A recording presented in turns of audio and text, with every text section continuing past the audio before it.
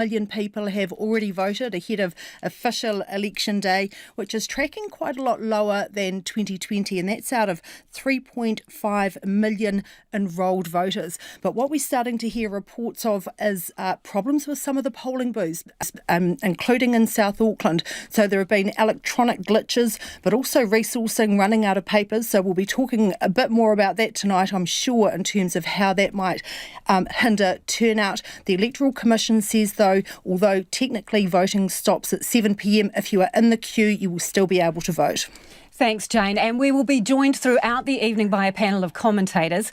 Former National Party General Manager Chris Simpson is with us, AUT Business Professor and Māori academic Dr Ella Henry, former Labour MP Sue Moroney, and South Auckland Community Advocate David Latali, also former ACT MP Heather Roy. But first, let's head to Lower Hutt to our reporter Somya Barmidi-Pāti and cameraman Nathan McKinnon. Somya. Along the election campaign, political leaders have had to share the limelight with specific types of food. Every day we're seeing them chow down on sausage rolls, ice creams, Coke Zeros. It's the election campaign diet. And of course among that is pies. So that's why we're here today at Real Meat Pies in Waifatu in Lower Hutt. As you can see here, they do have a wide range of pies, some very interesting ones. Pork puha, steak kidney, lamb shank, and then for the vegetarians like me, we've got eggplant courgette, cauliflower curry, and a cottage pie, which is very rare to see as a vegetarian. So with me is owner of Real Meat Pies, Junjie Zhang. Hi Junjie, how are you? Hey, good. How are you? I'm good, thank you. How busy has it been today? Oh, today is so busy. Lots of customers come here buy our pie, and I'm very, very happy and very, very busy. Very busy. Yeah, we can see that you've sold out of a lot of pies. Which ones have been the most popular? It's popular is a lamb shank pie, pork puha pie, and vegan pie. Today is lots. Yeah.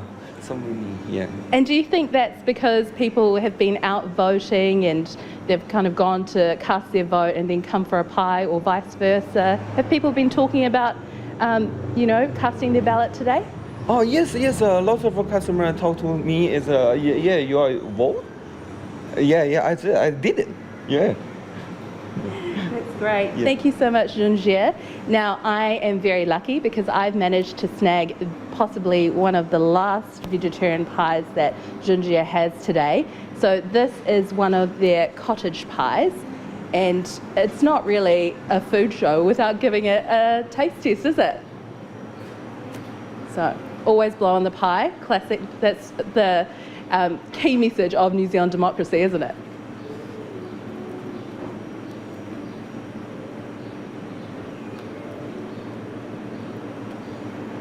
How's the taste?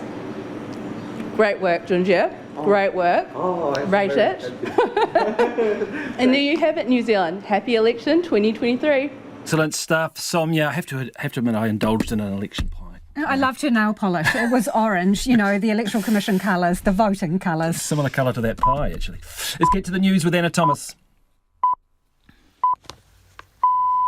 RNZ News at 7 o'clock. Good evening, I'm Anna Thomas. Cantabrians are being advised to stay off the roads if possible after gales caused widespread damage today. An alert was sent to cell phones late this morning, warning that a red severe wind warning had been issued for the region. Gusts between 150 and 200 kilometres an hour were recorded in exposed areas, lifting roofs, toppling trees and cutting power to a few thousand homes. Christchurch Deputy Mayor Pauline Cotter says most residents are hunkering down indoors. She says council staff are on alert and prepared to clean up any damage caused by the winds. And lines company Orion says about 5,500 properties are without power in Canterbury. General Manager Steve McDonald is urging customers to stay away from fallen power lines or those struck by trees and to treat all lines as live. He says multiple crews are working this evening to restore electricity to customers. And Waka Kotahi advises a fallen tree has closed State Highway 1 south of Domit in Canterbury. A voter in Wellington Central says today's voting was the worst voting experience she's ever had. IT difficulties with the electronic version of the electoral roll caused delays for those casting special votes. The woman who voted at Calburn Primary School was in her electorate but did not have an easy vote card. She says she couldn't believe they weren't able to just check people off on the electorate's paper roll like in years gone by. And polling booths are now closed. And that's the news. And kia ora, good evening. I'm Lisa Owen. Welcome to this RNZ election multimedia special. Corin Dann, tēnei, the polls, yes, they have officially closed and your votes are now being counted. And we'll be with you until midnight tonight. We're not just on the radio, we've got reporters and cameras out across the country.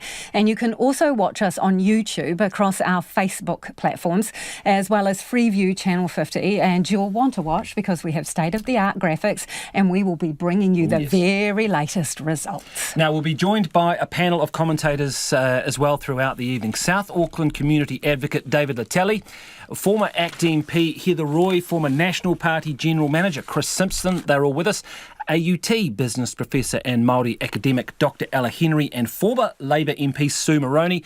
And also here in the studio, of course, is our political editor Jane Patterson, who will have analysis for us right throughout the night. Jane.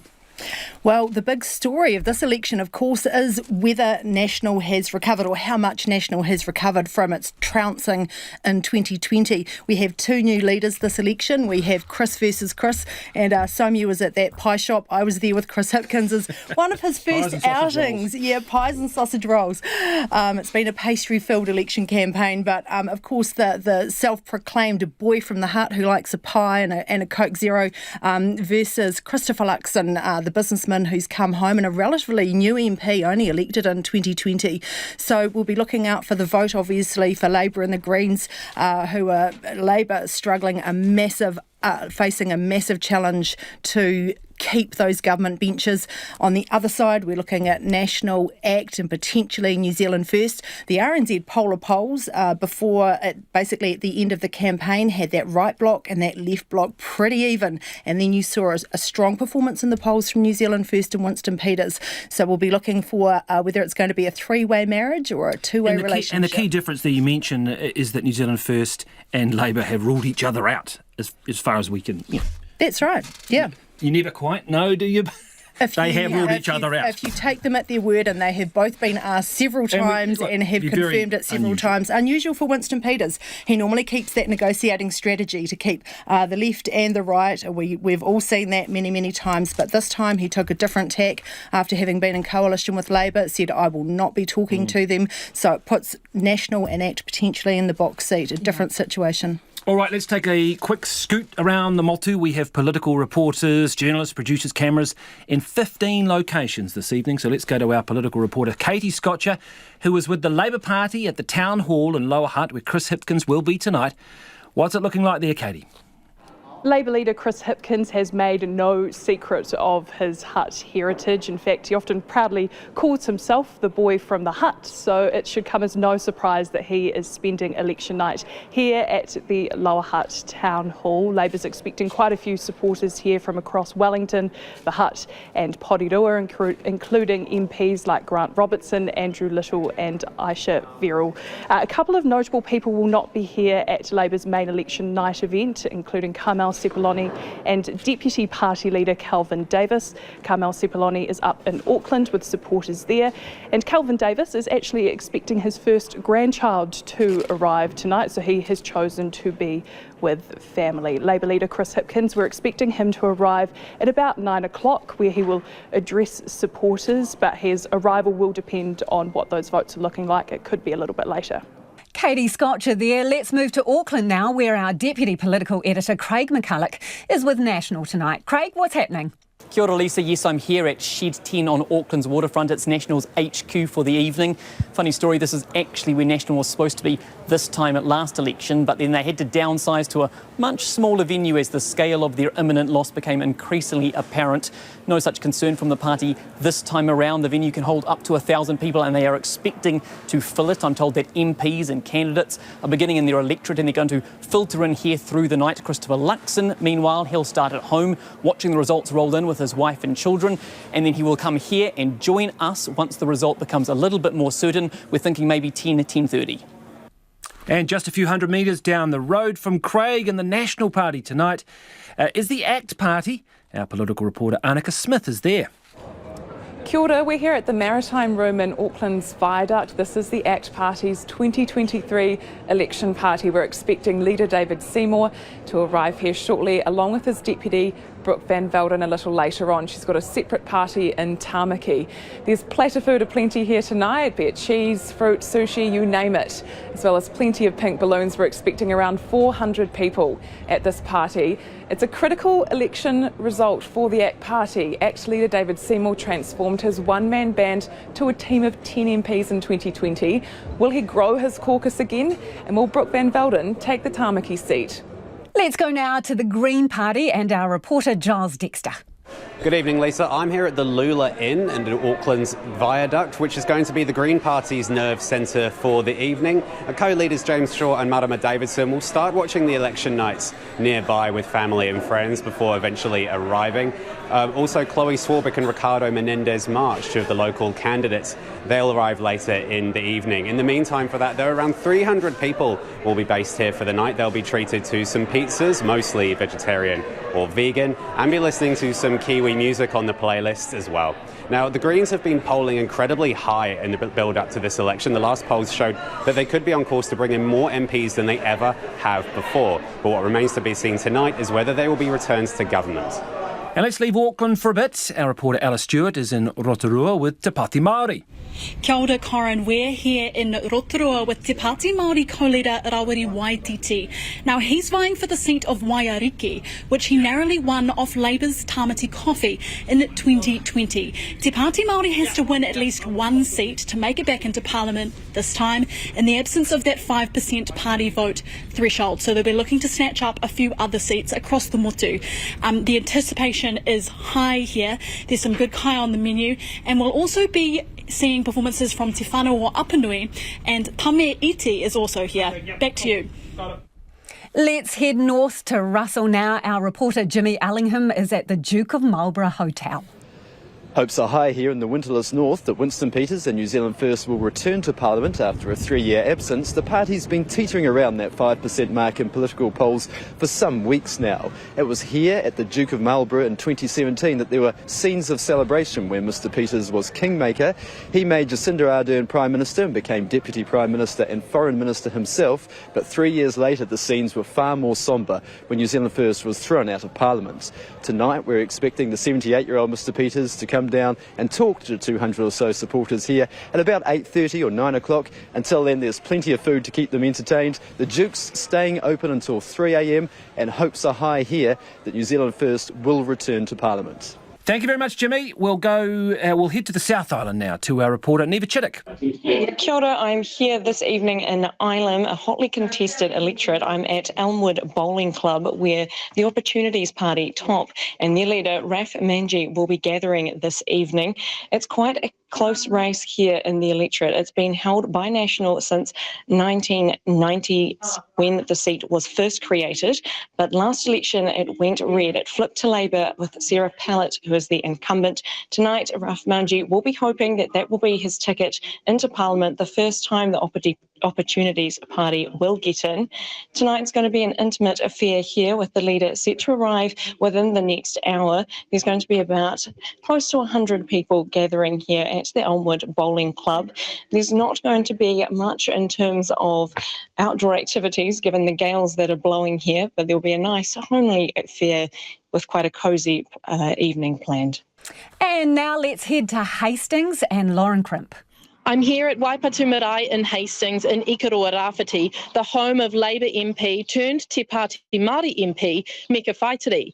Now, Meka Whaitiri's held this seat since 2013 for Labour, but it was at this marae in May where she announced her shock defection from Labour, jumping the waka to Te Pāti Māori. She said that was a calling she felt deep in her puku. Of course, that means tonight's result will show whether it's Meka Whaitiri the electorate backs or whether it will remain Labour loyal. In terms of what's happening here tonight, everyone had arrived by 6 o'clock, which was Kai time. I asked how many people they were catering for and was told with Meka Whaitiri's whānau and at this marae, you never know whether it's going to be 10 or 1,000. But by my count, there are at least 100 people here tonight in support of Meka Whaitiri to watch the results roll in. And we can go up the coast to Gisborne to our reporter Kate Green.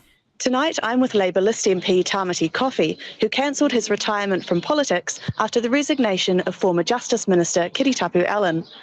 Ms Allen was popular in this electorate, winning last election by a margin of over 6,000 votes. Tamati Coffey's supporters were out on the streets yesterday evening, driving around with balloons and banners and a loud hailer encouraging people to get down and vote. This evening, we're expecting a gathering of up to 75 of his supporters. Thank you, Kate. Our reporter Ashley McCall is outside Labour leader Chris Hipkins' house.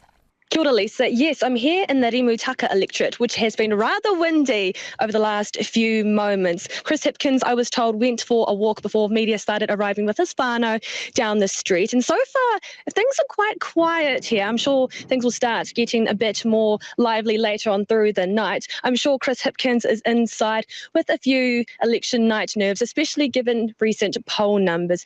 But so far, no one seems to be around the neighbourhood. And I'm sure I can speak for myself and the rest of the media, but later in the night, we're waiting to see if Chris Hipkins will bring out the traditional sausage roll. So later on in the night, he's also expected to leave his house just around 9 o'clock to head towards the Lower Hutt Town Hall, where he will also be where he'll also go along with a few other Labour candidates as well. So stick around and we'll have all the action for you throughout the night.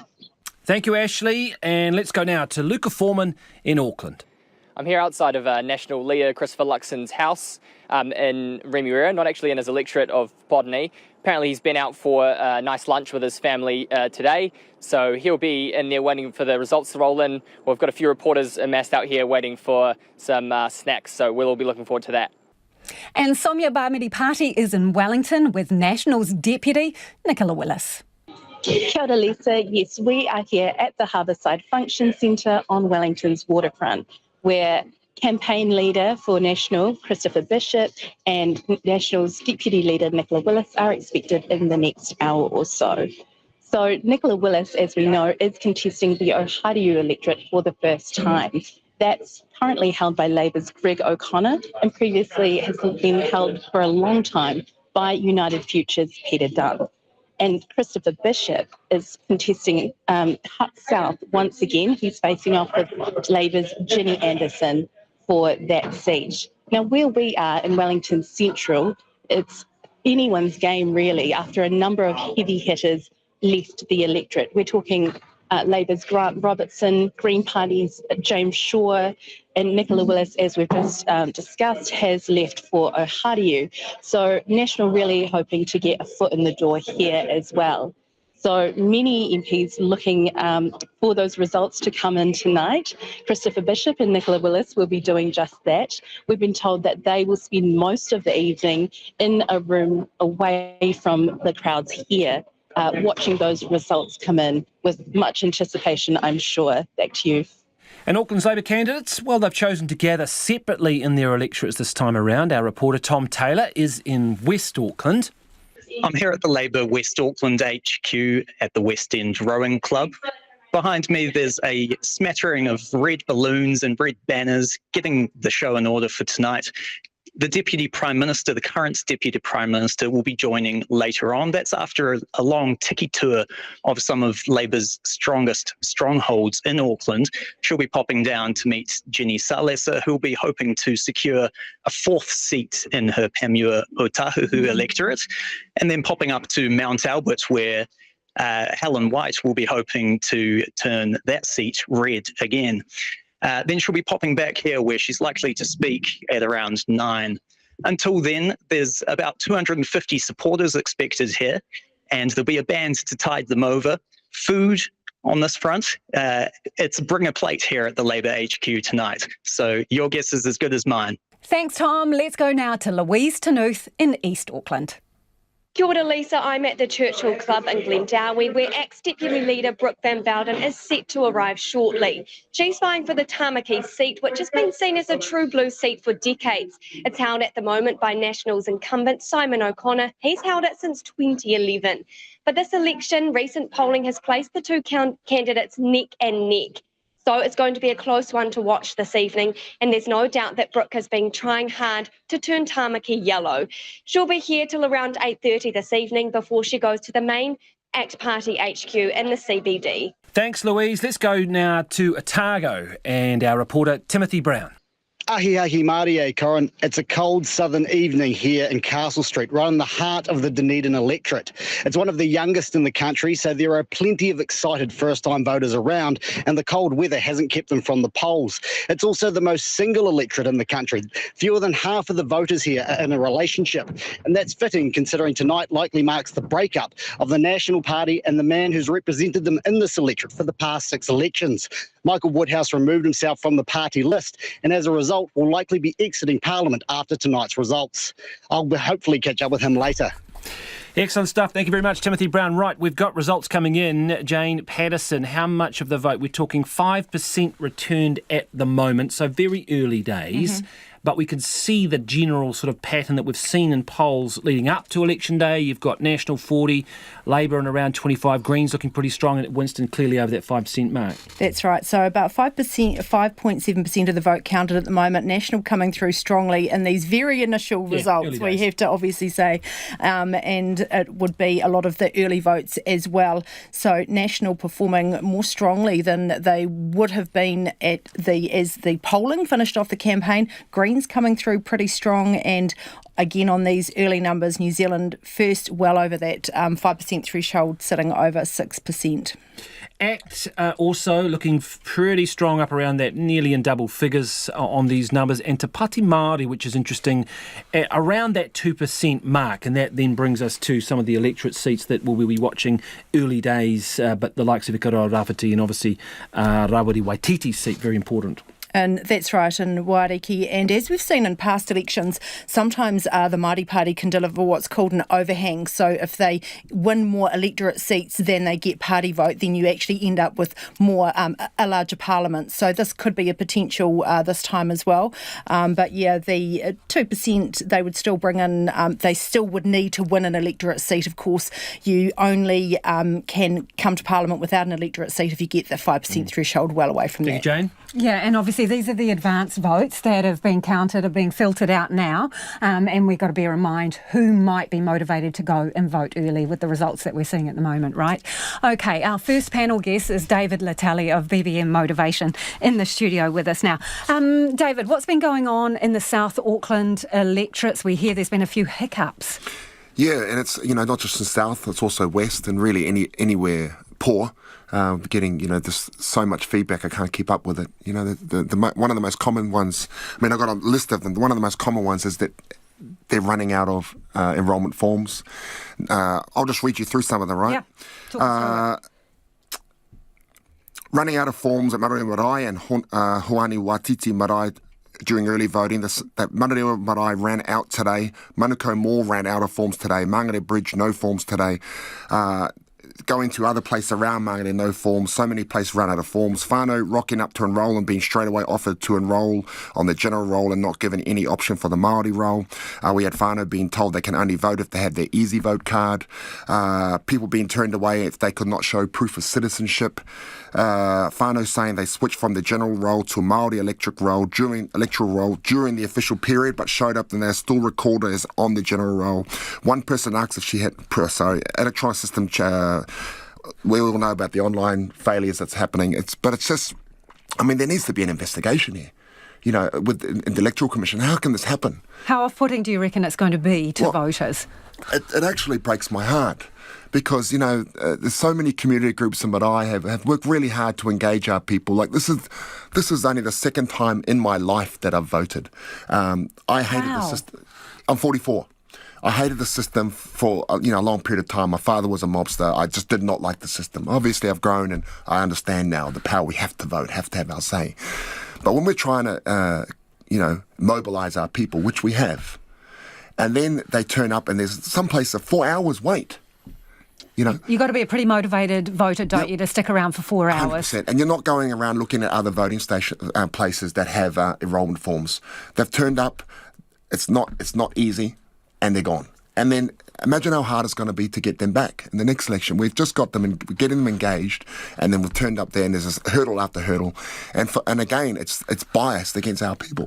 How early did these problems start to emerge? Is it that they've gone through the day and started to run out of these forms closer to polling closing, or was it a problem earlier in the day? Earlier in the day. We've got people, like my son, we trained early in the morning, and 8 in the morning, we finished at 9. We went down to the hub in West Auckland, Henderson, and they didn't have any enrolment forms. You know, it was his first time ever voting. He turned 18 last week. And so to the Electoral Commission, you would say what right now, Dave? I would say, get your shit together. What's happening? This can't continue.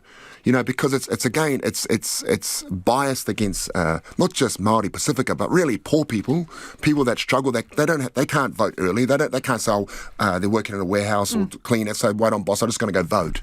They can't wait around hours when they've got their children with them.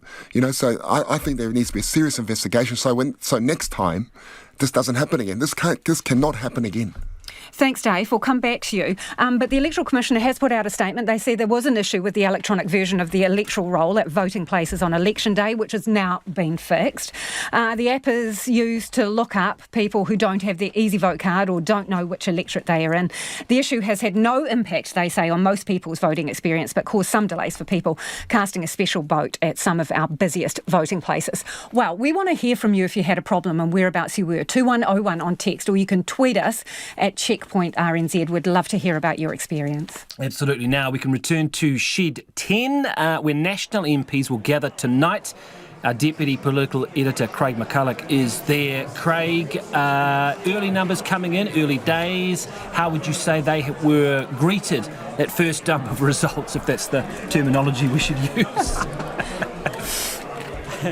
Hi, Corin. Yes, party supporters are only really starting to trickle in here.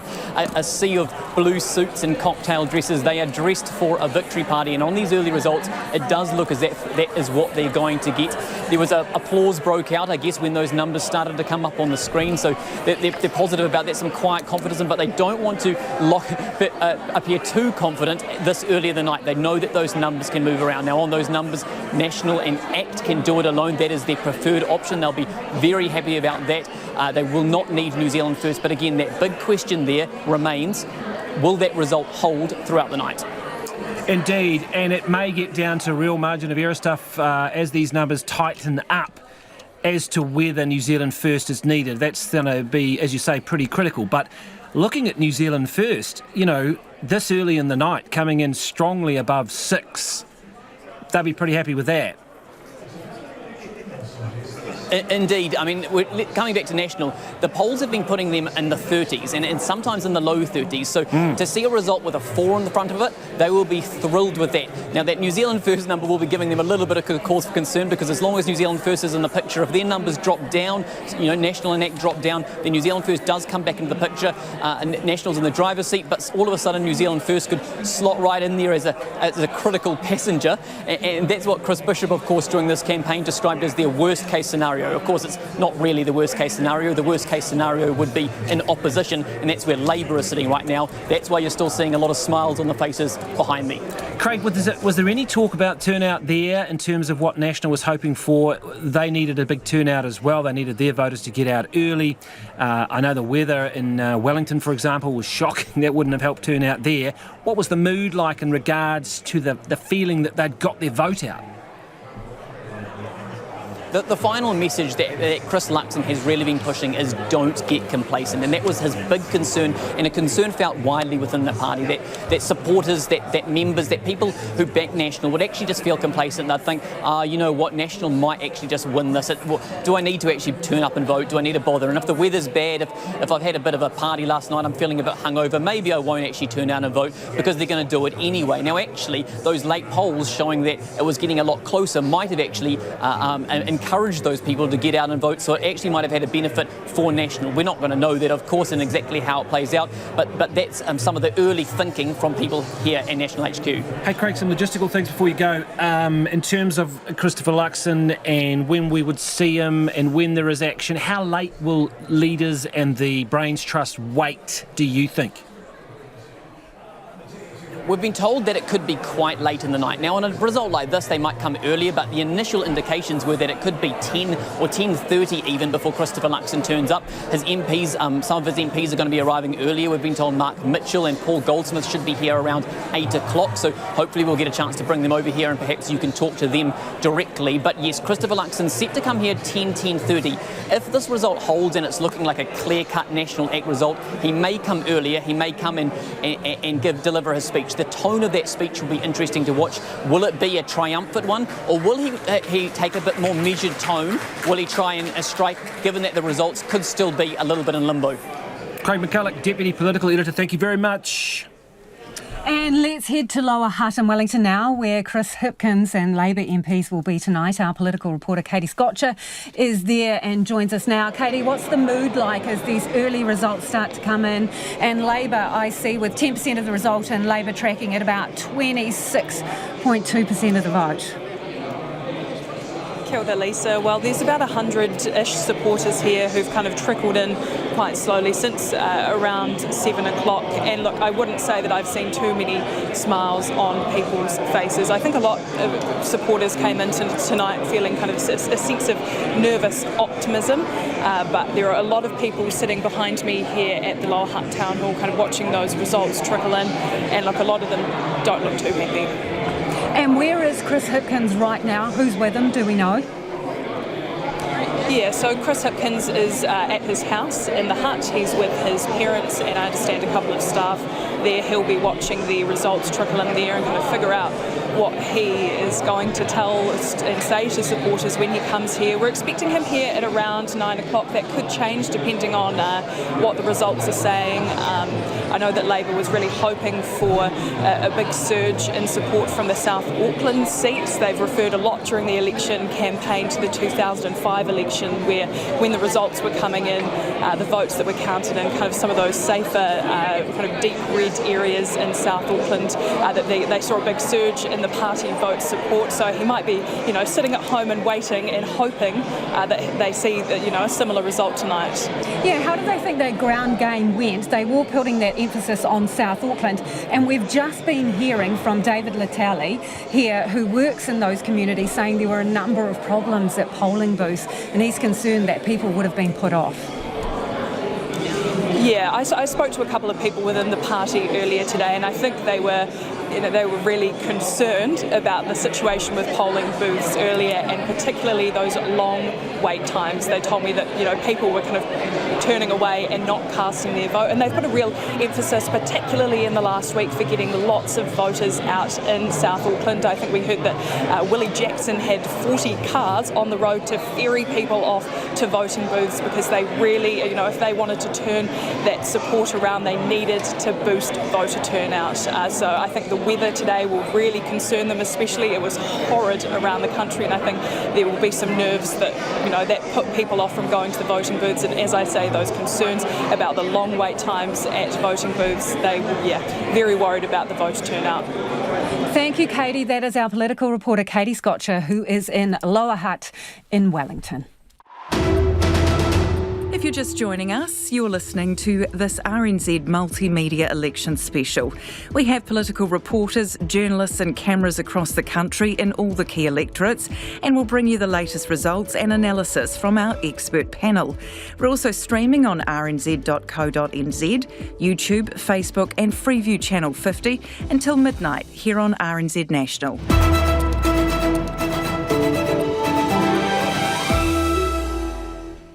Right, well, there's a little bit of friendly fire in Auckland, of course, in the seat of Tamaki, where Brooke van Velden is trying to unseat National's Simon O'Connor. And just looking at the most recent results that have come in, it is very close. Louise Tanuth is there. Louise, what's the latest?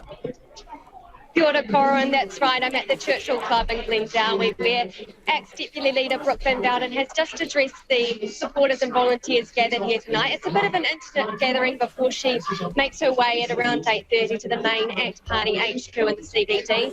But she had this message for them that they were all stars in her eyes, no matter what the results were. So she's remaining cautiously optimistic. But there's been plenty of good lucks and plenty of people coming up to chat to her tonight, wishing her good luck. Many people here obviously hopeful that she will take out the seat from Nationals incumbent Simon O'Connor. But she did thank everyone here for the huge team effort. There's no denying she's really put in the work in her fight for that seat. She's been door knocking, she's been holding street meetings most weekends. She's really been trying hard to turn this area yellow, but we'll have to wait and see whether or not that's possible later on tonight. Yeah, Louise, I can see with about 7% of the vote that has come in Tamaki, Simon O'Connor is ahead. So I'd be reluctant to make too much of a call there by about 64 votes, really. So it's actually very close. So you've got, Simon O'Connor, 424, Brooke van Velden on 360 it is. So it's going to be close, isn't it? I mean, there's going to be a long night there potentially.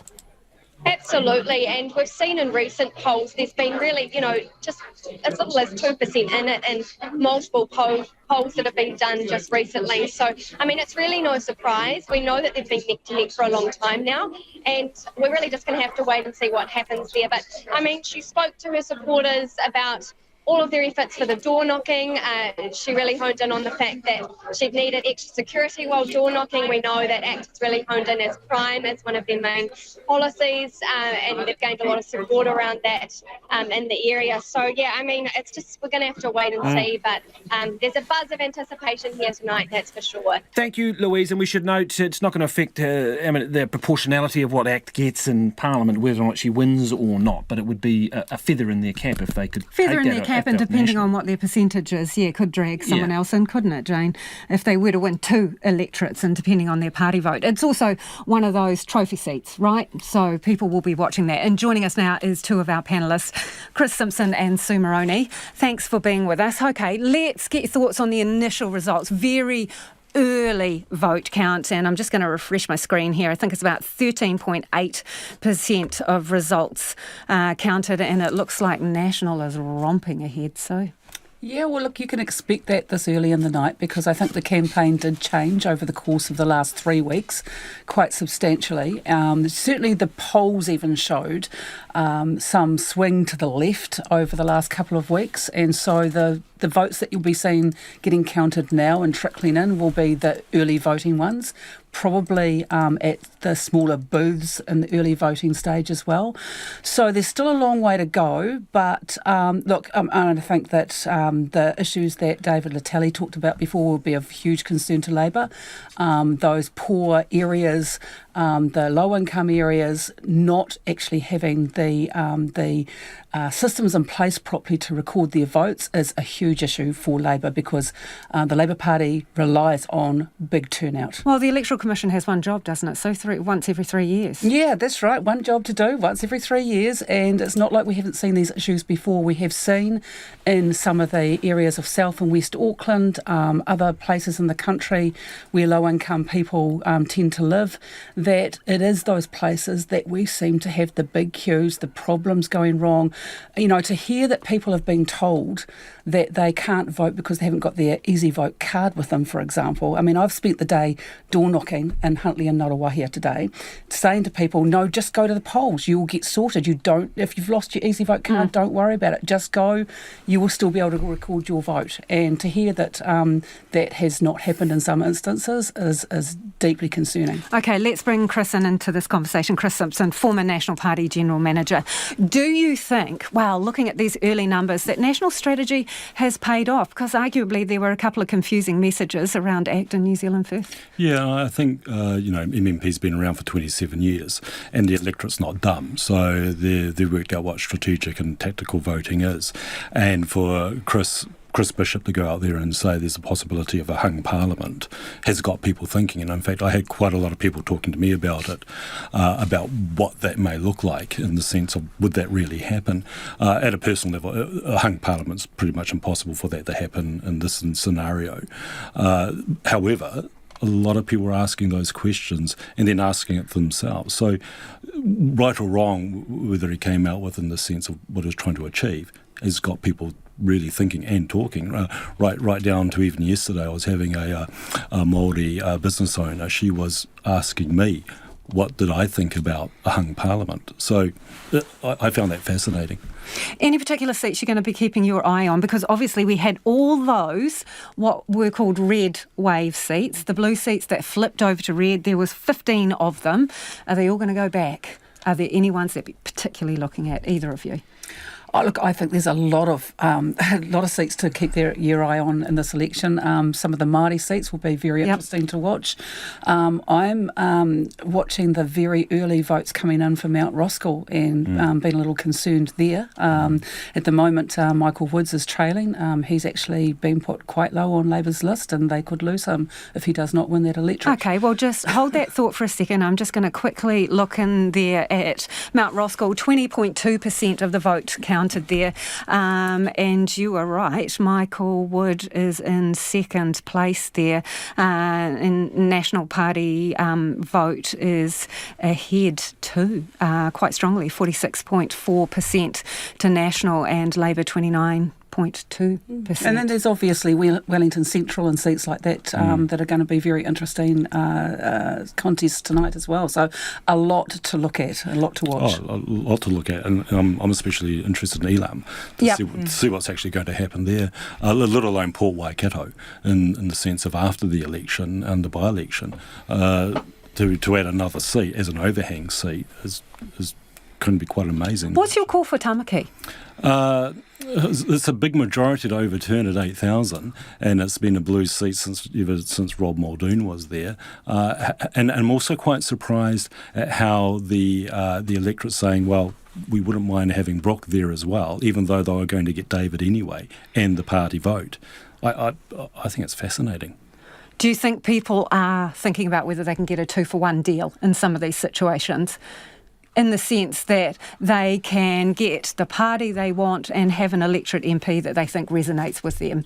I think after nearly 30 years of MMP, people have definitely worked it out, and I wouldn't disagree with that.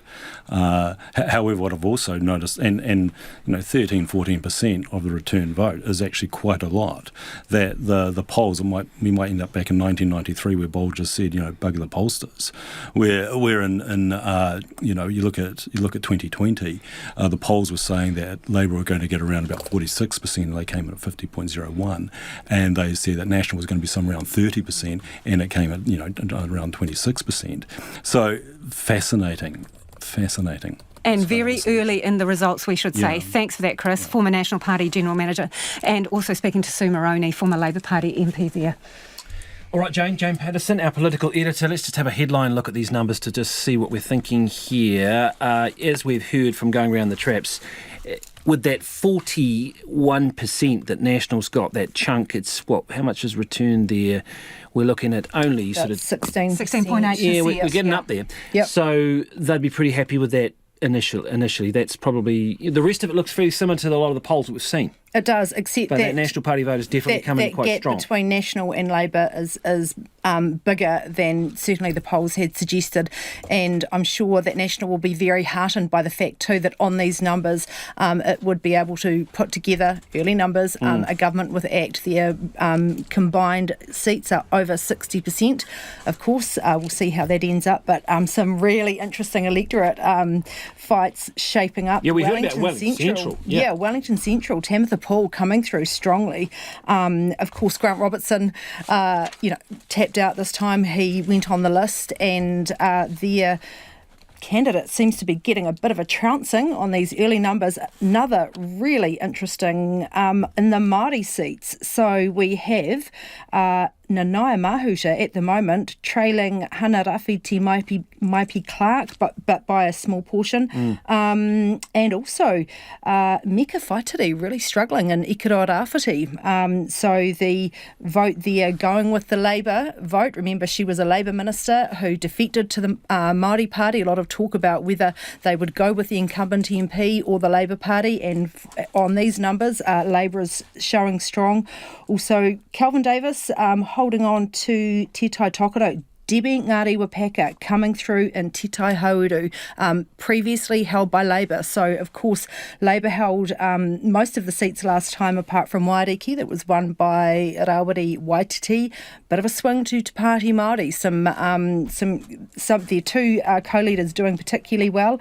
And, as I said, Hana Rāwhiti, Maipi Clark coming through as well. That would be massive. Looking at that Wellington Central result, this is pretty interesting because Tamata Paul has got 5,336 votes, almost 2,500 votes ahead of Ibrahim Omir, with about 20% already counted. And that's quite a big lead to open up that early on. It is. So she would be feeling fairly confident about that, I would And have interestingly too, National splitting the vote there. So Scott Sheeran, he's roughly tied with Ibrahim Omar there, second and third place, but Tamitha Paul, Green Party candidate, coming through there strongly. Also, Chloe Swarbrick looking to be doing well in Auckland Central as well. So that would be historic for the Greens if they took two electorate seats. And we should just mention Rawiri Waititi is looking pretty strong there. The gap back to Tony Boynton is sort of 5,000 votes, isn't it? So early days there again, but that's critical because the Māori Party absolutely needs at least one. They need at least one, that's right. And I mean, if you look at, the so-called red wave, Labour won 15 electorate seats from National last time, and you can see they're holding on Kelston, Mana, Mangere, Manurewa, where you would expect Labour to be holding on, but then you go into Maungkiekia, Mount Albert, Mount Roskill, Napier, Nelson. There's just a whole row of red flipping blue. So that is going to be very, very concerning. Although the flip side, as we saw in 2020, when a party like Labour or in 2020 National was polling so low in the party vote, then it actually becomes a matter of them losing electorate seats. Otherwise, they start to lose those people off those party lists. Yeah, that is something that will come to the fore, I think, a little bit later in the night. Jane, thank you. That's all right. Okay, and we're watching Otaki coming in there on the screen. I've got National is, was it ahead there? It just flipped over a little bit fast. Maybe they can bring that one up. I don't know if any of you have spotted some in particular there. Palmerston North also on the screen. I mean, in terms of Labour, Sue, they're in jeopardy of potentially losing, almost half of their MPs, aren't they? Yes, and when you come off a vote of more than 50% under MMP, which no one ever imagined, then that was always going to happen to some extent. The thing that's going to be also interesting is to watch the difference between electorates and the list, because at the moment I think Labour are looking like they are in danger of losing some electorate seats that they never thought that they would lose, even with a bad swing against them. And which ones are you thinking of, Sue? Oh, well, talking about Roskill and, some of those ones that Jane talked about before, and Wellington Central. Wellington Central has been a strongly Labour-held seat for many elections. So those sorts of changes in, if we were to lose those electorate seats, then that means that there will be a better balance of list MPs coming in versus people that you could have expected to have won their electorate seats. So could be, quite a lot of experience coming from that caucus. Have they made a strategic mistake with some senior MPs not standing in electorates? Look, I don't know whether that's a strategic mistake. It will be decisions that would be made by people about where they're at in their stages of their career. But as you can see, it's having some impact potentially on the electorate vote. At the end of the day, holding electorates means not that much under MMP. The important thing is the party vote, and that determines whether you're going to be the government or not. But it does make a difference in terms of what your caucus looks like after the election and the experience that you retain or lose. If you're in government, obviously that's an issue. If you're trying to form a cabinet, if you're in opposition, less of an issue, but still important about how you actually build the party after an election result. Okay, thanks, Sue. We'll come back to you. You should note too that Julianne Genter is giving it a pretty good crack in Rongotai. She is ahead there over Fleur Fitzsimons by about 148 votes. Very early days, but still that race looks to be competitive there as well. Let's go to Rotorua now, where Te Pāti Māori co-leader Rawiri Waititi is holding his election night event. Our reporter Ella Stewart joins us now. Tēnā koe. Kia ora. Ella, there will be quite a bit of optimism about Rawiri. He's already looking pretty good early on. He'd be pretty confident, wouldn't he? Yeah, the party at Te Pāti Māori is going off. As you can see behind me, there's waiata being sung. Some people are even joining in. Spirits are really high at Te Pāti Māori here in Rotorua. The man of the hour, though, Rawiri Waititi, isn't here yet. He's looking to arrive at around 8:45. Ella, I'm just looking at some of the other results for the Māori Party. Early days, but you do, I mean, Debbie Ngarewa Paka looks to be ahead at this stage, but also too in the Hana Rawhiti Maipi Clark ahead of Nanaia Mahuta. Now, there was a poll that suggested that was possible, but still, that's a surprise. Yeah. In those polls this week, we saw Hana Rawhiti Maipi Clark only 4% behind Nanaia Mahuta. Nanaia Mahuta is the longest serving female MP, and she is so experienced. If she is booted out of the seat, she's not running on the list this time. It will be a huge loss for the Māori, for the Labour Party and the Māori caucus as well. I think you'll see some excitement if we do get those results in with Hana winning and taking the seat. Ikaroa Rawhiti has been in a seat too with a lot of interest. Still early days there, but it looks like it might not go the Māori Party's way. We'll wait and see, of course, but not at this stage. Yeah, Ikaroa Rawhiti's going to be a one to watch. Nika Whaitiri defected, now remember, from the Labour Party to Te Pāti Māori in May this year. I'm wondering if the question is, will people stay loyal to Labour or stay loyal to Mika? She's been in that seat for 10 years, so it'll be really interesting to see the results come in. And I'll be watching them closely, all the Māori electorates actually, really. Yeah, and we'll be watching that party vote, obviously, which is critical as well, and to determine how many seats they would get. At the moment, they are earmarked for 5. Thank you very much, Ella. We'll come back to you, no doubt, through the night. That is Ella Stewart, our reporter there at the headquarters for Te Pāti Māori. And ACT is holding its election night event in Auckland's Viaduct. Our political reporter Annika Smith joins us now. Annika, what are they making of the results so far? Looking at the votes counted, they are sitting on about 9% ACT at this stage. Yeah, ACT is looking like it's set to grow its caucus this election, and that was, I think, the main goal this whole campaign. It's jubilant scenes here at Auckland's Viaduct. There's about 400 people here. They've all gathered, they're mixing and mingling. We have both of the TVs up, and when the results came through for the Tamaki race, that's Deputy Leader Brooke van Velden's bid to unseat National Simon O'Connor, we saw those initial results that Brooke was in the lead, and the last I checked it was 25% counted, and Brooke had a steady lead on Simon O'Connor, so there was a big cheer that went up around the room. People are mixing and mingling, and yeah, it's a bit of a party, really. How are they feeling in terms of their optimism around excluding New Zealand First from any governing arrangement at this point? Early days with the vote count in. One of these guys might be able to tell me what percent we are at the moment for votes returned. Oh, a cheer's gone up. What are they watching, Annika? Yeah, we've just had a big sort of applause erupted. I think Andrew Hoggard is being interviewed on another tally, and so people are pretty stoked to see him on screen. He, of course, on these numbers, gets into Parliament, former Federated Farmers President turned ACT Party candidate, and now, most likely ACT Party MP. So I think in terms of your question, Lisa, there about New Zealand First, I think it's still too early days. In terms of New Zealand First, there's sort of a quiet optimism that National ACT may still be able to get it across the line, but early days here. And what about ACT leader David Seymour? What are our expectations in terms of his arrival there, Annika? Last election, it was on board a boat, was it not? People may remember that beautiful scene, David Seymour coming in on a boat with a polystyrene cup of wine.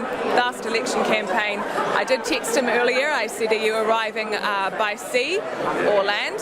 And he said, all will be revealed, but we do understand he'll arrive by motor vehicle, actually in a few moments' time. I sort of wonder, we've got a Barbie theme here. We've got the pink balloons, we've got ACT's defaced Barbie Ken sign. And I wonder, he may just be arriving in an ACT sort of pink bus, but I wouldn't put it past him. He must have something up his sleeve. Last year was pretty incredible, arriving by boat, and we'll just have to see. He's arriving in a few moments' time. Thank you, Annika. That is Annika Smith there, who's basically at ACT Party headquarters down at the Auckland's Viaduct. Let's go, further north to the Winterless North and the Duke of Marlborough Hotel in Russell, where New Zealand First is. Northern candidate Shane Jones joins us now. Kia ora, Shane. Based on these early results, you're headed to Wellington, aren't you? Yes, well, politicians have always been wary of statistics, as you well know. However, this does reflect what we've been picking up in the community during the campaign. Is it going as well as you would have liked? Oh, look, the voting is still at an early stage. We've got a lively crowd here at the Duke. I can tell you the Waidu of the Spirit's a hell of a lot more happier than was the case 3 years ago. Yeah, and what do you think has got you to this point? Well, in fairness to the team, the party was reinvigorated, new personnel. We've got an incredibly able party administrator in the form of Holly Hunter, the chairman of the party, Julian Paul. And look, the team have supported Winston as he's moved throughout the entirety of the country. Arguably the only politician who's gone back to that traditional style of politicking, which is to call town hall meetings and bring people to hear the message. Why do you think that's resonated? Well, the message is resonating because out there in voterland, there are a host of people who have kept their cards very close to the chest, and they haven't openly declared either what's making them anxious or how they're going to vote. So it didn't actually surprise me, Lisa, that the early voting figures are not rivaling 2020. It's sort of going back, it would appear, to 2017.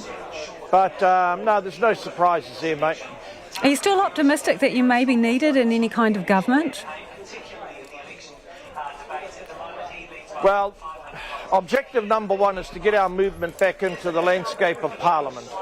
And then when we do the final count, then we'll establish what influence we may have on the formation of a future government. Where's Winston Peters at the moment, Shane? I'm sure he will make an appearance at the correct time. We're in the middle of munching through copious quantities of kaimoana, including crayfish, and celebrating my Dalmatian ancestry by drinking lots of wine. You said he'll be there when the time is correct. When is the correct time, Shane? Oh, later on in the evening, when we've got a better handle on the flow of the votes. But look, you shouldn't expect Winston or any leader to arrive until later in the evening, which has always been the case. In fact, I remember Helen Clark dedicating a certain time later in the evening before she even arrived. And Shane, are you having a few celebratory drinks right now?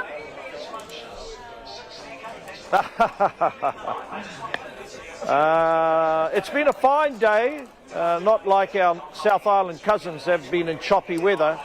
So there are many open and empty bottles of rosé already. All right, Shane, I appreciate you joining us. That is Shane Jones from the Winterless North there. Optimistic. Well, he's coming third in the seats. Yeah, well, but he doesn't care, does he? Because he's number 2 on the list, right? And the big goal was to go from 0 and bounced out to back. And when you look at that, coming back, when you look at the minor parties of Jane, you know, some of these very small parties, it's so hard to get over that 5% mark. They've been down and out twice before, and people wrote them off, didn't they? Yeah. They did. We're going to go to National now because the National Party President, Sylvia Wood, is with us. Kia ora, good evening. Hello, Corin. All right. Talk to me about this number. Very You're in noisy here. Yeah, well, I imagine you're fairly boisterous with 41% early days, but that's quite a big number. Were you expecting that to come in as big as early? Well, as you say, Corin, it's early days. I mean, we were hopeful that the mood for change would flow through to our votes. So it is encouraging, but we're not getting ahead of ourselves at this point.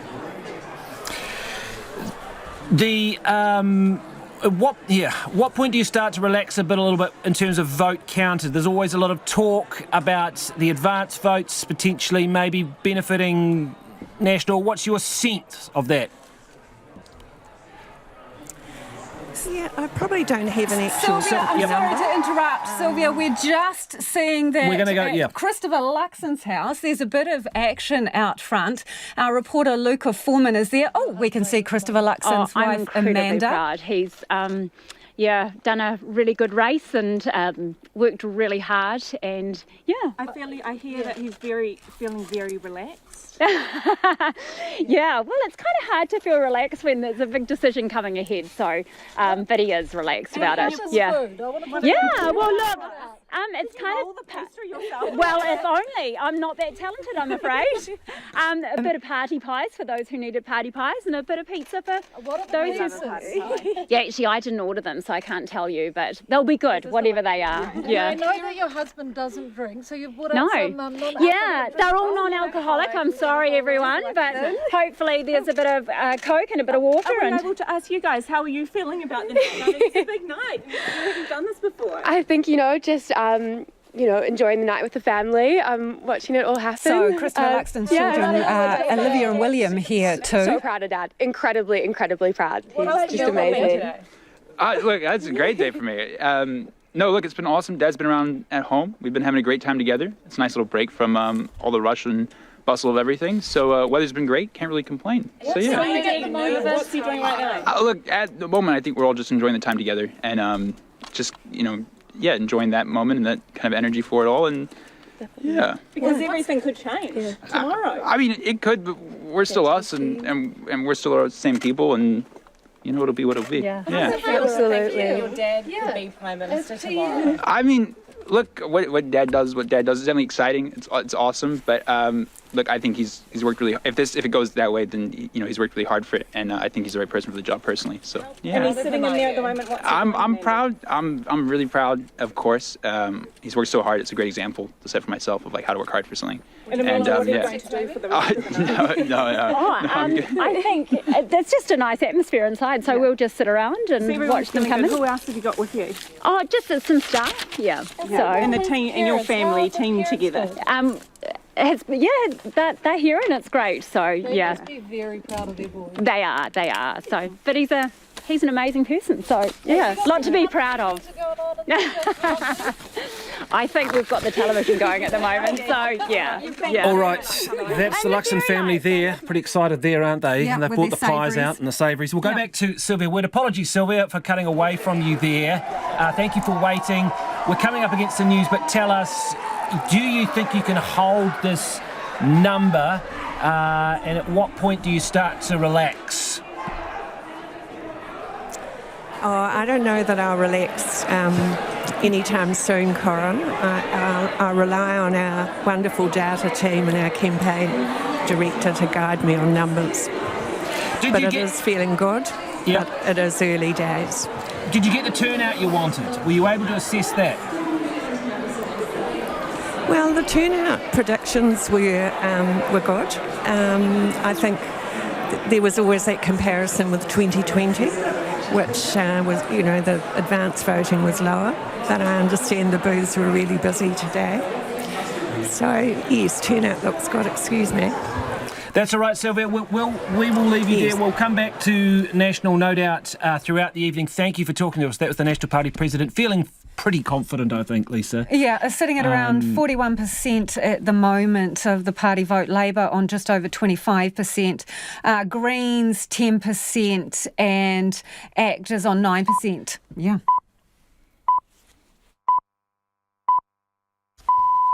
RNZ News at 8 o'clock. Good evening, I'm Anna Thomas. The Electoral Commission says nearly 20% of votes have been counted. National is on 41.4%, Labour on 26.2%, Greens 10.3%, ACT 9.2%. New Zealand First is at 6.19%, and the Pāti Māori on 2.32%.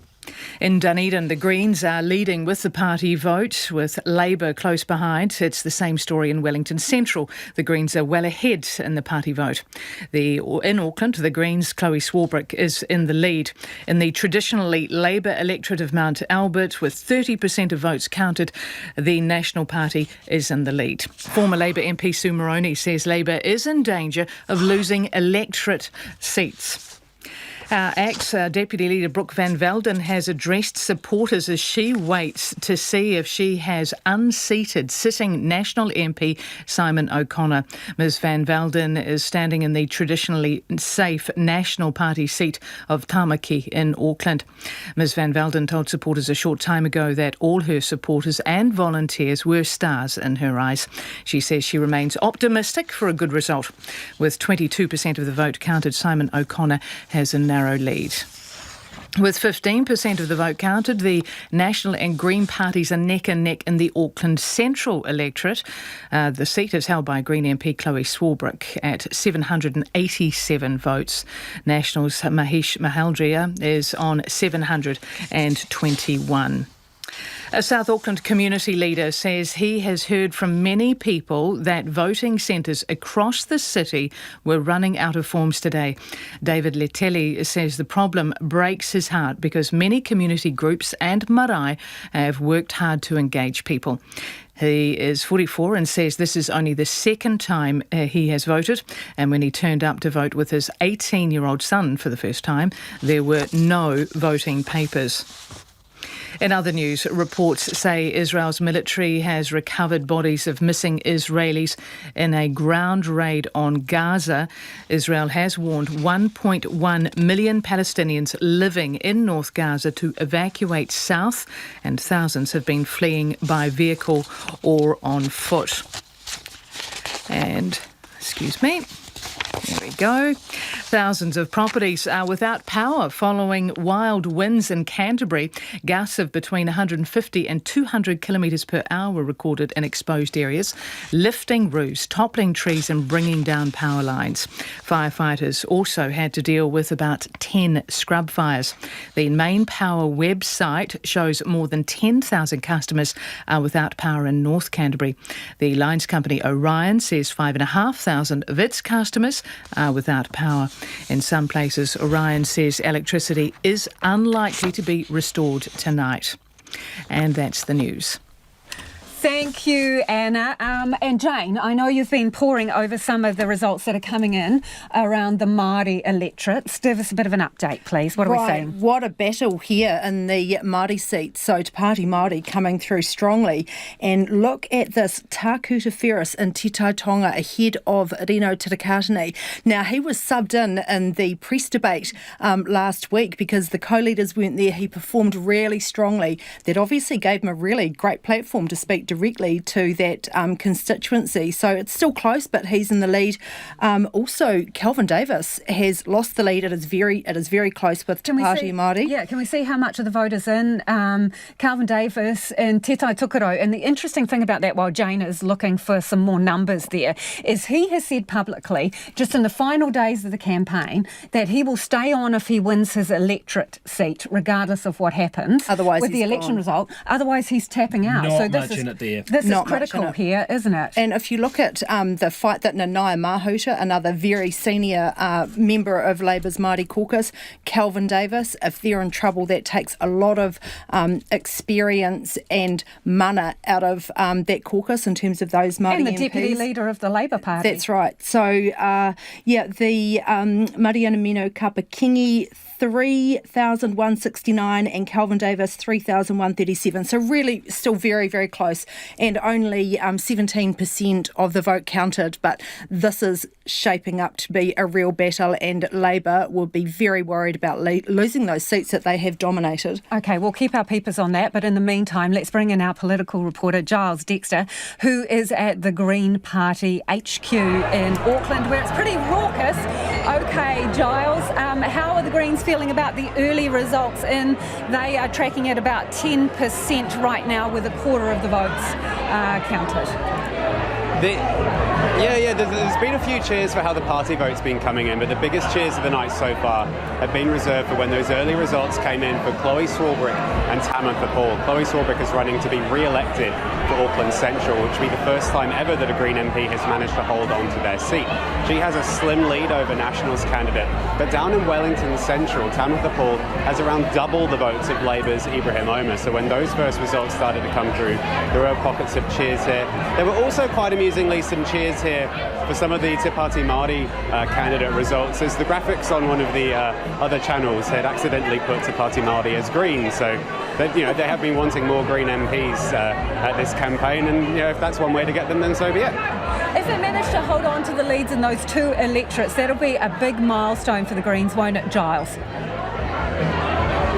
It's good. It will be a big night. I mean, so far they're looking at around 10%, which will bring in 3 more MPs than they currently have. Perhaps not as many, as those polls before the election were predicting, but that does tend to happen. The Greens do tend to poll a little bit higher before the election, and then the final results come through and they drop out 1 or 2 seats. Now, there are a few of the candidates and MPs here, but there are 3 notable absences so far. Marama Davison and James Shaw still aren't here, and we're not being told when they might be coming. Chloe Swarbrick is also not here yet. We understand she'll be coming once the results for Auckland Central start to look a little clearer, and given her lead at the moment is still quite narrow, that could be a while yet. Now, we're going to be here until 11 p.m, somewhat amusingly, because the bar that we're in then needs to let regular old punters in on a Saturday night in Auckland, so there could be an interesting mix of party people. We are quite close to where National and ACT are having their campaign events, so we could have some, if not those kinds of coalitions in Parliament, we could have some coalitions on the viaduct tonight. Yeah, it's an interesting cocktail of people. Thank you, Giles. That is Giles Dexter, who is at the Green Party HQ in Auckland. Yeah, we're going to go back to Labour now, and Katie Scotcher. Katie. You don't want to be looking at the camera. Katie, you've got Greg Kia O'Connor ora, there. Corin. Yes, I'm here with Greg O'Connor, who's currently the MP for Ohariu and is trying to retain the seat. But at the moment, the numbers look like Nicola Willis is out in front. Greg, how are you feeling about the numbers? You've been closely watching them on the TV over there. Oh, look, this is exactly where I thought it would be. Right from the start, this has been an even race. You get a very high-profile candidate, the party machine. Whereas my local game against that, and that's where we are, right in the middle. So yeah, I would sooner be. I think the lead is about 400 for Nicola at the moment. I would sooner be on the other side of that, obviously. But I'm pretty philosophical. I just hope we get a result tonight. The votes are still early. There are still quite a few to count in that electorate specifically. Do you still think that you have a chance at flipping that around and retaining the seat? Yeah, well, as the gap grows, that becomes harder. Let's just face it. Are you still optimistic? Well, I'm in with a chance. I'm an eternal optimist. But I'd just like to think we'll get a result tonight. I'd like to wake up tomorrow morning one way or the other. And if we have to get on with the new life, let's do it. Well, because of course you're running an electorate-only race in that seat. You're facing the prospect of not returning to Parliament. How do you feel about that? Oh, well, that was always, I've known right from the start that this was going to be neck and neck. And it's felt that way. And it's come down to, different streets, different days, different, so... no surprises. This is exactly what I've been telling. People have been telling me I've got this, but you never believe what people tell you. You believe what you're feeling yourself, and I've always known this was neck and neck. What about the party vote? I know you've been watching the results trickle in over the TV over there. Labor's currently, and it's still early days, but in kind of the mid-20s. That's a pretty devastating result for the party, isn't it? Well, look, anyone who wasn't sort of prepared for this will be disappointed. But no, this is what the polls really have been saying for some time. There was a lot of hope, and still is a lot of hope, that there could be a little bit higher movement in the last week. Whether that will manifest itself in the next couple of hours, we are yet to see. So I don't think anyone who's watching this tonight is going to be overly surprised if they've been watching what's been happening this year. I think incumbent governments around the world post-COVID are facing the same thing, so no surprises there. Thank you very much, Greg. That was Greg O'Connor, Labour's candidate for the Ohariu electorate. Thank you, Katie. And he's actually in the lead at the moment, Greg O'Connor. Oh, has he just flipped over into the lead? So he's not out of it there. No, he's ahead by 100 votes. Yeah, and Ohariu has a habit of liking an MP in their electorate that gives them a lot of attention in the past. And Rawiri Waititi is just arriving in his Waiariki electorate, so let's cross there now.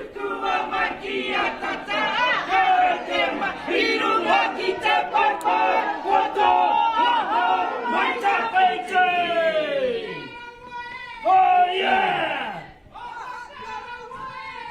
Yeah!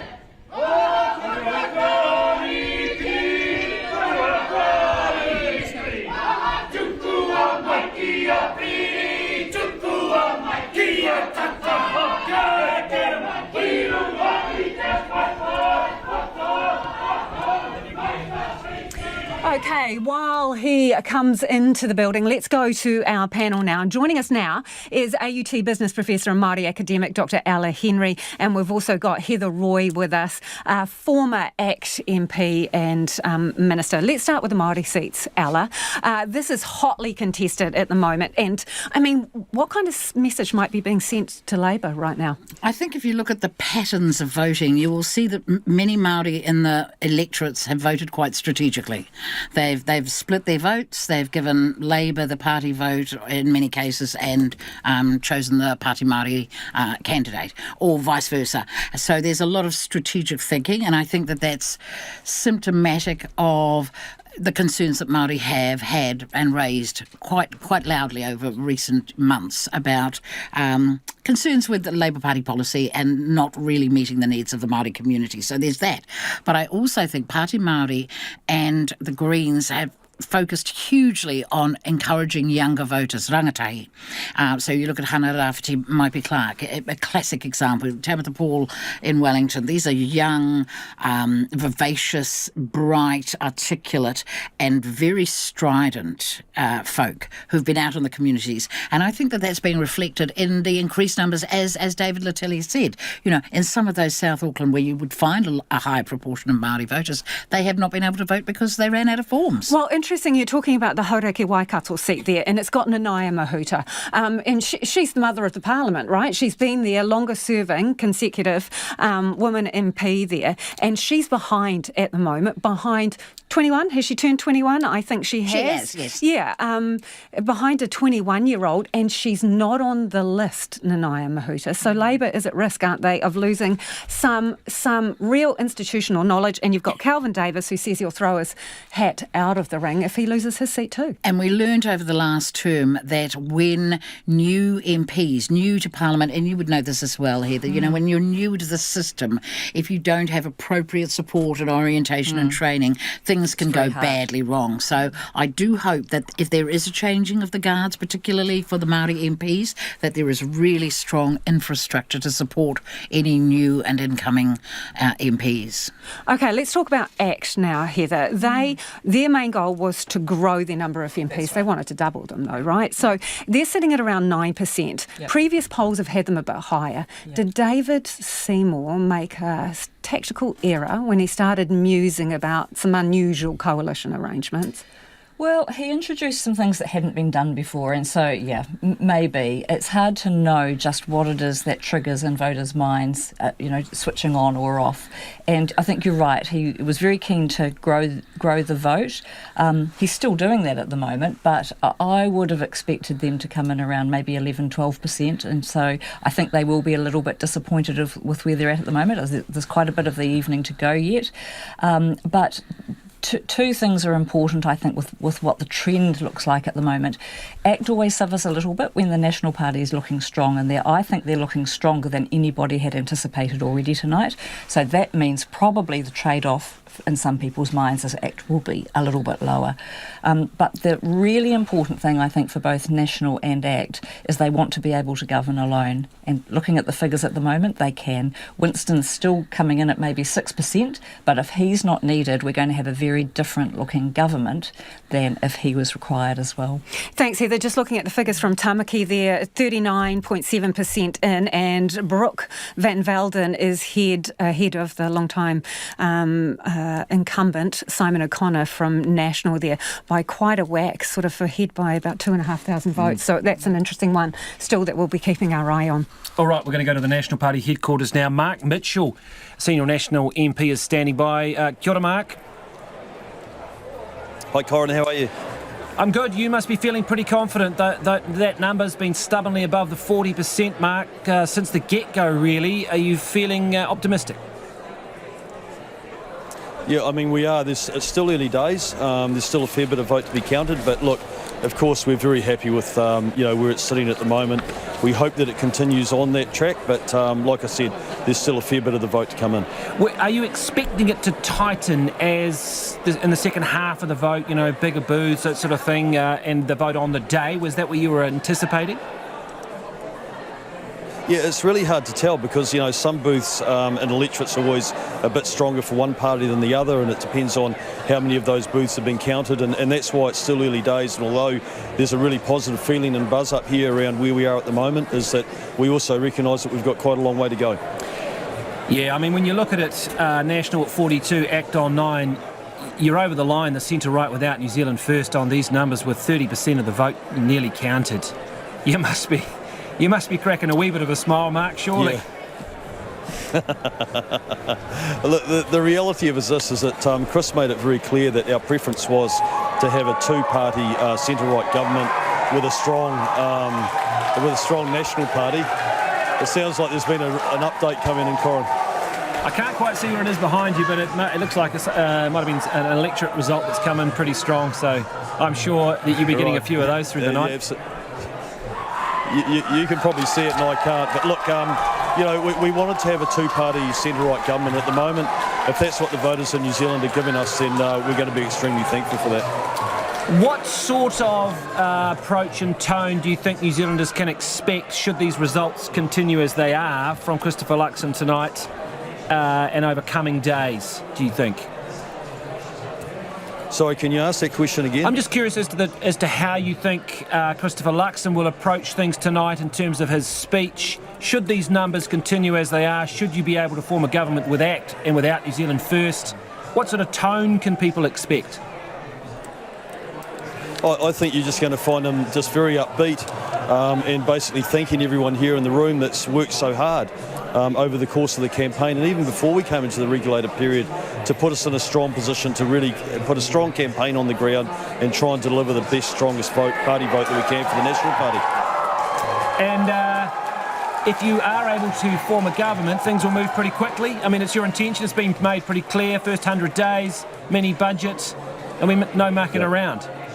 So, no, Chris will want to get things done really quickly. He's made it very plain that we'll be working right up to Christmas. There's a lot of work to do, so he'll be working as quickly as he can. If we're in a position to be able to form a strong national-led government, then he'll be trying to put that coalition government together as quickly as he can. Just finally, Mark, I should note in your own seat, you are well ahead, so congratulations there with 41% of the vote counted. You've got you've got a 14,000 majority. I think you're pretty safe there, aren't you? Yeah, thank you. I mean, I enjoy strong support in my electorate, so, I'd never take that for granted. Always campaign hard so that I always retain the trust in my own patch. But I haven't seen the numbers yet, so thanks for the update. I'll go and have a look at the numbers now. Yeah, you've got a 14,000 lead at the moment with about 40% counted. Yeah, well, thanks. So you're looking pretty good. Yeah. Oh, well, like I said, I mean, I've always felt very lucky to have the support that I do in my home electorate, so that's fantastic. Thank you. All right, Mark Mitchell, thank you very much for that. Sounds like the party's starting there already, doesn't it? Yeah, I know. He's finding it difficult to hear, and every time a new result comes up, a cheer goes up in the background. OK, top leader Raf Manji's only path to Parliament is by winning the Ilam seat in Christchurch, and let's speak to him now. Raf, looking at the results as they stand, about 37% of the vote in, you ready to concede defeat there? Yeah, hi Lisa. I didn't quite get the question, but I get the gist. Yes, I mean, it looks like Hamish has won, and good for him. It's a very strong national result, no doubt about that, across the country, and that's been reflected here in Ireland, where I haven't really been able to peel off enough of that national vote or enough of the Labour vote to get me across the line. Why do you think that is? Good question. I don't know, really. I think the national side obviously has been strong. The Labour side, I would have expected maybe to be a bit lower. But, I mean, we've still done well. I mean, we've come from nowhere to, well, at the moment, second place. And, I'm really pretty happy with the campaign we've run here. We've had very limited resources and we've had to really focus on a ground game. Haven't had a lot of media coverage, but no, I mean, I think it's been a great campaign, and just hasn't quite got across the line. Will it be your last campaign at a national level? Well, I haven't decided. I'll take some time to think about that. Obviously, the party will take some time to think about what it wants to do. I probably wouldn't do an electorate run again. I've had 2 goes in Ireland. I think if I can't win here, that's probably not going to happen. But, a nationally focused campaign, who knows? But we'll take some time to think about that. It is incredibly hard for parties to get over that 5% threshold, isn't it, Raf? And so what do you think about that bar?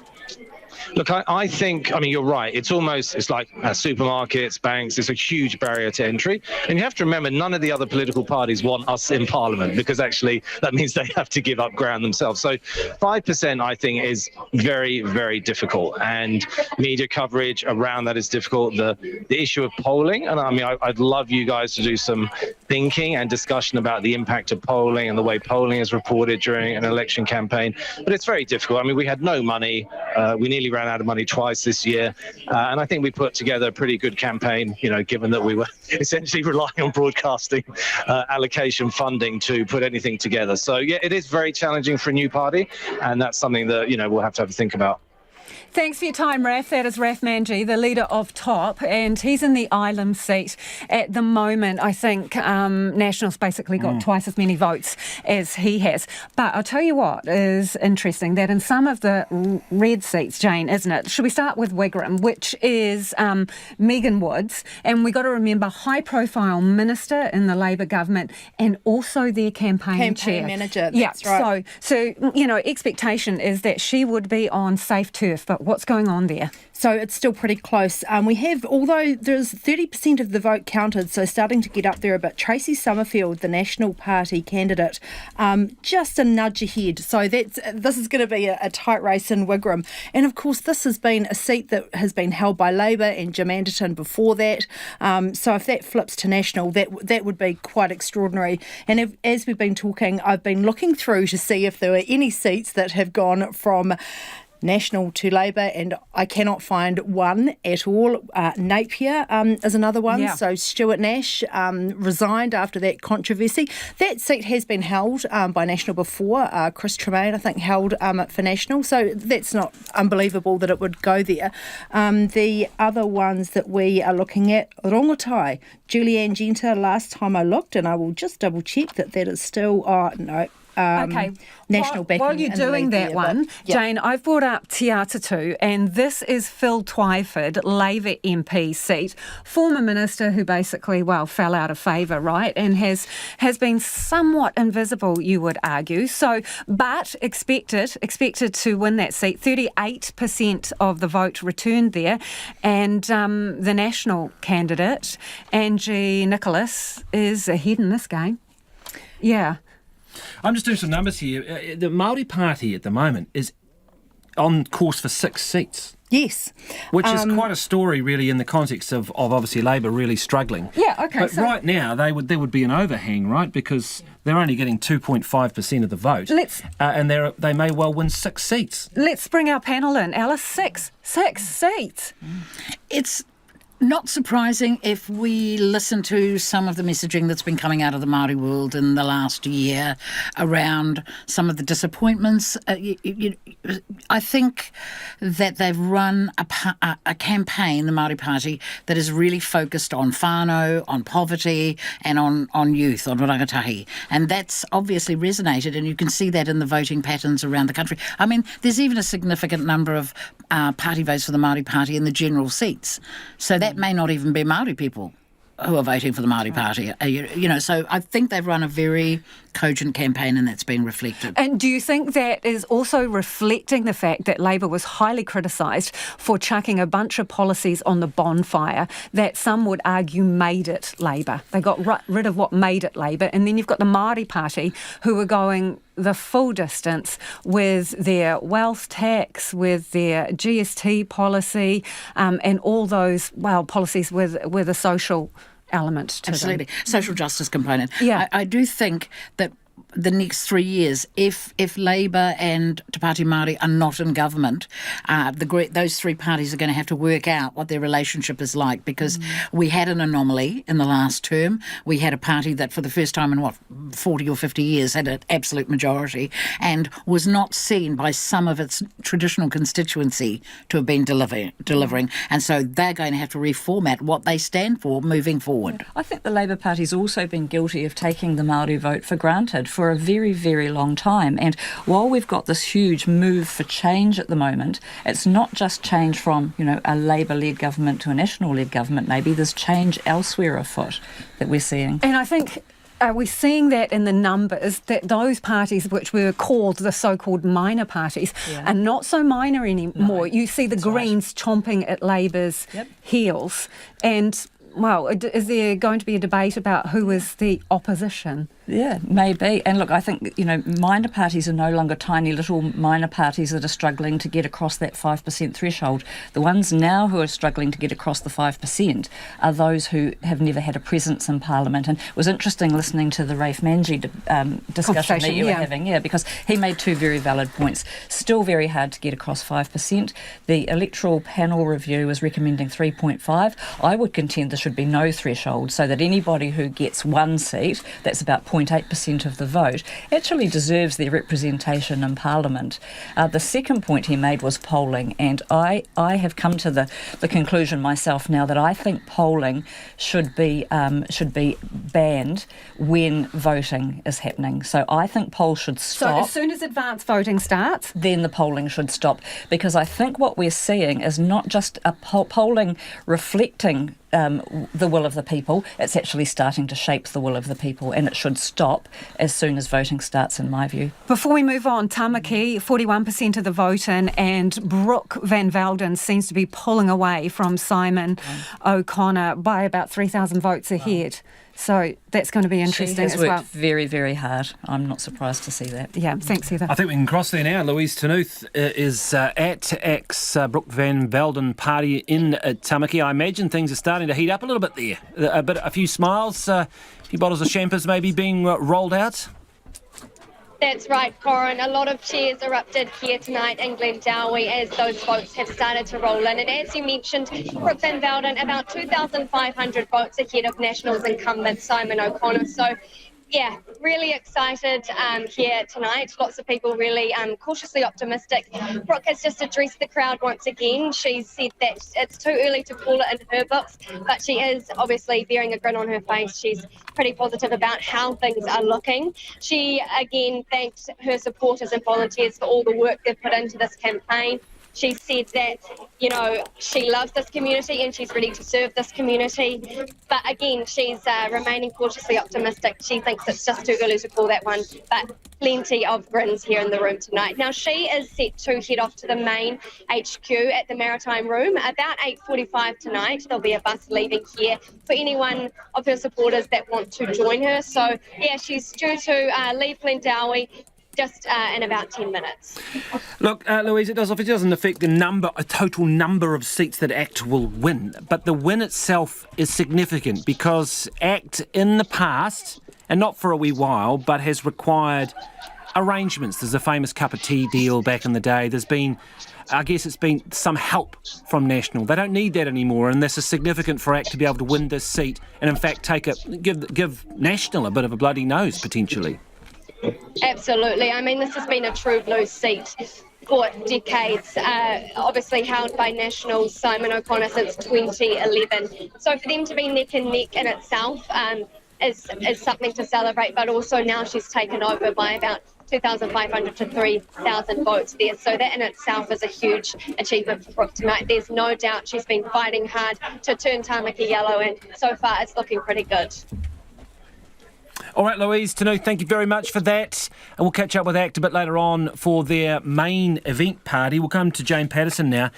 Just on the issue of the Māori Party, if they were to hold those 6 seats and only win 2.5% of the vote, is that about a 3-seat overhang, maybe? I was just thinking about that. And does that change the equation of what you need, obviously? You might need 63 seats. That's right. So, I mean, it's all very... Let's not get carried away because it's very wishy-washy. But that's the type of scenario we're in. If the overhang is more than 1, and if it gets up to 2 or 3, then it does makes the line harder to get over in terms of you need more seats. So National's vote is remaining strong, and it would have with nearly 30% counted, 53 seats with ACT's 12 seats. So they're still there. But if the Māori Party comes into play, and at the moment Labour is only in the lead in one of those seats, and that is in Ikaroa Rāwhiti. Well, we're just I'm just hearing from our expert who was crunching the numbers and doing the graphics for us here that currely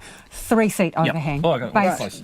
Good maths, Corin. I was trying to add them all up as we went. That would be that would make potentially a difference if it really comes down to it and it becomes 1 or 2 seats for National and ACT. That's where it could come into play, the difference between them being able to put a government together or not. And also if you look at Pāti Māori's result last election, while they won those 2 electorate seats, they in their party vote it was just over 1% of the party vote. This time they are polling at they're coming in at about 2.5%, so they're actually performing more strongly in their party vote as well, even with the point that Ella made that there is a strong Labour Party vote in those electorate seats. They're doing relatively well too, coming through, getting their own party vote up. Let's go to the panel now, shall we? Dave Latelli. Sorry to catch you on an was he could look at your phone. It's all right. The last time we talked about your phone, you had some good messages that had come in. Well, on those messages, Corin, sorry to interrupt, but we understand that Rawiri Waititi is calling for a Māori electoral commission on the back of the errors and hiccups that appear to have happened in the areas that you mentioned. What do you make of that? 100%. I mean, I'm so happy for Te Pāti Māori and the results that have come through so far. But, when you look at, I think it could have been even better. And then you look at what's happening with the Labour result. A lot of our Pacifica and Māori people are Labour voters. And my messages are still coming through about people just not waiting, not being willing to wait for hours to vote. So people walked off, some of them, you think, and didn't cast their votes? Yep, didn't cast. You know, and I, you know, if I wasn't so happy for the Pāti Māori results, I'd call for a re-election. It's a double-edged sword, isn't it, David? Double-edged sword. Chris, if I can come to you. Chris, of course, former National Party General Manager. I'm looking at some seats that are considered red or are red. Wigram, Megan Woods, Napier, Stuart Nash's old seat, and he's, you know, exit stage left. Te Atatu, Phil Twyford, and Mount Roskill, long-time red seat, obviously Phil Goff's territory, and Michael Wood. All of these seats look like they're potentially in jeopardy for Labour. What do you make of that? Well, basically at 35% sort of the turnout, and as much of the Nats down at the party headquarters are saying it's early days yet, you're getting a very clear indication that there is a big backlash against Labour, and especially at the 50%, you know, 50.01% that Jacinda got at the last election, that there is something amazing going on at an electorate level, let alone the party vote level, where people are actually tactically saying we want a really big change. Is it a protest vote, do you think? I would say so, and I'd say so after three years from going from such a big result to dropping down this low. Even Bill English wasn't that bad compared to where he went from the mid-30s to the 20s to where we are here with Labour. Yeah, this is absolutely surprising based on what we were seeing in the polls. And as I said before, like when Bolger said in 93, bugger the pollsters, this is absolutely amazing what's happening. Yeah, I mean, I hope they do to smash it, because at least that means they don't need New Zealand First. I'd rather have National Act there, or really I'd rather have just National. Yeah, and why do you say that, David? Well, I'm friends with Chris Luxon, and you've got to leverage everyone to get what you need for your community. So, Can I just get you to hold that thought, because we are going to Ikaro Rāwhiri, I think, Corin. Meka Whaitari is with us, Te Pāti Māori candidate, of course. Meka, can you hear me? Kia ora, Meka, can you hear me? If you can, tell us your feelings on the result. You're behind yourself, but the party itself is doing extremely well. Doesn't look like she can hear us. No, we'll get back there. So back to you, David, and your thought. You were saying you're looking at the numbers, and as they stand now, you're hopeful that New Zealand First will not be needed for a government. Tell me about why that's your thinking. Well, I'd just rather have National there, to be honest. I think National and Labour are pretty much the same. Even you see on the debates, they agree on almost everything. And I just think we'd have in terms of our work and the work that the community we serve, I feel it'll be better for us. What about Act policies? Because that's going to be they're going to be the buddies, aren't they, in a government as these numbers stand? Yeah, I got a new Act mate in the back there, so I don't want to say anything. But look, a lot of what they're saying doesn't really align with me or the community that we serve. And Chris, obviously, as we say, early days, 42% of the vote to National at the moment, Labour on 25%, so that's dropped off a little bit, and ACT on 9.2%, meaning, that Winston Peters potentially could be irrelevant, is that the right word? Well, you can never rule them out as being irrelevant. However, the way that this is looking, and then the Port Waikato by-election with basically another seat, because it's normally around about 15 to 19,000 as a margin, apart from the 2020 election where it dropped down to about 4,500 votes. But Andrew Bailey still won it. So you potentially have an overhang of 3 seats. I think the last time we had an overhang was in 2008, where we had Jim Anderton of Progressive and Peter Dunn at Ohario Belmont. This is quite a sort of comeuppance for Labour, right? Which is quite surprising. Okay, I think we've managed to get Ikaro Rāwhiri by the old dog and bone. Kia ora, Meka Whaitari, can you hear me okay? Kia ora, yes I can. Much better line. Okay, great stuff. Well, of course, Te Pāti Māori candidate, you are behind by a few in your seat. Are you still optimistic you can take it?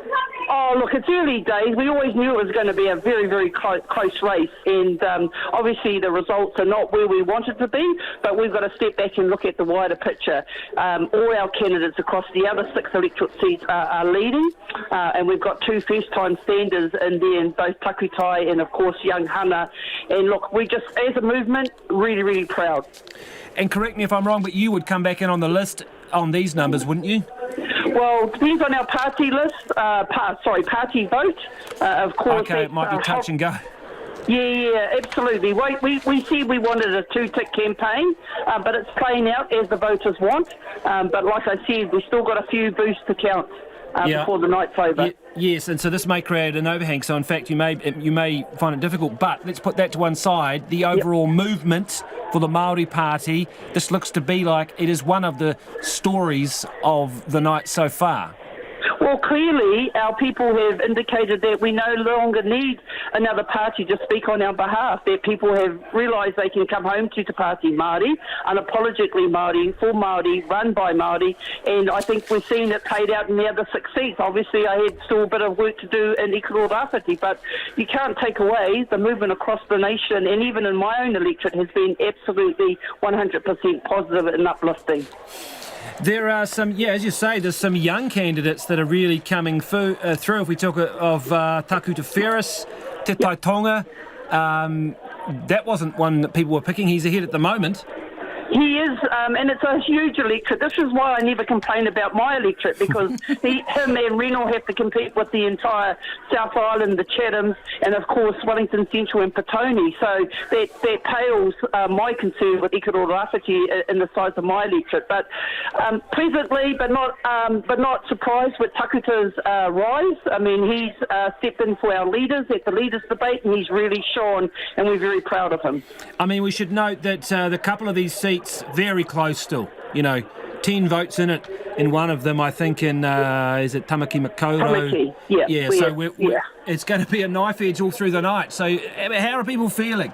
I mean, you must be pretty excited. I'm just so excited with our movement, to be honest, because we hit the campaign. We know we're probably the smallest party with the least in our coffers. We're the poorest probably party, but we've just got heart. We've got heart for the people and the kaupapa that we've all represented it, and we've tried not to take a backward step, but be a movement for in behalf of our whānau across the nation. And clearly people have seen that.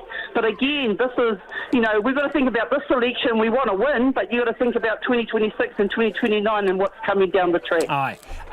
The big picture here, this is shaping up as a very tough night for Labour. I mean, their party vote is struggling to get over 26%. You, of course, former Labour Party member, you jumped ship. Yep. I mean, what are your thoughts about Labour and the centre-left here from these results as we see them? Well, obviously, we went into this election with a very clear kaupapa, which was an unapologetic voice for all the people that we represent across the country.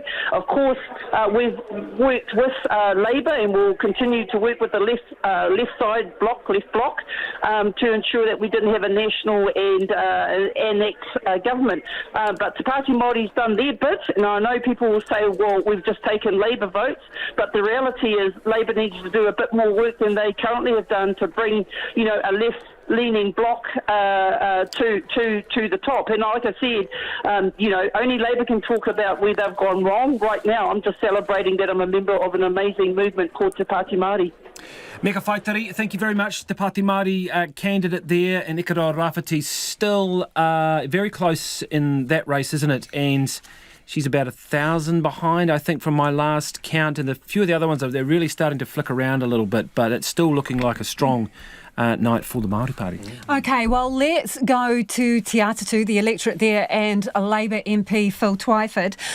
Phil, looking at your numbers, they're not looking pretty. 40% returned, and you are in second place. What are voters saying to you this evening?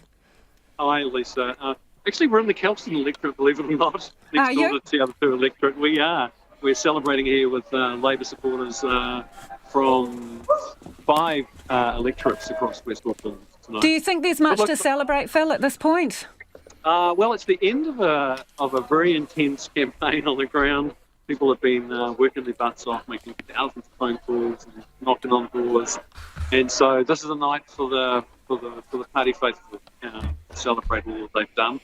And we're in the lap of the democracy gods. So what's going on in your electorate? When you look at that vote, what has gone wrong for you? Oh, look, this is my first campaign here, and I think every single election night at this time, I've been behind.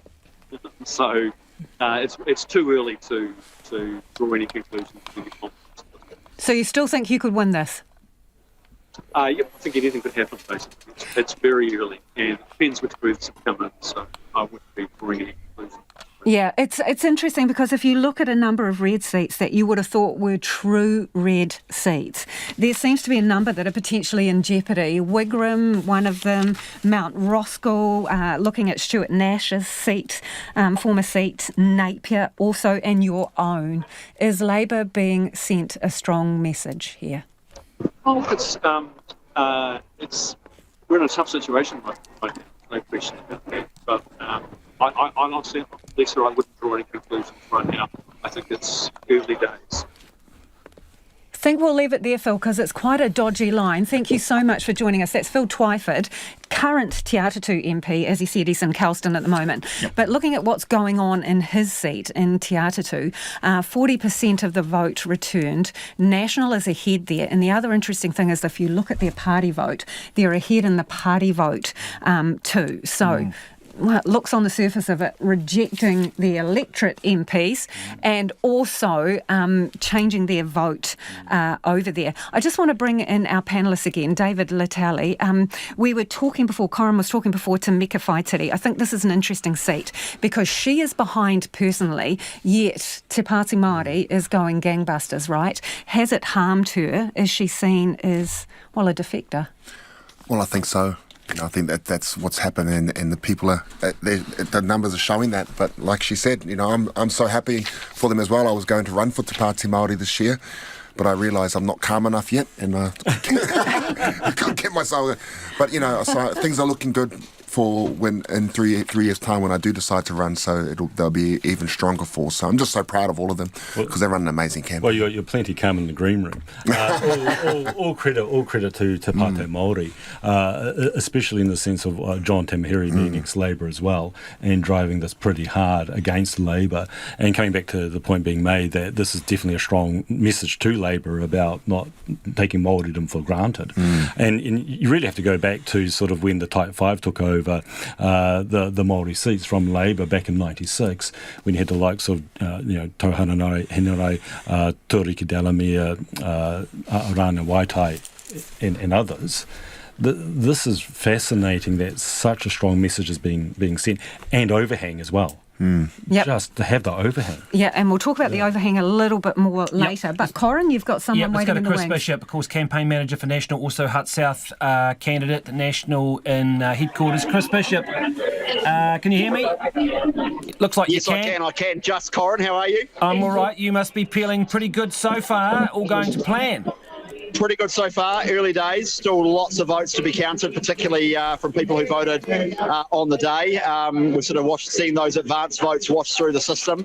But look, you'd have to say, there are hundreds of thousands of votes counted so far, so looking pretty good for National, but lots of votes still to come. You would have gamed this out. Did you expect to be at 42.1% with this amount of votes, with 30% returned?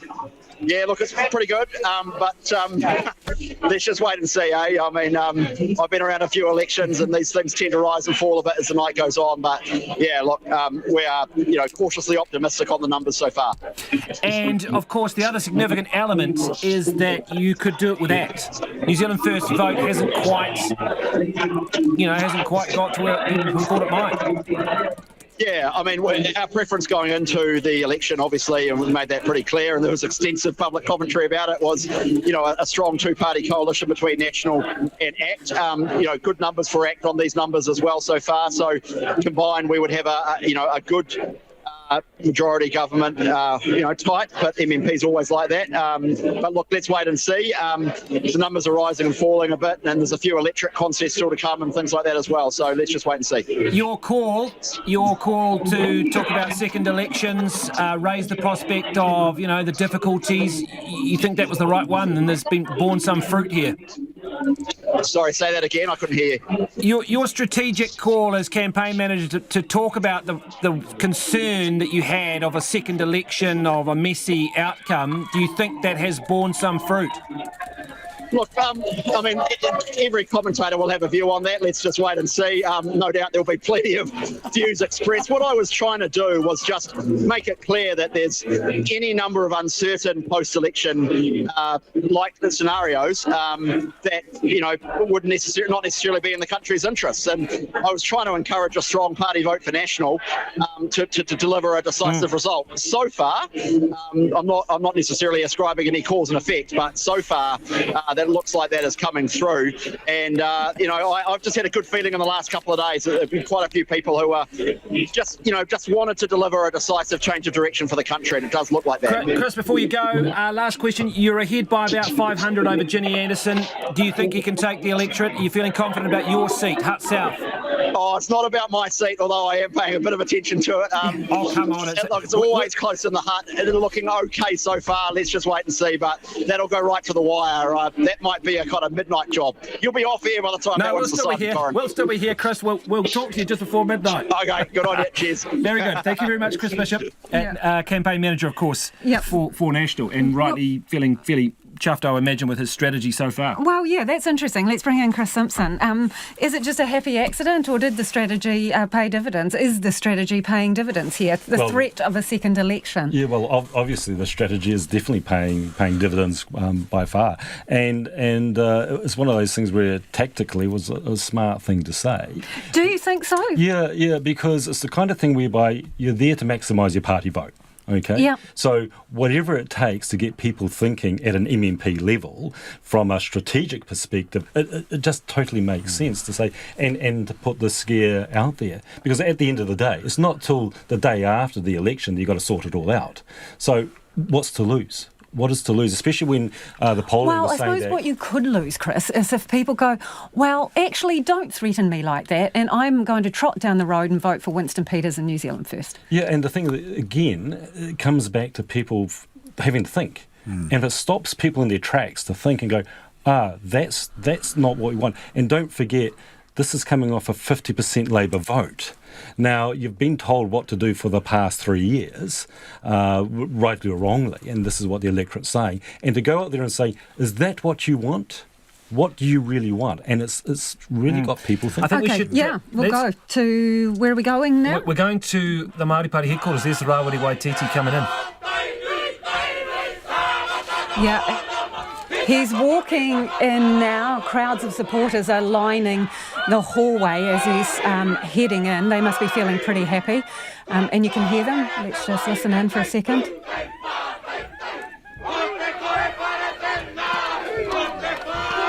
Yep, so with his supporters, Rawiri Waititi there turning up at his evening party there. And interestingly, earlier in the night, he's called for the establishment of a Māori electoral commission, not happy with the way some things have played out. He'll be happy with his own seat. And that was always the critical one, and he's about 5,000 ahead, so he's going to look like he's going to take that. It's the other Māori seats that are interesting, very close. We should stress that. But at the moment, the Pāti Māori looks like maybe 5, possibly even 6 seats are in play there. Let's say they're in play because they're as I watch them, they're flipping and flopping all over the place because they're so close. Yeah, and what will that mean? What will that mean? Jane, you can put your mind to it maybe when we go off to speak to someone else. What does that mean in terms of the relevance of Winston Peters? If there is a larger parliament, does that dilute ACT and National, bringing Winston potentially back into play? It just means that they have to make sure that they get well over that 60 seats. So where it will be worrying for National and ACT if they, as they have said very clearly, they want a two-party. If they're around the 61, 62, that is when they're in trouble. On these numbers at the moment, they've got 65 seats between them. So there's a pretty big latitude there in terms of having a bit of comfort. So they'd be fine, even with a very unusual overhang. But I've also, in terms of talking about those Labour seats, so a number cruncher as of sort of in the last half an hour, 26 seats going from Labour to National. Wow. So talking about the red wave, we're talking about a blue wave this election. Tsunami, I think, is the word, Jane, isn't it, at this point? Also these senior people. So Wairarapa, Kieran McAnulty in trouble there. Wigram, Megan Woods, last time I looked, did come back, but she's in a real fight down there. West Coast Tasman, Maureen Pugh, again, head-to-head battle. Damien O'Connor, Hutt South, Ginny Anderson. Now these people, the significance of it isn't just because of the electorate, but also these are Labour's senior people. This is what is going to be campaign manager, senior cabinet minister, big portfolios obviously in the last government. So not only are you looking at a loss of a lot of seats and a lot of through the party vote and the electorate, a loss of a lot of experience. And we did see that to a degree with National as well, and it's tough. You have to rebuild an opposition. Hey, let's talk a little bit about New Zealand First now, and we're going to go to the Duke of Marlborough Hotel in Russell. He's got the best spot in the country, isn't he, I reckon. Jimmy Ellingham is with us there. Sounds like there's a bit of a party going on there. How are New Zealand First feeling about their result? 5.9. On the one hand, they're back from nothing, but maybe they might have like a bit more too close for comfort. What do you reckon, Jimmy? Yeah, there's actually a good feeling here, Corin. People are happy to see New Zealand First back into Parliament and back in Wellington. Not sure yet if they're going to be in that kingmaker position. We'll have Winston Peters come here soon, so there's some anticipation building for that. It was a bit of a low-key start to the night, but then the band's cranked up a few minutes ago called West Breeze. So there's an atmosphere building. People are coming in here. They're expecting a couple of hundred people here this evening, and the noise is increasing, so it's very difficult to hear anything at the moment. Well, look, on these numbers, and look, we are, 33% returns. So, as Phil Twyford was saying, and he wasn't wanting to call it yet, still a wee way to go. But on these numbers, it's National Act. They don't need New Zealand First. That'll make your life a lot easier. I can tell you, Jimmy, having done that job before, you don't have to ask Winston which way he's going to go. Because at the moment, he doesn't have that Kingmaker title, which was, let's face it, that's what everyone was talking about in that last week. Yeah, that's right. But as I said, people here are quite pleased just to see New Zealand First back into Parliament. We'll see what Mr Peters has to say, hopefully soon. We'll put those questions to him about what he thinks about the results so far. But it is looking, isn't it, that as it stands at the moment, potentially not that Kingmaker's role after all. So when do you expect to see Winston? Mr Peters, I should say. I think I missed that question, Corin, because as I said, it's very loud here. But if you're asking what time that Mr Peters is expected... Yeah, sorry, Corin, I've lost you, but Mr Peters is expected here soon. We're not quite sure exactly when he's going to be here, but as I said, anticipation is building. All right. Thank you, Jimmy. Jimmy Ellingham there in Russell. I suppose it's not the easiest place to get to, is he? I mean, presumably he's just I think that's a strategic thing, isn't it, when it comes to the media, New Zealand First and election night. But anyway, more centrally located, let's return now to Shed 10, which is National's HQ, and our deputy political editor, Craig McCulloch, is standing by. Craig. Kia ora, Lisa. I am here indeed with Melissa Lee, Mount Albert candidate, currently ahead in Mount Albert. She has been running in that seat since the 2009 by-election, and she is ahead for the first time since then. Tell me, Melissa, what's the emotion? Slightly excited, but very nervous. Can you believe it? No, I can't believe it, because we've never been ahead before, and this is the very first time, and my phone's been pinging all night. What are some of the messages that you've been receiving? I probably can't actually repeat some of them because they're just really excited, and actually they're like expletive.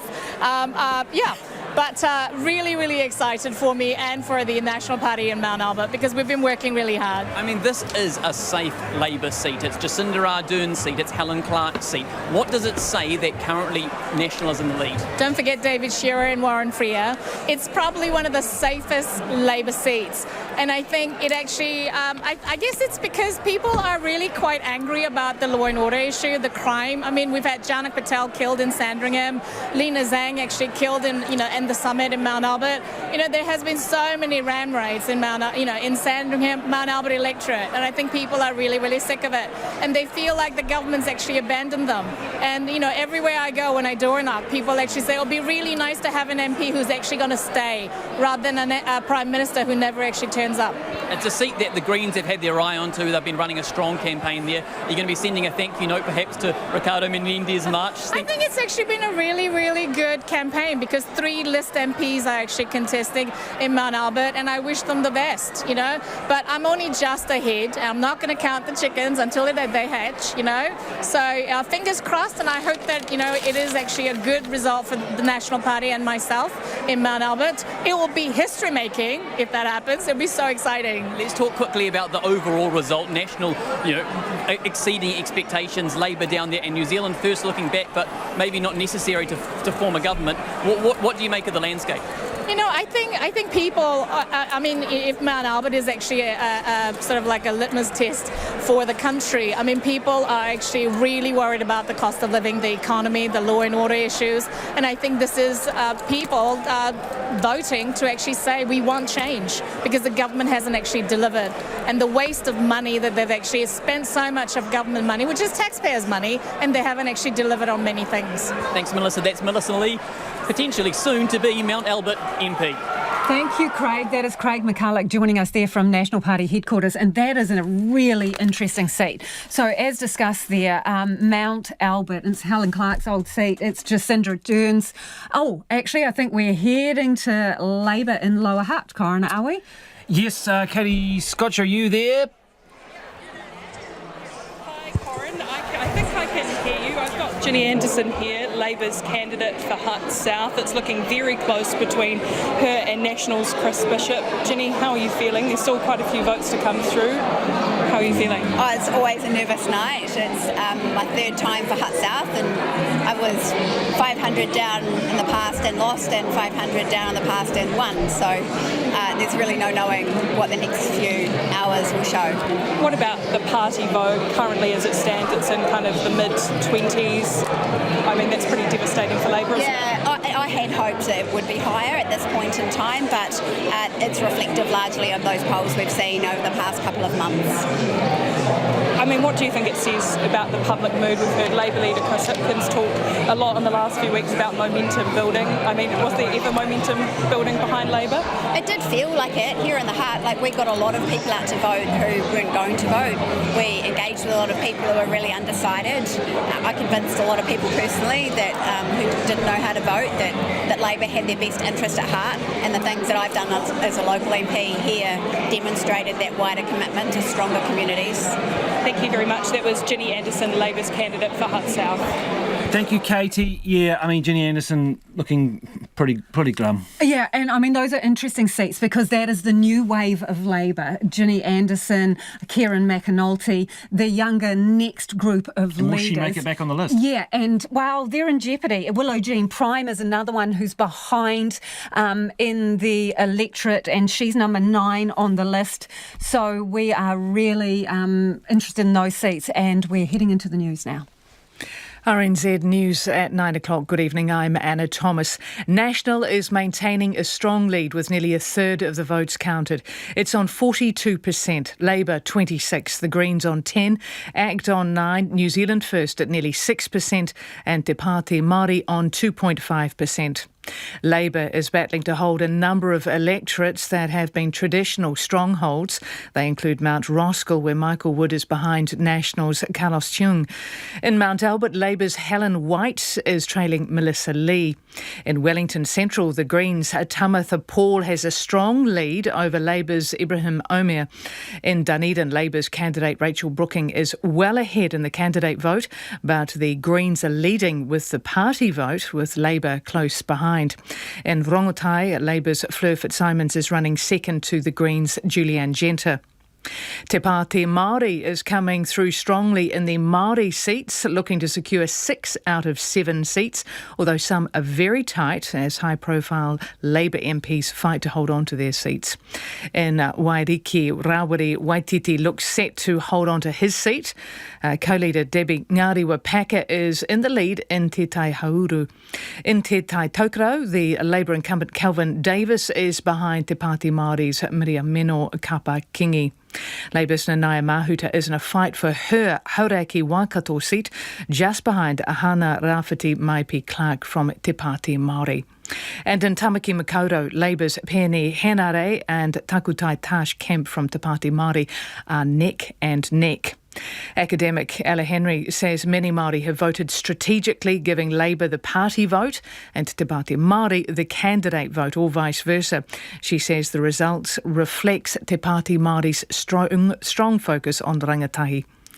In Auckland, the Greens' Chloe Swarbrick is still in the lead. In other high-profile seats in Tamaki, ACT's Brooke van Velden looks set to win over National's Simon O'Connor. And Christopher Luxon's wife and children have greeted media outside their Auckland home. Amanda Luxon and her children came armed with pastries, tomato sauce and soft drinks. Mrs Luxon's making small talk with media, waiting outside the home for Mr Luxon's appearance. She said she was feeling relaxed. In other news, tens of thousands of residents in Gaza are estimated to have fled south after Israel gave Palestinians 24 hours notice to evacuate from the enclave's north before an expected ground offensive. The UN Office for the Coordination of Humanitarian Affairs says prior to the evacuation order, more than 400,000 Palestinians had already been internally displaced due to the hostilities. Meanwhile, reports say Israel's military has recovered bodies of missing Israelis in a ground raid in Gaza. And early voting results in the Voice referendum in Australia show a lead to the no vote.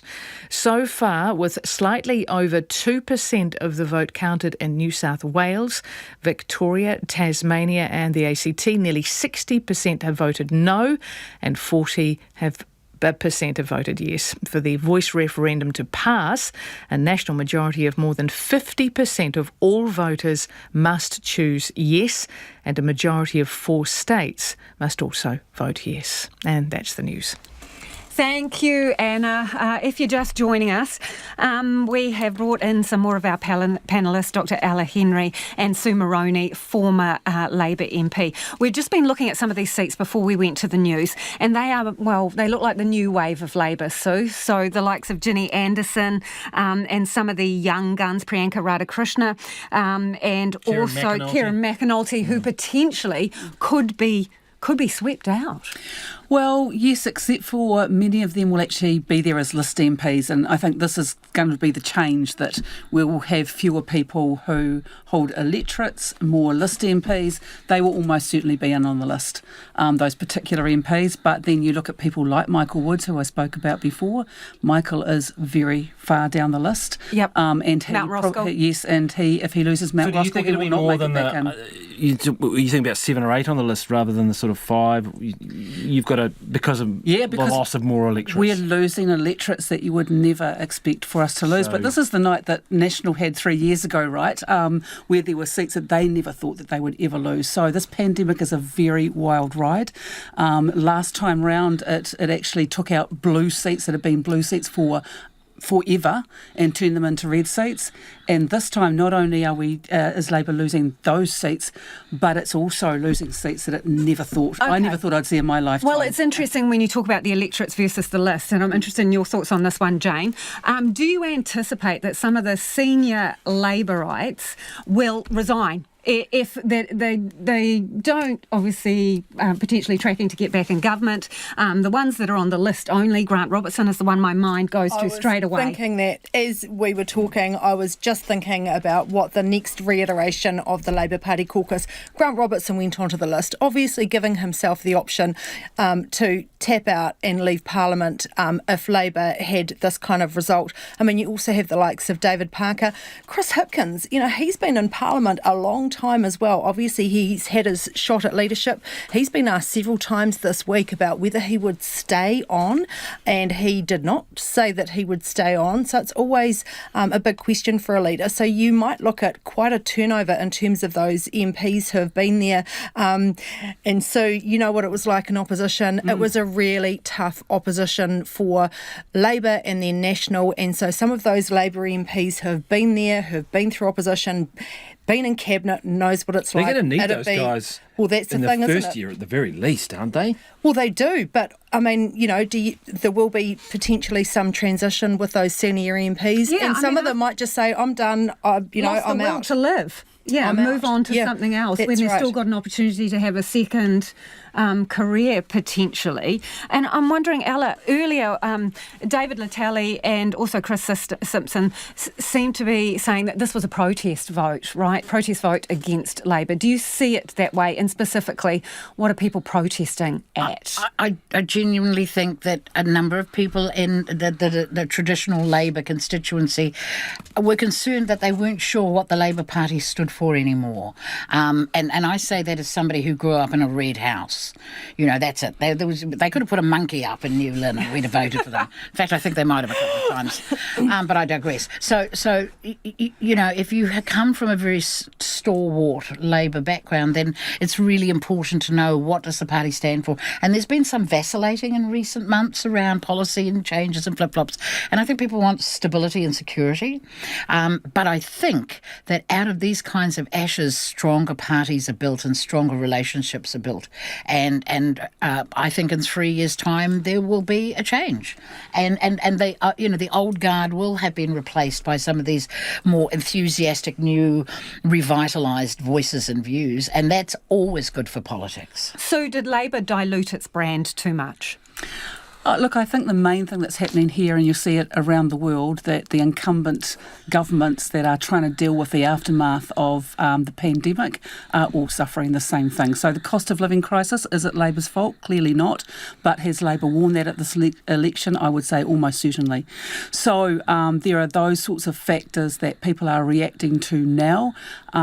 Sure, I think that that Labour will have to regroup. They'll have to have a good long think about you know, how they rebrand, what they stand for, getting that clearly into people's minds again, because at the moment they're branded with a cost of living crisis and those sorts of issues. Can I just jump in here? I mean, you look at the Green Party's vote. They're only 10.4, which isn't much more than they got last time. And yes, they're leading in Rongotai. Yeah. They're leading it, you know, they may well pick up they've had this electorate focus, but they were polling at 14%. They were thinking they were going to get 15. Now, that would be disappointing, wouldn't it? I've been looking at exactly that. Set to win potentially 3 electorate seats, which they'll be very excited about. But the party vote is everything. Party vote is everything, and they were looking like they were going to poll around 15%, and it's looking like it's going to end up at about 10%. Would they like to think, you know, the specials could sometimes help them to the specials normally do favour both Greens and Labour and Pāti Māori to some extent. But that's in normal circumstances, and we don't know what normal looks like when people are reacting the way that they are. And do you think that, given MIQ and all of the criticism of the Labour government, you know, that actually Kiwis overseas, that those specials might look a little bit different this time? Do you think it may not favour the left? I mean, that's only part of the special votes, but do you think there might be a change in dynamic there as well? Can I say something here? Having just come back from overseas a couple of months ago, I had gotten so inured to the complaints about the way we had managed, you know, COVID, that when I got overseas and found out people are going, you guys are amazing, you know, so few of you died. I mean, you did all the right things. So to some extent, maybe the special votes will reflect that more generous view of the strategy that we adopted. I would have thought the issue about MIQ would have played out in 2020 with the special votes, because that's when it was foremost in people's minds. All right, we've got to jump to the ACT Party, Annika Smith. Annika, can you hear me? You there? Things are happening. Things are happening. There's a line out the door here at the Maritime Room, and just behind me you may be able to see Big Pinky is across the intersection. That's at the ACT Party's Big Pink bus, and on that bus is potentially the next MP for Tamaki, Brooke van Velden. We've been having the results coming in. More than 50% have been counted now, and she has a healthy lead over National Simon O'Connor. So she's about to arrive at the Maritime Room. She'll arrive, do a quick speech and take questions from reporters before David Seymour gets here. Yeah, as you say, 3,000 or so there. So that would give them a fair degree of confidence. They think they've got that, do they? I think they do. We've had a few massive cheers in there. The vibes are on in there. People are very, very happy about these results. I think people feel like Brooke has it. She's campaigned very hard for the seat, and she's sort of arriving. It feels very much like a victory party here. She's arriving on Big Pinky right now. You'll be able to see the bus pulling up in Auckland CBD. We're about to hear from her. As I said, she looks like she might unseat National Simon O'Connor. This is ACT Party's Deputy Leader, Brooke van Velden, arriving off the bus now. Beautiful pink dress. Forward, just serving the people of Tamaki as their local MP. And I just really want to thank everybody who has put their support behind me in the local community, and also all of the volunteers who have given up countless amount of time and resources to make this change for the better possible in Tamaki. You're confident you can call it now? You've won that seat? Oh, it's looking likely that the seat is moving to ACT. And so, yes, I'm looking forward to serving the people of Tamaki. But firstly, I want to get in and make sure that we're inside the room, able to celebrate with all the people who have come to the election night party. What about that party vote? Is that about what you'd expect? Would you like to see more? Oh, look, I think there are still more votes to count. But we'll see. Oh, watch out. And there you have it, guys, in the studio. Brooke van Velden arriving at the Maritime Room, very confident. I feel like she feels she is the new MP for Tamaki. It does feel like a success story for her. Big smiles. All right, Annika, thank you very much. Annika Smith there at the ACT Party headquarters. And we've got Paul Goldsmith from National standing by to join us now. Good evening, Paul. Are you calling it now? I mean, there's 39% of the vote in. National is sitting on about 41%. Are you celebrating or still holding your breath? Look, we're feeling very good at what we're seeing so far. There's still a few more votes to count. It's not my job to call it, but we're certainly feeling like it's looking to be a good night for the centre-right, and also a one which is reflecting a real mood for change across the country. So what went wrong in Tamaki, do you reckon? The electorate votes are obviously very important to the local MPs, but it's the party vote that determines everything in an MMP election, and that's what we've been focused on. That's what's looking very good for the National Party at the moment, and we're hoping that we can form a real strong government. So you're not upset that Simon O'Connor is likely out of his electorate seat? Yes, I feel I feel for Simon. I think Simon's done a great job as an MP. Look, it's not. There's still votes to be counted there, but it's he's a little bit behind, and so yes, elections always have some tough results for individuals, but overall, of course, we're feeling very positive about the outcome. I'm wondering, do you see this as a protest vote against Labour, or are people actually choosing National? Look, it's always a combination of both things. I think there is a real mood for change. I think people have been felt let down 3 years after a massive result for the Labour Party, and they just haven't delivered.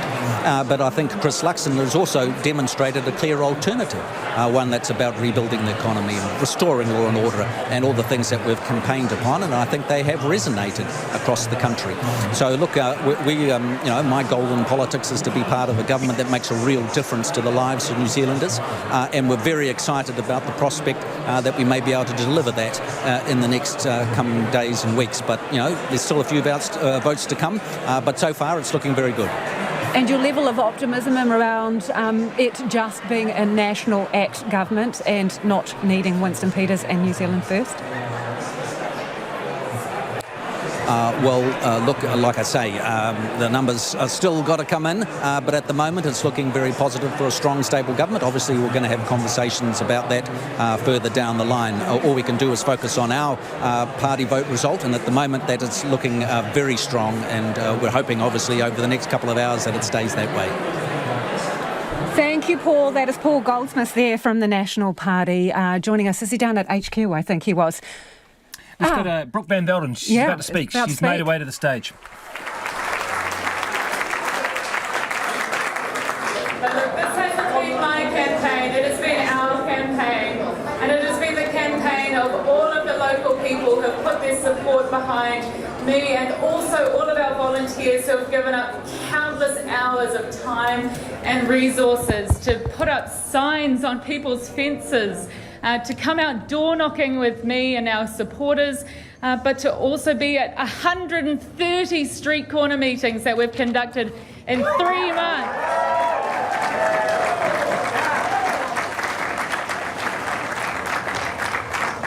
It has been wonderful to meet so many locals, but to hear your voice and I can't wait to go to Wellington and share those values of the people of Tamaki and continue to listen to people on the street.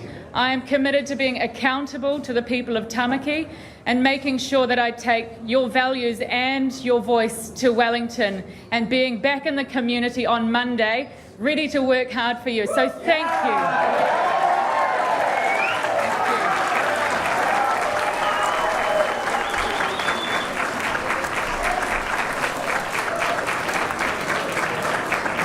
And that was Brooke van Velden there with, well, pretty much taking the victory. Yeah, she is. She is. Still a few votes to come, but look, I think she's pretty comfortably ahead, isn't she, Jane? Sorry, we're laughing because Lisa just was throwing a packet of lollies, not because of Brooke van Velden's speech at the ACT Party venue.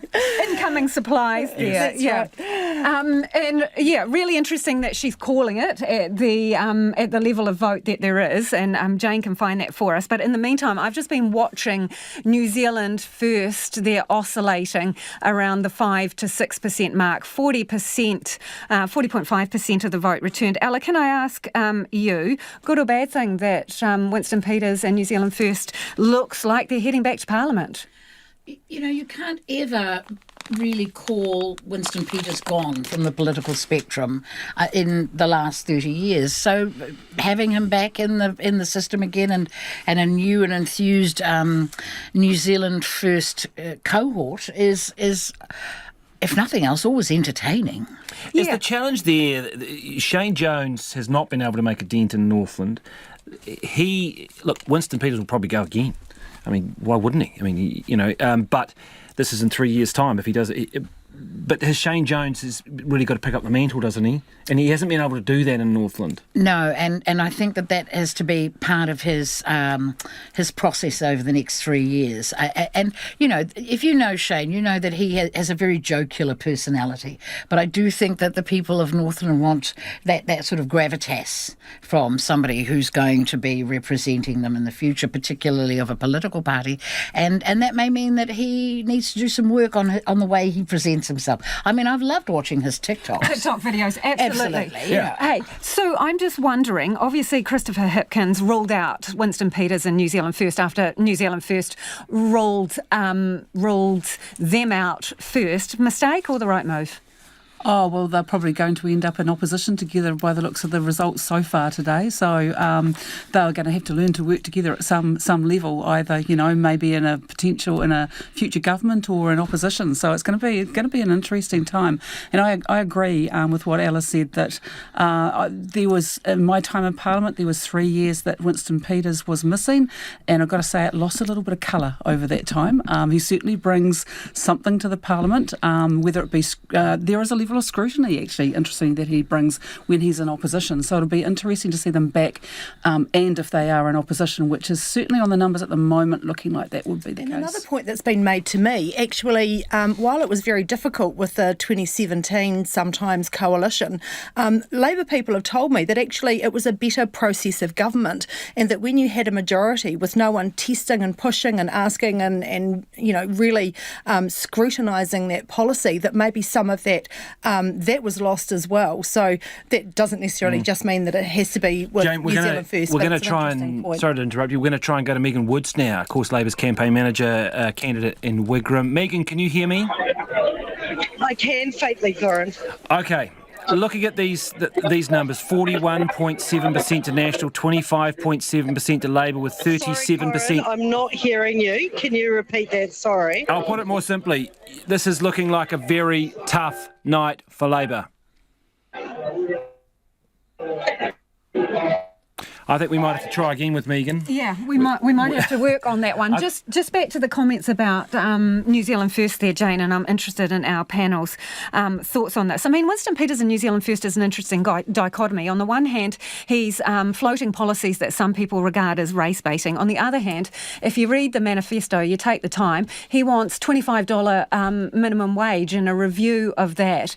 He wants, bolstering of KiwiSaver, these policies that you think are pretty aligned with the left of the House. Well, look, I'd be concerned at this point in time about what's going to happen with superannuation, because I know that the National Party has said that they will raise the age of eligibility, and the ACT Party came in with a very precise policy to do that from next year, and I believe that that's what's going to happen when they form a coalition. Winston would have gotten amongst that. If they were having to do a deal with Winston, then you can't imagine for a minute that Winston Peters would have allowed that to happen. Sorry, sir, I'm going to try Megan Woods. We'll go to her on the phone. Megan Woods, a tough night shaping up for Labour. Yeah, look, it's not easy, but Corin, we are aware that we're roughly around a third of the way through the vote count. Last time I looked, it was at a third. It may be slightly higher now. We know that the booths that come in where votes were cast today was when we were picking up some momentum. So there's still a lot of votes to be counted. So obviously we'll be watching tonight, but not to take away from the fact that it is a tough night for many of our teams tonight. Okay. So realistically, how much do you think you can close the gap? You know, what do you think you can? A couple more percent. I mean, what are you hoping for here? Look, Corin, it's too early to say. Added to that, I've been doing media for the last 20 minutes, so I haven't had a chance to catch up on the numbers. But we'll certainly be watching those numbers as they come through. Why has Labour polled so low? Look, I mean, as I said, there's still a lot of votes to be counted. I think the analysis will come for the days and weeks afterwards. We're waiting to see the rest of those votes come in as they come through this evening. Far too early to get into that kind of post-match analysis. Did your last round of polls, some of them had you up around 30%, but that looks a long way away at the moment. Do you still hold out hope that you can get to those levels? Look, as I said, there's still a lot of votes to be counted, Corin. I haven't had a chance to have a look at the numbers and how they're tracking in the last few minutes. So sorry, I can't offer you any insights, but I can tell you we'll be watching them as they come through all evening. The swing's pretty clear, though, isn't it, given where you were? And a number of key electorate seats and a number of senior Labour MPs are realistically going to go out. Yeah, as I said, we're under no illusions. This is a tough night for many people, but we are aware there's a lot of votes to be counted. Your strategy, you were campaign manager.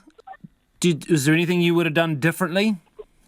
Look, I think it's far too early to say that at this point, Corin. As I said, that post-match analysis will come once we've got through tonight and we see where things finally land. Okay, well, let's ask you about your own seat. It was looking, you were behind for a little bit there, but you got about 540 votes in the lead at the moment. I mean, well, thank you for the update. I haven't had a chance to catch. You're about 44% counted. I mean, where do you, as you say, still early days, but you would be feeling a little better about that?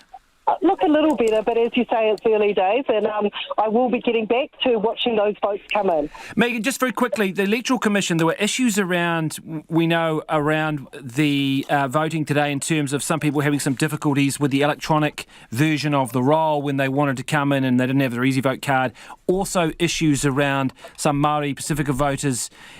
Do you have any concerns? Have you raised any concerns? Look, I mean, these are questions that will come in the days afterwards. I know that we certainly were getting reports of some delays. The Electoral Commission put out a statement halfway through the voting day about the fact that people could continue to vote. But these are all things that we'll discuss in the coming hours and days, Cora. Look, whatever happens, do you want an inquiry of some sorts into this? Look, far too early to be answering those questions at the moment. We're still digesting the results as they're coming in.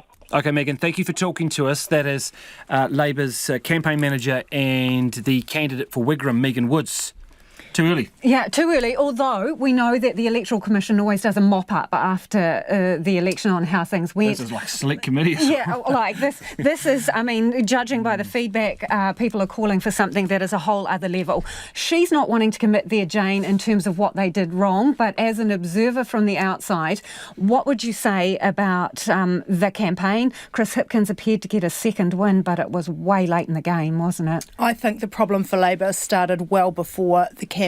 So when Jacinda Ardern resigned, it gave Labour a chance to reset, which was the word du jour or the word of the year. And Chris Hipkins was given a favourable response when he took over as leader. The public obviously gave him a chance, had a look at him. They were polling pretty well. And it was interesting because at the end of last year, National really thought they had it in the bag then. They were pretty confident. And then they started to get a bit worried when Chris Hipkins took over. But you just saw those ministerial resignations, all of just week after week, month after month, and right up until the election campaign. So I just think Labour's credibility took a huge knock, and it would have been a mammoth task for Chris Hipkins to restore that faith and credibility in Labour. I think that's where the problem started for them. So I'm interested in whether you are worried about some of those young guns being swept out and the next generation of Labour. I mean, you look at Willow Jean Prime, right? Let's use her as an example, behind in the Northland seat and number 9 on their party list. Yeah. Look, I still expect that Willow Jean Prime will be in Parliament after tonight. I think the highest I was ever on our list was number 10. I survived a 25% vote as a list MP on that basis, so I expect that she will still be there. I think one of the things that I think all political parties should think about from tonight is Labour actually for the last 3 years has had the single largest caucus it has ever had in its entire history in Parliament, and yet we have a look at this result that we have tonight, and if that is, when the party looks to see what's happened to its organisation over those 3 years, you'd have to ask some pretty serious questions about largest so caucus. Hold that thought, because Winston Peters is arriving at the pub. Here he is, it seems. Duke of Marlborough in Russell, soaking up the atmosphere. He's in front of the mic, doing a bit of he's doing a little bit of a happy dance. It looks like a happy dance. The TikTok of Shane Jones has rubbed off on Winston Peters. We're all standing by, waiting for him to step up to the mic and say a few words. Very Winston-esque, making everybody wait a little bit while the mic is adjusted. First of all, our grateful thanks to all those people who came out around New Zealand today and internationally and voted for a party called New Zealand First and brought us back.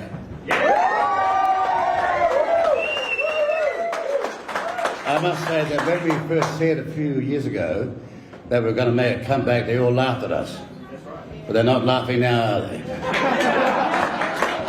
The second thing is, I want to say how grateful I am to those people, all members of the board, critical people in the electorates all around this country, who, despite the ignominy of working for a great party called New Zealand First, stuck with it day in, day out.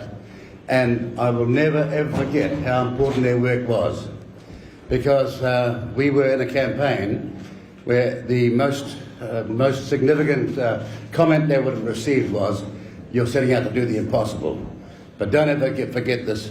We are so grateful to our members of the board, every elected official all around this country, and all those people did the hard yards and believed in us and brought us home. Thank you, thank you, thank you.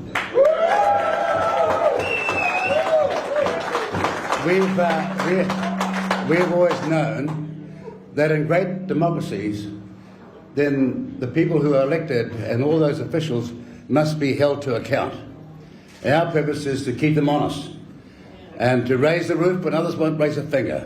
And I can promise you, that's what New Zealand's going to get out of tonight's election where New Zealand First is concerned. It is focused.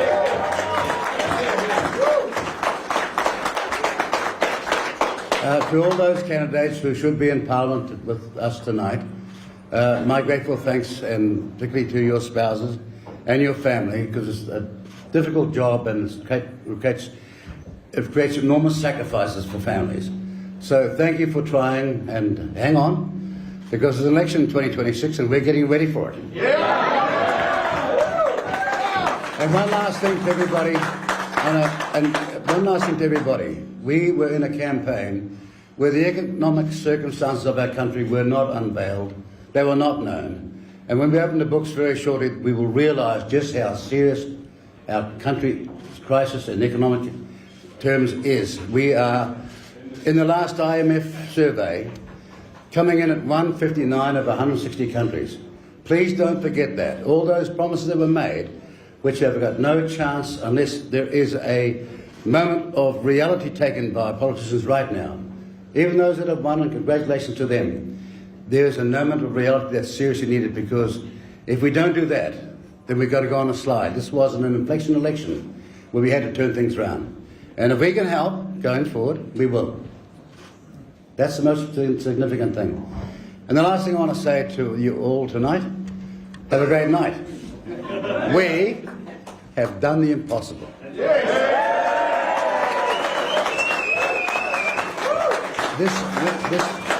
This party has entered its fourth decade, and I've entered my 60th.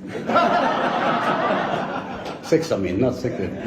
Anyways, thank you very much. Have a great night. Cheers. As Mr. Peters, he looks to be back. Let's go to Rotorua. Pōkiri Paiwai is there with the Māori Party co-leader, Pōkiri. Kia ora. I'm here with Rawiri Waititi, co-leader of Te Pāti Māori. First, you made your grand entrance beside your whānau with the haka. How did that feel? Oh, it feels awesome, mate. Always nice to ensure that you got your whānau behind you and in front of you and beside you, and ensuring that this is not a lonely walk. You know, it's a walk that you have with your whānau and with your iwi and with your people here of the Waiariki. And so I'm really blessed to come from a rohe and an electorate that is strong Māori roots, that is a strong Māori electorate. And like I said, I'm really blessed to be part of that. Yeah, you're up by quite a big majority here in Waiariki, but also some of your candidates for Te Pāti Māori up in other electorates, Hana Rāwhiti Maipi Clark, of course, and also in Te Tai Tokero and Te Taihoauru, Taitonga. How are you feeling about that? Oh, look, they've run formidable, they're formidable candidates, but they've run some exceptional campaigns. And so, like Hana Rāwhiti Clark, she wins her seat, she will be the youngest ever MP to hit that house. And so we're really elated that we have got somebody who represents 70% of our population that are 40 years and younger. 50% of those are 25 years and younger, and that's Hana. And so she is the future of this movement, and I'm really excited about that. Not only that, but the other electorates have just formidable candidates who have run really strong campaigns, really strong ground games, and I'm just really, really proud of the effort of all of our candidates that have put their hands up. So what will be the Te Pāti Māori's top priorities for this term coming up? Oh, look, our priority is to ensure that there is always an independent tangata whenua party in this country's democracy, because it works against us. The electoral laws work against us. The rules of parliament work against us. Even the way the legislative thing works, like you've got 7 Māori seats, they've got to work across 65 of the general seats. This is what we're up against.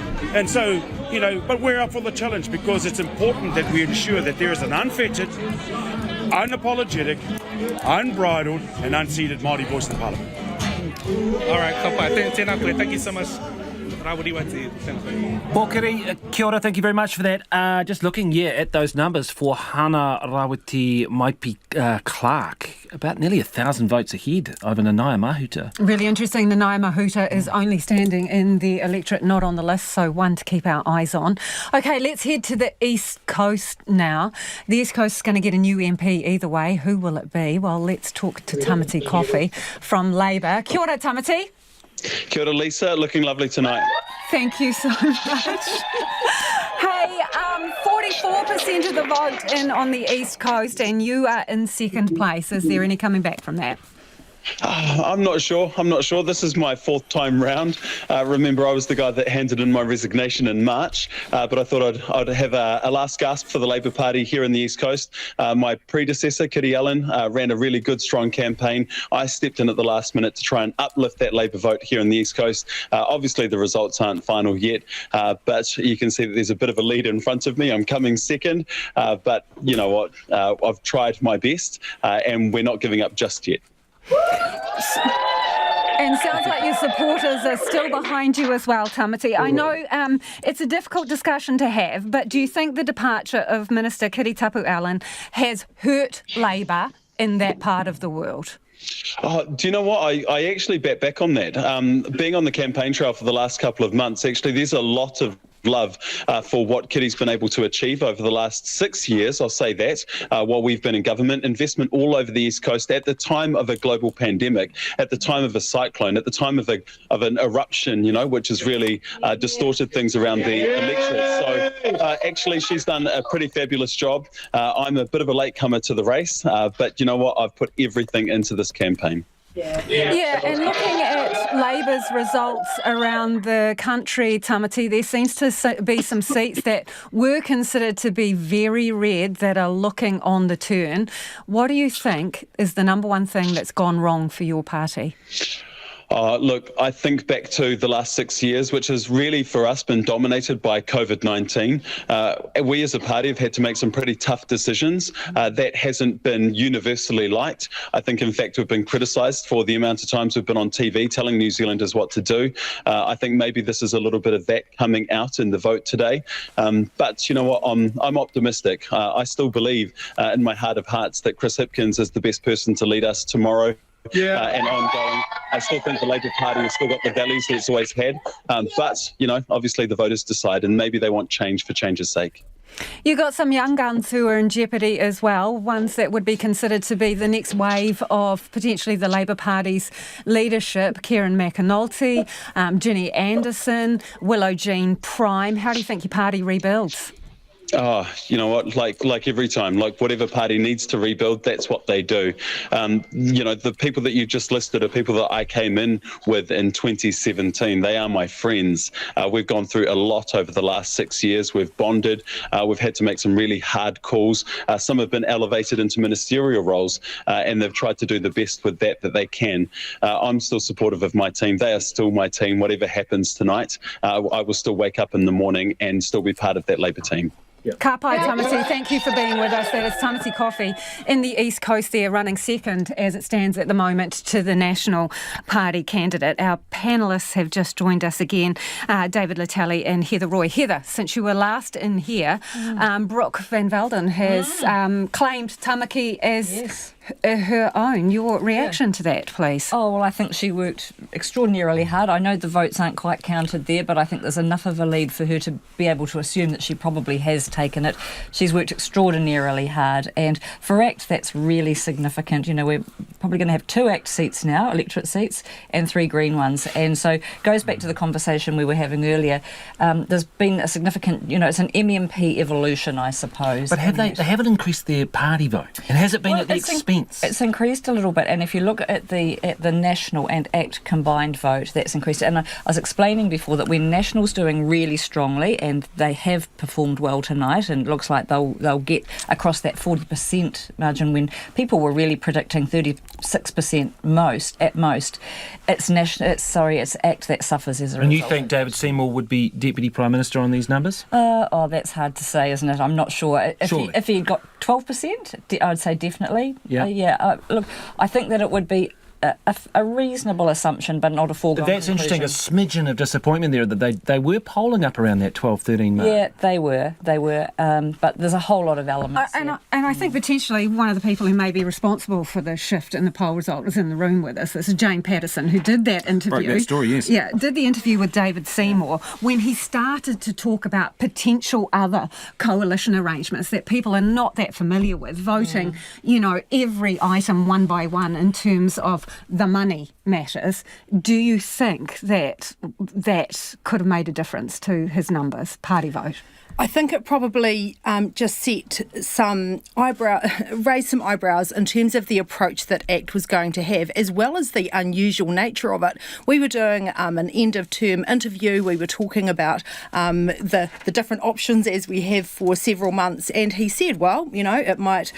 He said that ACT would fulfil its promise and make Christopher Luxon Prime Minister, but he said as a last preference, and he did emphasise that this would be, and his words were, if National wouldn't truly or fully share power, then this was an option. And I do think it was probably maybe just getting ahead of things.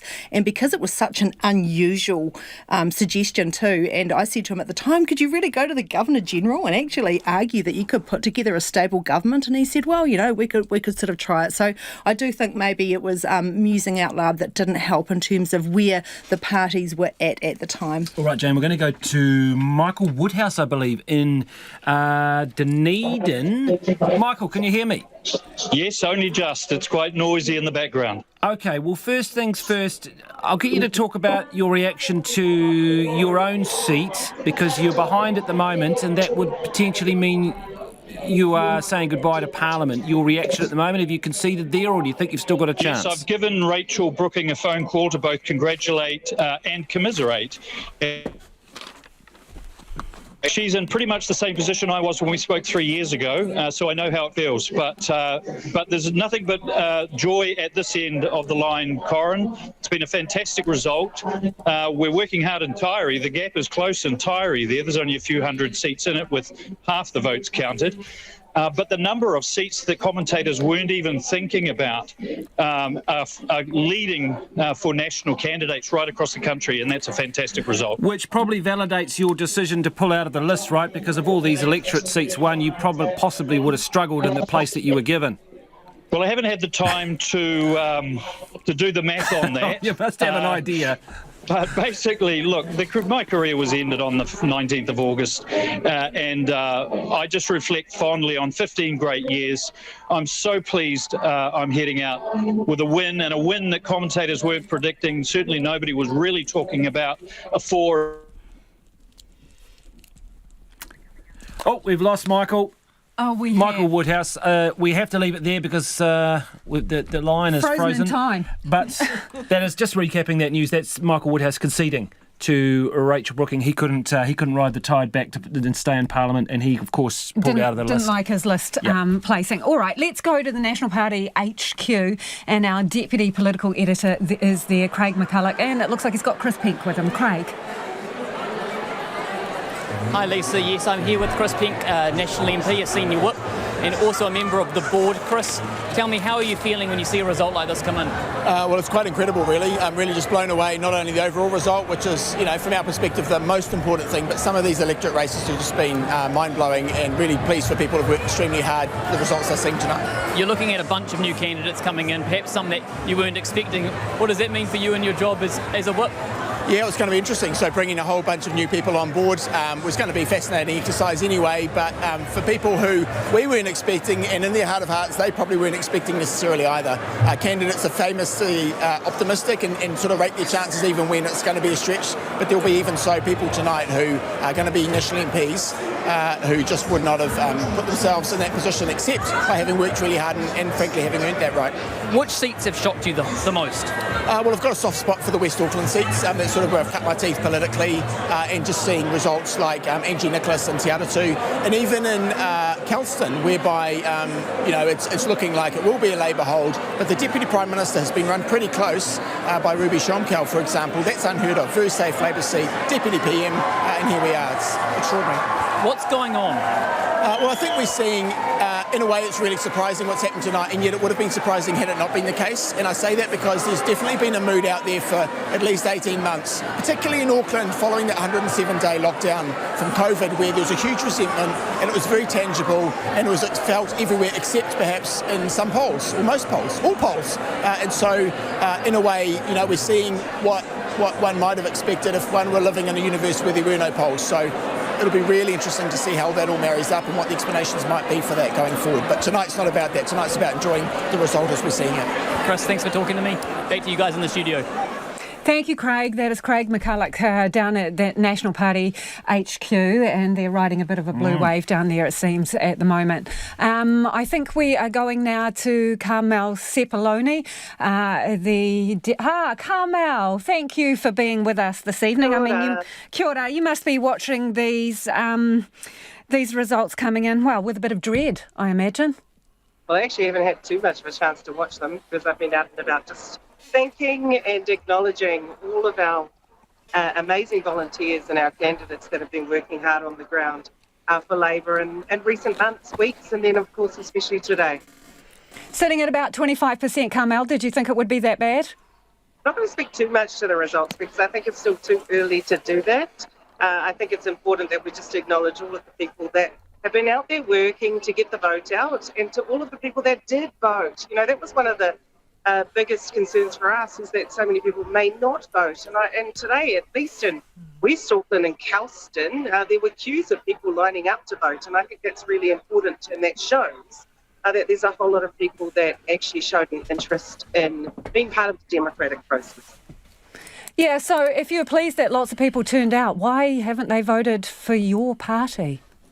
Well, again, I think it's too early to be able to speculate about that. You must have a feeling. One of the things that was slowing things down at many of the Kelston booths, at least, was the number of people that were showing up to cast special votes. Of course, those will not be counted in tonight's vote. So, I always think, you've got to wait. I was a person that lost on election night one year, Lisa, I think you remember. Then I won on special votes by 11. Then I lost by 9 on a judicial recount. So I'm always going to be the person that says, let's just wait until all of the results are finalised before we cast any judgment. You happy to stick around in opposition, Carmel? I'm not even going to speculate about that yet, Lisa, because we don't have all of the results yet. As I said, I have a very good history in the Labour Party of having seen the ups and downs of things, and I think it's really important to wait until the final results are through. Understand, based on these numbers, even if you improve by a couple of percent, you are potentially losing, nearly half of your MPs. How do you feel about that? Again, I'm not going to speculate. Not speculation, based on the numbers we're looking at. Or make any comments on the results so far, because I truly, for the reasons that I pointed out before, like to wait until all of the results are through before I make any comments on what the decisions are. Just very quickly before we go, do you stand by how the campaign was run? Oh yeah, we ran really hard, and we've faced some trying times over recent years, and certainly that's been reflected in the views of some New Zealanders and the way people are feeling. And it's not just New Zealand that's been facing some of these challenges. But I do not, regret any of the decisions that we made as a government, and certainly the campaign that we've made, that we've run. And so, yeah, and it's starting to rain. I need to go inside. You go inside. Thank you for joining us. That's Carmel Sepuloni joining us there. We'll stay with Labour. Katie Scotcher, Labour headquarters. Katie, can you hear me? What's the mood like there? Still a fairly resolute Carmel Sepuloni, and not prepared to call it yet, but there must be a few there that are starting to think that way. Yeah, I've spoken to a couple of supporters here who are pretty devastated with how tonight's kind of ended up for Labour. One described it as a travesty. Another said that they were expecting a slap on the wrist from the public, and instead they've been punched in the face. So there are some here who are feeling very strongly about the votes and how things are shaking out for Labour. I think something that's quite telling is that we were expecting all of the Wellington kind of based MPs to be here, and a lot of them have done a very quick walk around the hall here behind me, have spoken to a couple of supporters and members and other MPs, and then a lot of them have gone back out the hall and are kind of waiting out there and not willing to speak to media. I think if the party was doing a lot better tonight, then they would be willing to have a chat. Any idea on when Chris Hipkins would come down?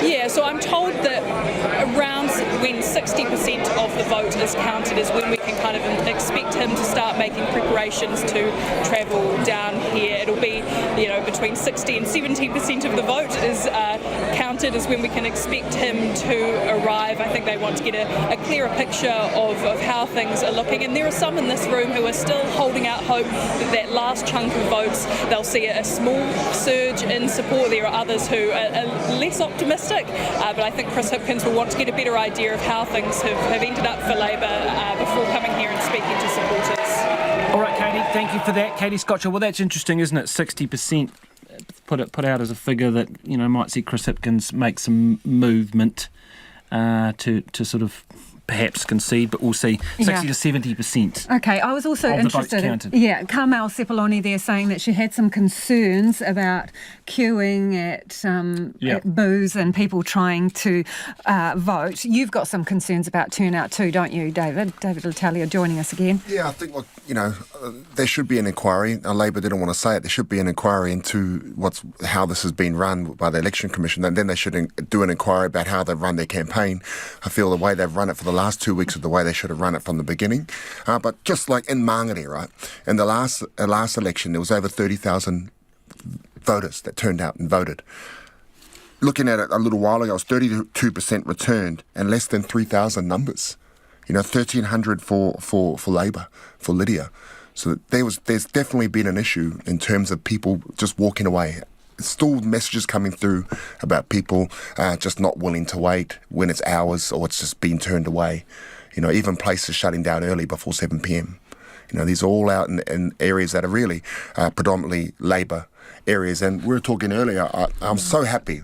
I'm so happy for Te Pāti Māori, Rawiri and Takutai and Debbie, all of them. I'm so happy for them.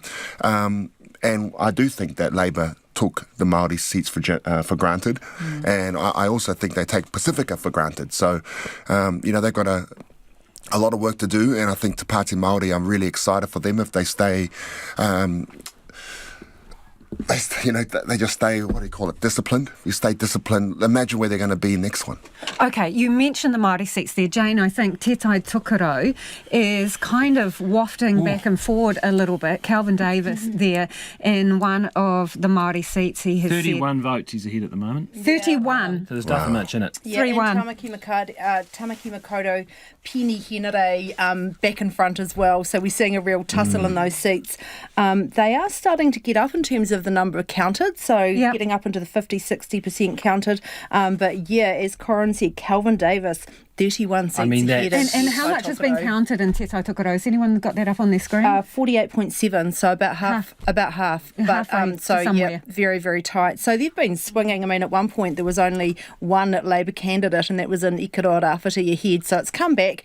But I am interested too. It's sort of traditional law for Labor to say, as we've heard tonight, wait till those South Auckland seats come through, wait till the big booths come through, and people sort of cite 2005. What are your thoughts about that? Is this actually going to happen this time, given what we've been talking about tonight? Well, I've seen all the messages coming through, and what I've seen out there, a lot of them were special votes.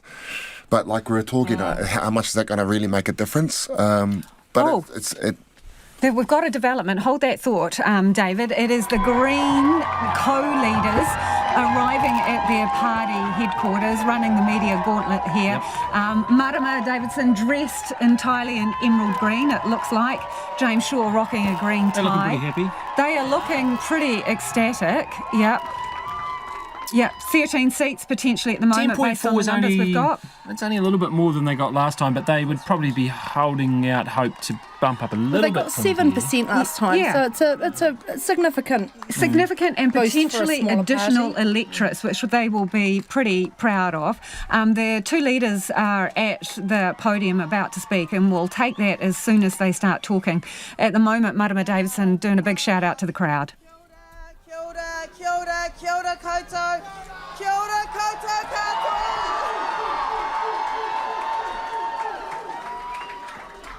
Ngā mihi nui kia koutou te rōpū kākariki, ngā kaitau toko e arohana i te kaupapa mō te taiao me ngā mokopuna, nō reira tēnā koutou, kia ora tātou katoa.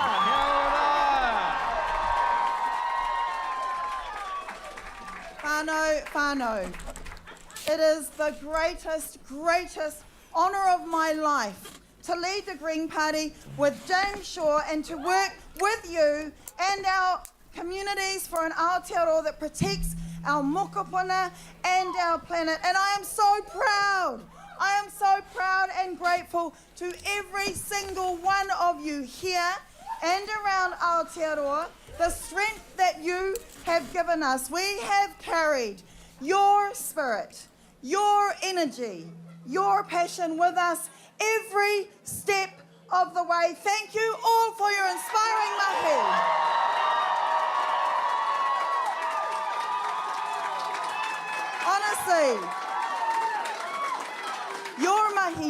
mahi, whether you voted for the very first time, whether you knocked on doors or picked up the phone, whether you put up billboards or delivered leaflets, designed campaign artwork or fed our volunteers, or slayed in debates,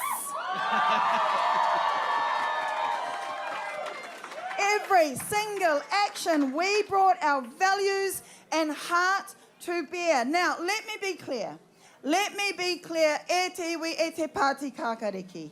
Your work has delivered a Green Party campaign that has once again defied history.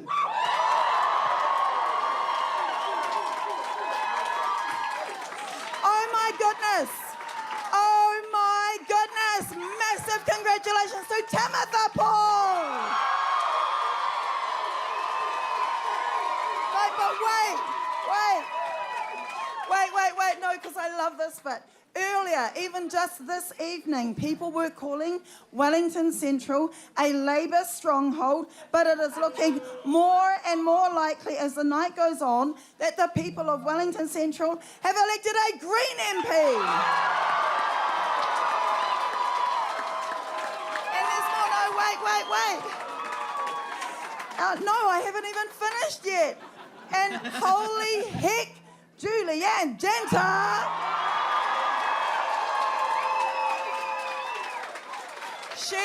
She could be about to turn another so-called Labour stronghold green.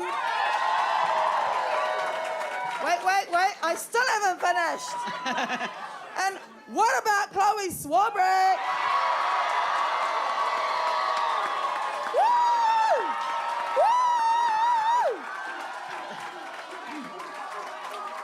Now listen up. Chloe and her team won Auckland Central in the face of a red wave, and she looks set to hold it in the face of a blue wave.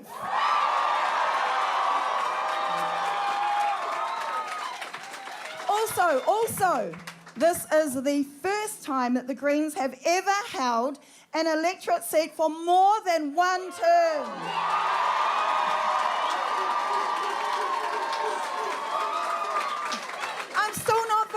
I'm still not finished. And tonight, we have defied political history again. Smaller parties have traditionally lost support after being linked up to a larger government party, but the Greens have now not once, but twice, ruined our support after being in government.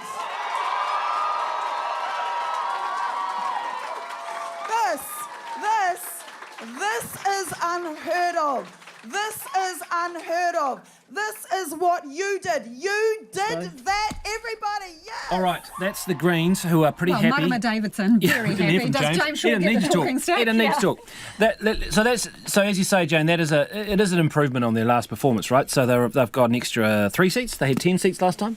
Yeah, they'd get 13. They'd be pretty happy with that, but it's not the 15 that they were polling at some point. It's not. And actually, as we were just talking in the studio, a lot of that vote, the Labour vote, has actually gone directly to National. And when we see these big elections, that's what those two parties need to do. They can't just swash around the votes on the left or the right. They need to take them from the other side, which is what National is heading Things to are tightening the way. It's really interesting looking at it right now, isn't it? Because 60% in now, Corin. There was a drop for National, wasn't it? They lost a couple, and the margin now for National and ACT to be able to form, and see, it's dropped again.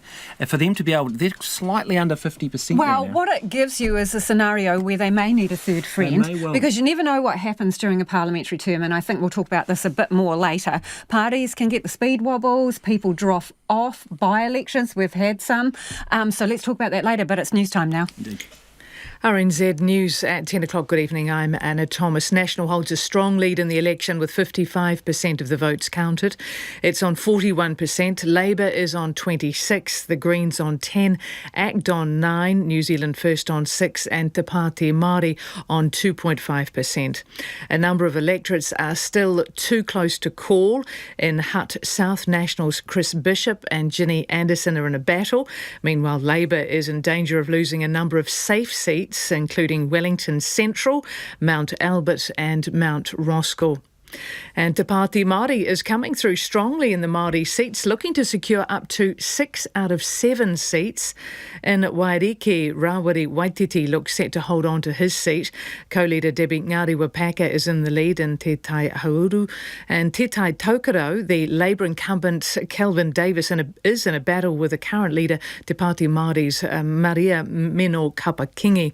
Labour's Nanaia Mahuta is in a fight for her Hauraki Waikato seat against Hana Rāwhiti Maipi Clark from Te Pāti Māori. And a close call in Tamaki Makaurau between Labour's Peeni Henare and Takutai Tash Kemp from Te Pāti Māori. In other high-profile seats, and absent ACT leader David Seymour is well ahead of Nationals' Paul Goldsmith. In Auckland, the Greens' Chloe Swarbrick has a strong lead.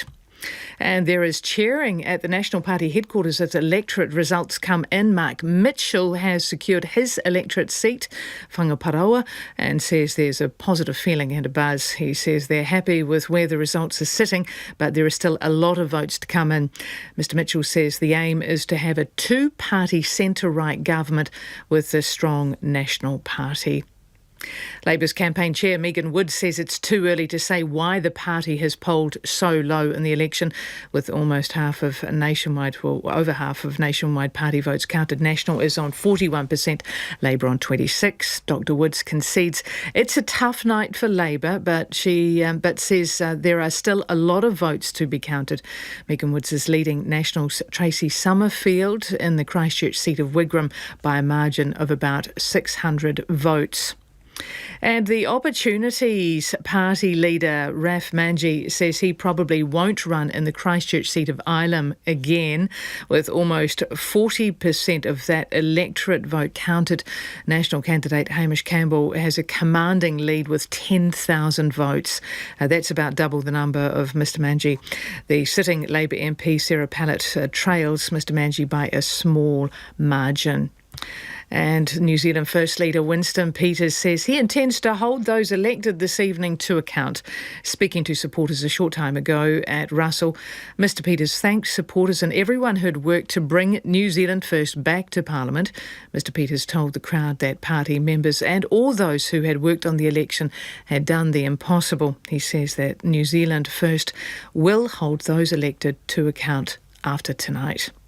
And across the Tasman, with just over 15% of the vote counted in the Voice referendum, the no vote has a commanding lead.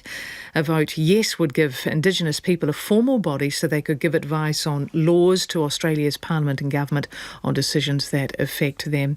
And the no's are currently sitting at 55% and yes with nearly 45% of the vote. And that's the news.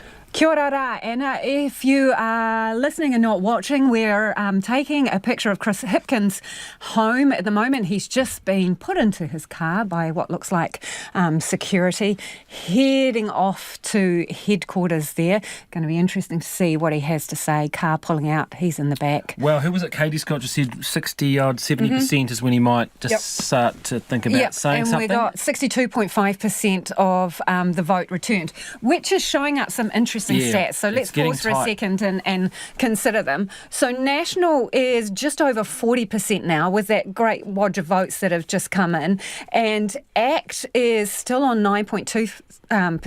So what we've got here is a very tight margin, Heather, and I'm wondering, anything can happen in Parliament. You were in a party that had its speed wobbles, right? Blew apart. So do you need an insurance policy? And is that New Zealand First and Winston Peters, who was tracking upwards at this point, 6.2%? Yeah, and maybe. I think, look, there's going to be a bit of seesawing as the last 40% of votes come in, so who knows quite where we'll land, but that is a bit too tight for comfort.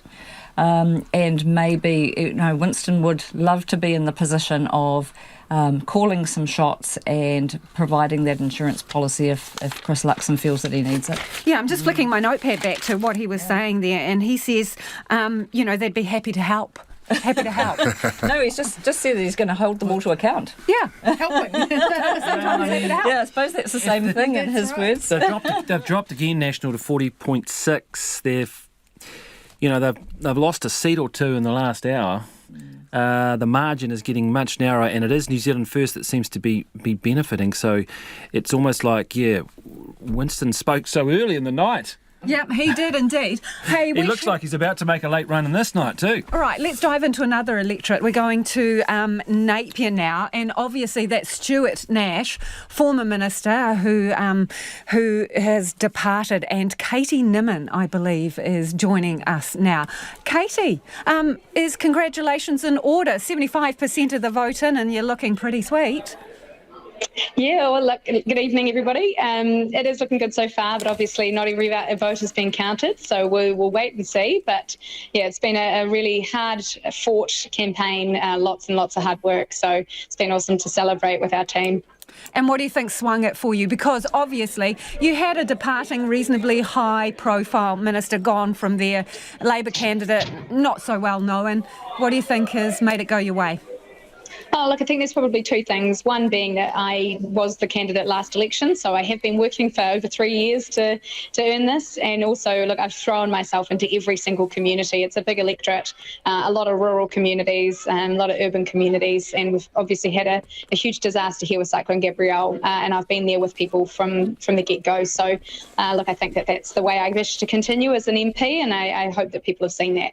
Katie, while we're talking to you, we are just looking at the National Party leader's house, and a pretty jazzy-looking car is backing up to pick him up, I think, to head off to his headquarters there. So we're keeping an eye on that at the same time we are talking to you, Katie. I'm just wondering, you're from a part of the Motu that is facing some pretty severe challenges, still cleaning up from Cyclone Gabrielle. What are your priorities going to be as an electorate MP, if indeed the result sticks? I understand you don't want to count your chickens too soon. No, I think I've said that probably about 5 times tonight.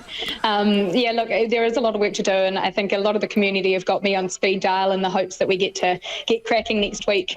Obviously, that's probably a little bit presumptive as early as next week, but yeah, the communities have got a lot to deal with. There's a lot of things that are sort of in limbo, or whether it's, various different categorisations of land or silt removal, and there's still communities up in the northern part of the electorate that people are having to raft across rivers to get to work. So we've got a lot of work to do, and I think it's prioritising infrastructure rebuild, silt removal, so we can make land productive again, because that's what we're good for here in Hawke's Bay. Yeah, look, there is a lot to do, and just excited to get into it if that is the way the result ends up.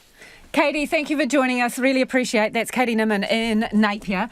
Seat formerly held by Stuart Nash. Through airport this morning, actually, when I was coming through. I'm not sure where he was going, but he seemed happy. Who's got a new job starting on Monday, as I think was reported. Interesting, yeah.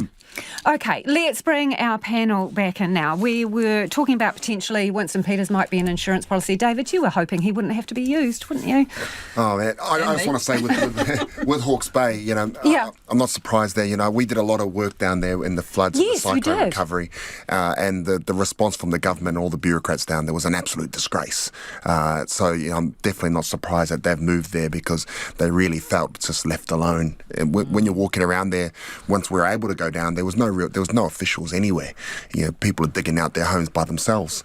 Because people cite COVID, don't they, and the hangover from COVID, David. But the country has seen a couple of these massive weather events where there are a lot of people where arguably in other parts of the world, like up here in Auckland and Wellington, that they think it's finished and it's done, but it's not for those people, is it? Not at all. There's still massive amounts of work there. And I actually, I called out Chris Hipkins. I said, you need to base yourself down there, because if anyone can cut through bureaucracy, surely it's our Prime Minister, and just get things done. And they didn't do it, and here we are. And remember, there's been a blue seat before. Yeah, and remember too, Stuart Nash and Kitty Tapu Allen were both the lead ministers for the recovery as well. So there were double whammies when both of those ministers left. So that was another trial for Hawke's Bay in terms of the political leadership and the people on the ground there who were invested in those communities with the authority to make things happen. Yeah, I'm wondering, Heather, what do you think of that? Because the Labour Party did lose a lot of high-profile people, and not the greatest of circumstances, right? What effect do you think that has had? Oh, I think that was really quite significant. And look, Labour must be kicking themselves now. It was unfortunate that Jacinda Ardern announced first the election date and second that she was going. So she committed them really to an election now. I would have thought it would have made a lot more sense for Chris Hipkins to come in while he was riding high. He had that really nice honeymoon period. If he had called a snap election, say for April, he would have been Prime Minister for the next 3 years. Gone early, you reckon? Yep. And Do a Helen Clark. He could easily have done that. But Ardern, before she left, had committed an election date. I suppose that was a bit tricky, but it would have been a much better strategy. How would he have for them. justified that, though? He needed a mandate of his own. So, we've heard all sorts of talk about the long shadow of Jacinda Ardern during this campaign. He needed a mandate of his own, not picking up and running with her legacy. And I think that's been a really significant factor in this whole election campaign. Yeah, what do you reckon, Jane?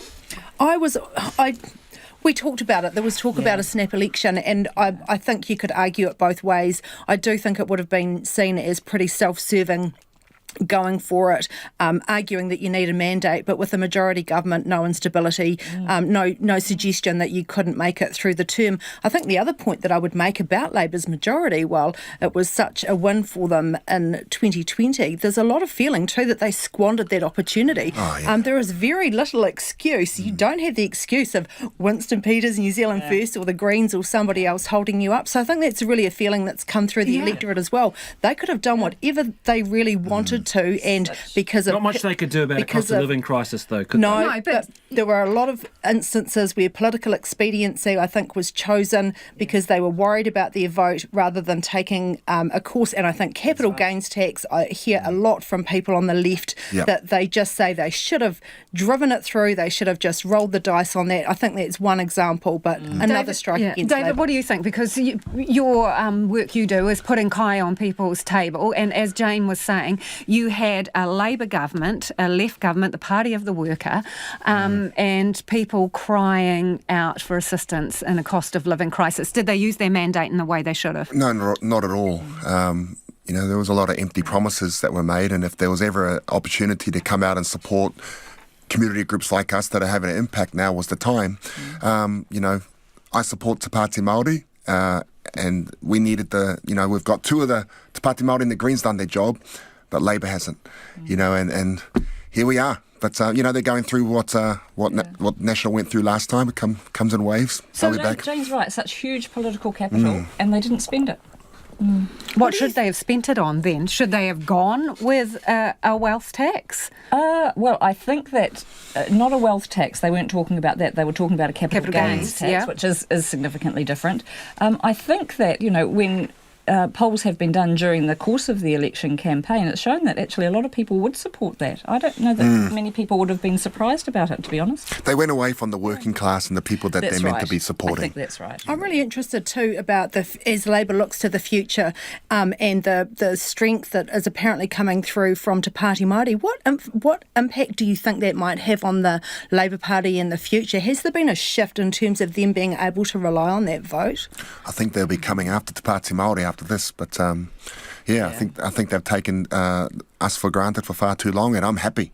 I'm happy for Te Pāti Māori. Obviously, not happy with the result for Labour, but Te Pāti Māori, man, and the Greens. Yeah, well, the Greens and Te Pāti Māori seem to be forging an alliance. Marama Davidson there giving them a very early shout out in her speech, saying, looking at our friends in Te Pāti Māori, they're on track. We were at that debate with Stephen Ngāti Wapeka, the high-fiving, and that's right, it was pretty evident even then. Yeah, so how do you think that's going to work? Are they going to be,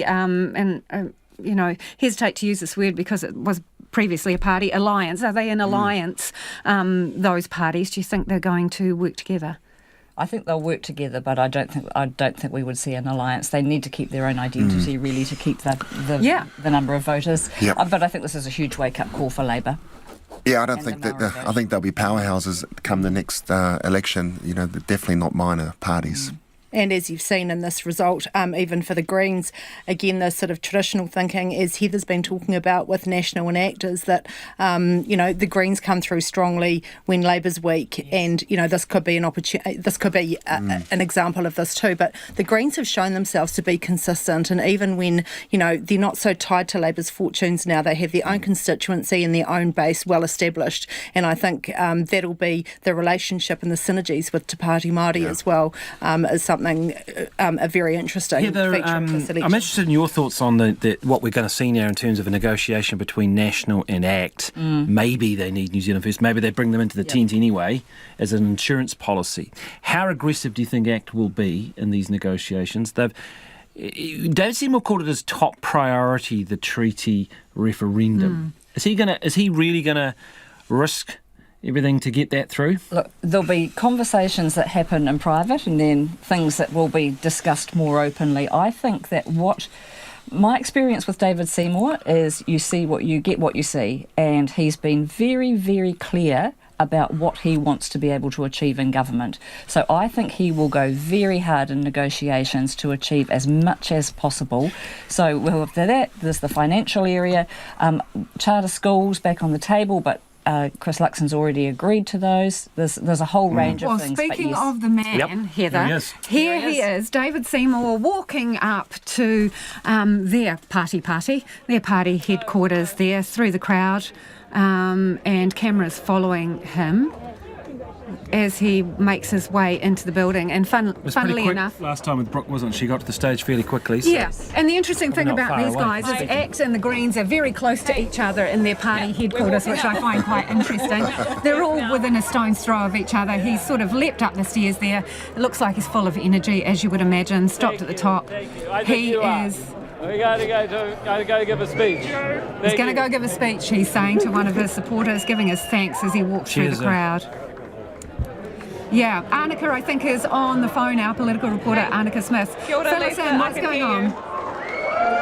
Yeah, so David has just arrived at Party HQ. You can hear there's a lot of noise. People are so stoked to see him, and he said as he came in, we asked him how he was feeling. He said very, very good, and the vote reflects that. The current numbers that have been counted, it looks like ACT and National may have it to form the next government. So he's taking the stage now. He'll be talking to supporters in a few moments' time. Yeah, and they are sitting on just over 9.2%. Yep, so that would give them 12 seats that we're seeing there, National with 51. It's looking tighter and tighter, though, as to whether they can get there alone. I mean, depends on the overhang to some. Here we go, I think, David Seymour at the podium.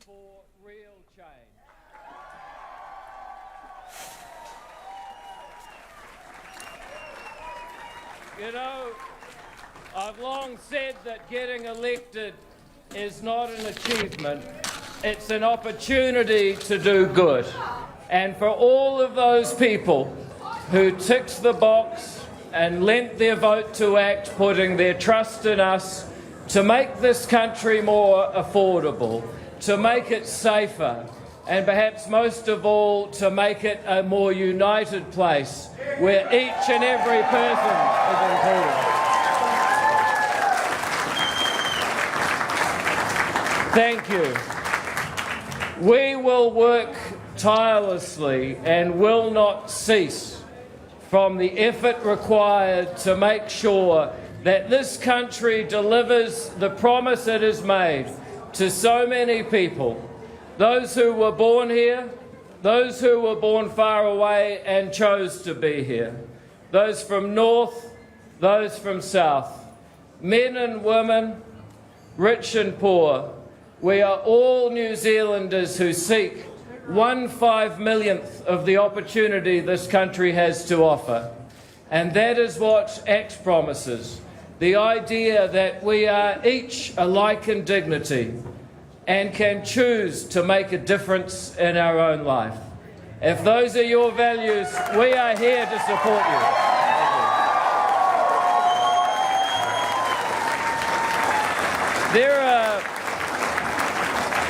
There are so many people that I can't thank enough. So many people whose support and encouragement has inspired me. All those people who delivered flyers in the rain, knocked on doors, came to my street corner meetings. All of those people who had so many other things that they could be doing, but they chose to participate in our democracy and contribute to real change. Those are the people that made tonight.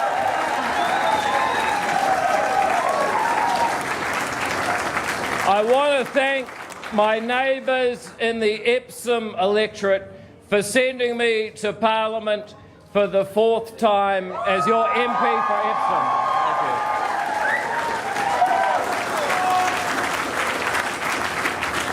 And I want to congratulate my next door neighbours in the Tamaki electorate for your excellent choice.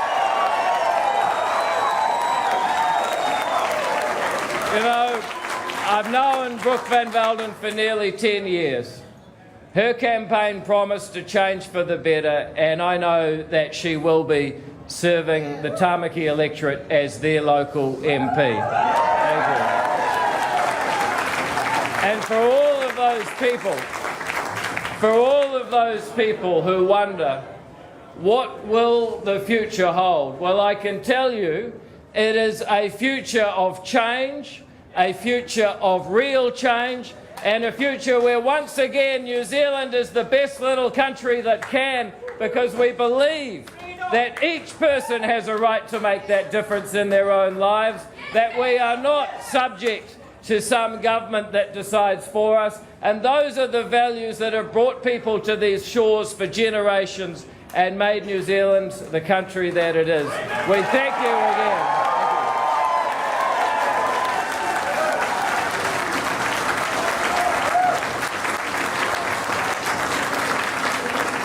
So for everybody here who's made this campaign possible and participated in our democracy tonight, have a celebration. But I can tell you that for New Zealand, north and south, men and women, rich and poor, and from every race, class or creed, there is a better tomorrow, and we get to work on making it happen after this historic vote, not just for change, but for real change, to be at our best, to be our boldest, and to be the New Zealand that we've always believed we can be. That's David Seymour, who is speaking to his supporters with a 9.2% result for ACT at this point. That will give them 13 seats, so that is an increase on where they have been. About a three-seat increase, isn't it? They were 10 in the current Parliament. We are seeing the numbers tighten up a little bit. We've got National still holding 51 seats, though, but their vote has come down. They were up at around 42 at one point, weren't they? Yeah, just hovering over 40. 40 down a little bit. 40.2, and looking, as you said, with the ACT Party, it's dropped slightly as more votes have been counted, just over 9%. I think we'll see Chris Hipkins soon. We're hearing that his van... Has he got a van? Yeah, People mover or something? It looked like a people mover like a people backing mover to up. me. We just saw it disappearing. But we've got Katie Scotcher, our political reporter, who is with Labour now. Katie, can you hear us? Kia ora, Katie. Maybe not. Maybe not. So yeah, Chris Hipkins is moving, and Chris Luxon too is also sounding like there's movement there. But let's hear Katie. We got Katie back? No, we're not getting luck with Katie. We'll park that one for the minute. I'm just interested. David Seymour giving him a speech there, talking about making New Zealand a more united place. We know that he's keen for a referendum on the treaty. Is ACT in government a signal of a more united New Zealand? So, well, certainly their campaign would suggest not. But, anyone can make good once they, after the campaign is over. So I'd look forward to that. But look, I think ACT has driven a very divisive sort of campaign, and so it'll be quite a turnaround for them if they do make good on that commitment from David Seymour tonight. Okay, I think we've got Katie. We've risen. Katie, can you hear us? Yes, I can hear you, Lisa. Wonderful. Katie Scotcher joining us now from the Labour Party. Katie, is Chris Hipkins come your way yet? Yes, he's just stepped out of the van that's brought him here from his house. He's walking behind the venue towards back entrance, where he will be kind of waiting before he addresses supporters. He says he's feeling good, but he won't say much else. He says he wants to talk to the people inside, the volunteers, the supporters, before he says anything else. Is this going to be his concession speech? We've got just over 72% of the vote returned. Enough for him to say it's over for Labour? He was asked that question, will you concede in this speech? Have you called Chris Luxon? And he said he will make all of that clear when he speaks inside shortly. We're expecting him to start speaking in about 10 minutes. Mood there, Katie, what would you say? Pretty bad. The people inside are pretty devastated.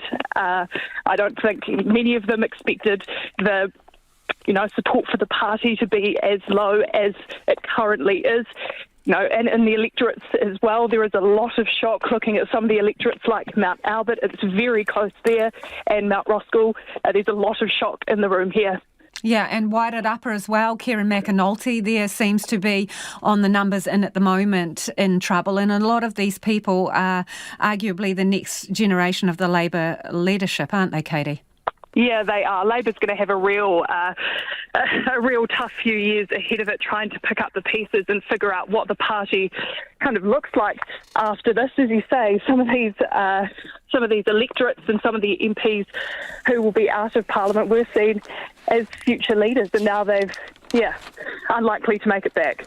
Thank you, Katie. That is Katie Scotcher joining us there from Labour's HQ. Yep. We will be going back there when Chris Hipkins comes on the scene. But I think we're going to Craig McCulloch, our Deputy Political Editor, who's down at the National Party HQ. Bring us up to date, Craig. What's going on there? Good evening, Lisa. Well, actually, Sir John Key has just arrived. He's walking down the entrance. He's come through the blue balloon arch that welcomes all the supporters here, and he's being welcomed with great enthusiasm by National Party members. He's arrived here just in the last few moments, and I guess paving the way for the new leader, Christopher Luxon, to arrive shortly. The people that I've been speaking to here are just in complete disbelief. They are thrilled, they are stunned, they can't quite believe what they're seeing. And we're talking about seats like Te Atatu, like New Lynn, like Mount Albert, Mount Roskill. They cannot believe that. It's been described to me as 2020 in reverse. They are absolutely shell-shocked and really can't believe it. The members that I spoke to were perhaps most excited by the fact that Winston Peters, New Zealand First, would not be needed, but there is still a big question mark there, and it will be one for Christopher Luxon to be considering whether or not they need New Zealand First. Will he maybe bring that party in to just as a little bit of insurance? There's that question of the overhang really does complicate areas, complicate matters. With a larger parliament, that means a larger majority is needed, and so if they're sitting quite close, if National and ACT together are sitting quite close to that majority line, and they're only just over it, they might want to bring New Zealand First in anyway. Another MP that I was speaking to earlier was talking about that prospect of maybe bringing them both into the tent as a way of reducing each of these leverage as well. So that is one possibility that Chris Luxon will be considering. Obviously, it will be up to him, but a lot to be considering over the next few days and weeks. Craig, can you just have a look around and see what's happening behind you? There just seems to be a little bit of excitement there. What are we seeing? Yes, that is Sir John Key, who has been absolutely mobbed by supporters. Quite a celebrity appearance here by the ex-Prime Minister. Obviously, he's played a role in this campaign throughout it.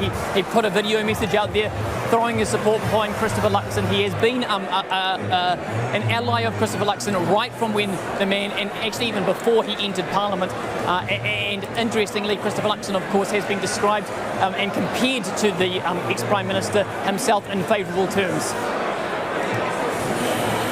So what do you reckon? There'll be a bit of usual sort of order of procedures waiting for Chris Hipkins to speak, and then you would expect some movement from Chris Luxon's house. Yes, we're still waiting for Christopher Luxon to appear. I've been told that they are waiting.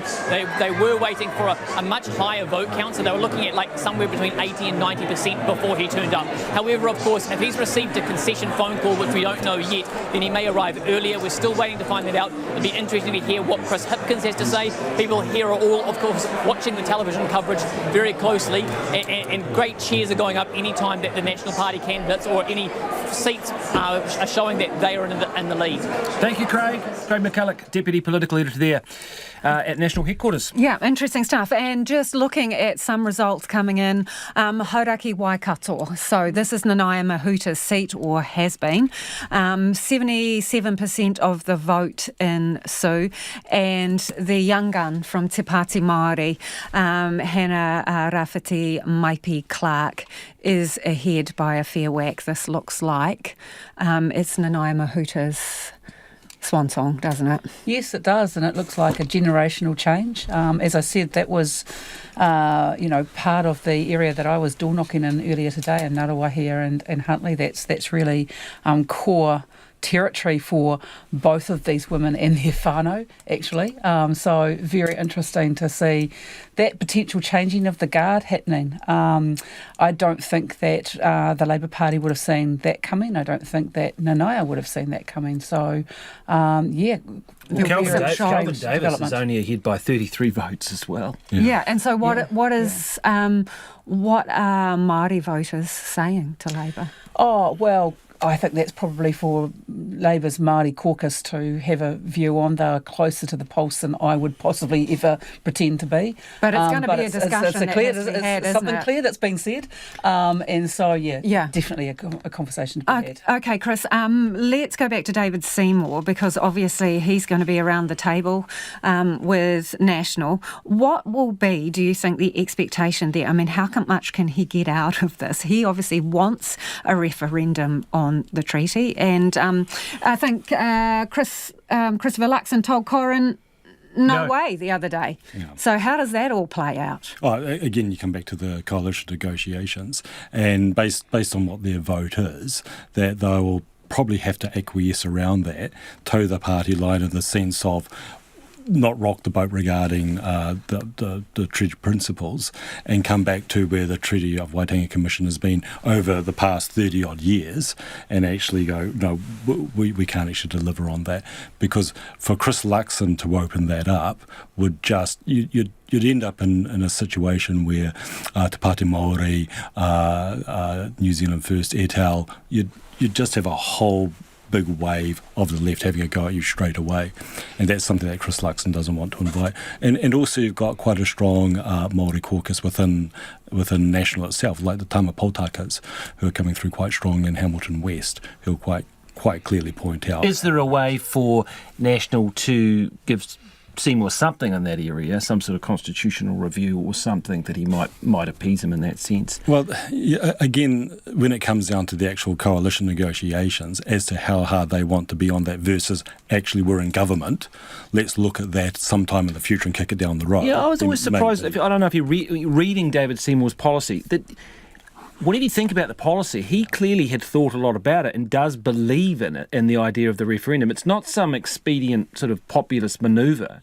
This is something he believes deeply in. Yeah, and again, it comes back to the negotiations and how far the Nats would want to take that.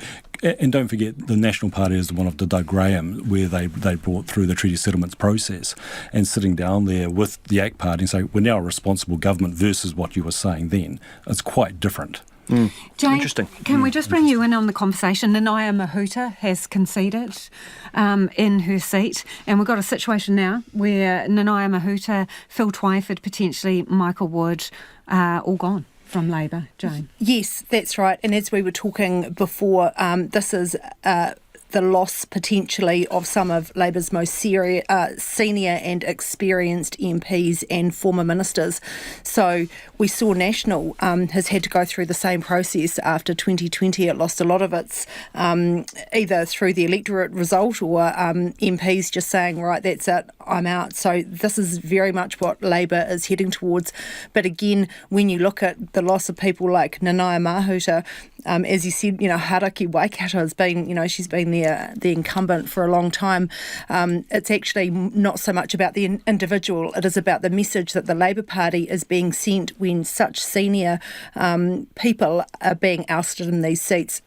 The interesting thing too, we're just seeing, as we've been talking about the fight is carrying on in those Māori seats, and the dynamic in these Māori seats will impact the ability of National and ACT potentially to put a government together, because if the Māori Party win more seats and the overhang is larger, it makes it they need a large majority. So they are actually quite directly influential. Yeah, and it's interesting because just looking as these results tick over, 76% of returned votes, and National has just dropped under that 40% mark, just marginally, but it's 39 point something or other. And then you've got ACT. No change in the seats though. No, still floating at that 9.1%. For ACT, not for ACT either. So at the moment they're hanging on to that. They're hanging on to that 63, aren't they? Yeah, with their teeth. Part. Yeah, and they will be hoping that doesn't change. And then on top of that, as Chris mentions, there is the by-election in Port Waikato. Just in terms of negotiations, right? You don't get to the head of big corporates without some skills, right? So what do we know about Christopher Luxon and his ability to negotiate? Well, again, being sort of head of Unilever and definitely from a marketing background, he's very, very good at that aspect. And one thing, if you're a minor party within a coalition, the thing that we've all learned is how do you actually allow the minor party to actually get good quality air time, and that's something that everybody's mindful of, because you don't want just a 3-year. Hold that thought. Another Chris is about to talk. Chris Hipkins, crossing there now. He is at the podium, standing by for him to talk, just soaking up the applause he is at the moment. A wave to the crowd. The crowd chanting for him. Yeah. Carrying him along with the chant of Chippy. E nā mana, e nā reo, rauranga tirama, tēnā koutou, tēnā koutou, tēnā koutou katoa.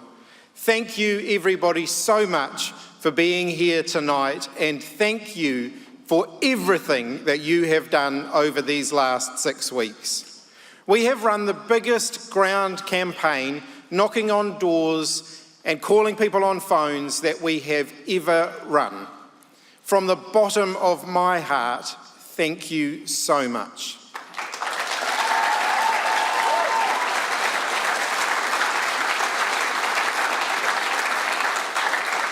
Unfortunately, the results tonight showed that that wasn't enough. Earlier this evening, I called Christopher Luxon to congratulate him on National's results. While it's MMP and the numbers are likely to move around a little bit before the final count, as it stands, Labour is not in a position to form another government. The result tonight is not one that any of us wanted, but I want you to be proud of what we achieved over the last 6 years. Because despite governing through some of the biggest challenges our country has ever faced, we kept New Zealand moving forward, and we protected those who needed help the most.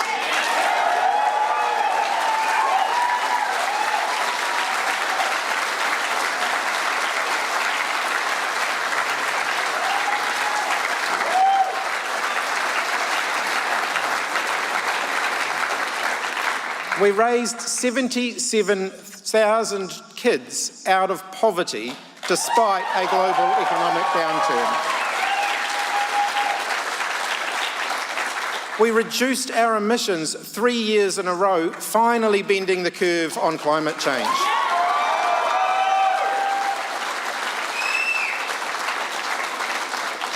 We built 13,000 new public homes, more than any government since the 1950s. We kept Kiwis in work with unemployment below 4% for the last 2 years, and we moved record numbers of people into work. One that's very near and dear to me, we introduced the Food in Schools program to ensure that kids could learn on a full stomach.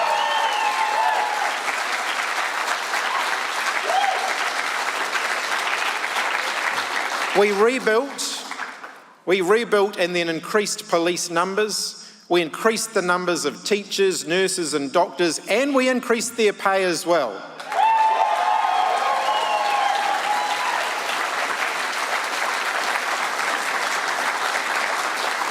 We sought to bring people together, to unite, not divide.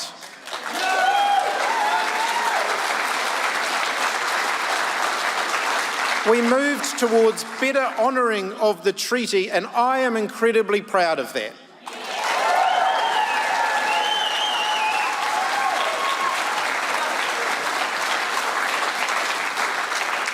It hasn't been easy.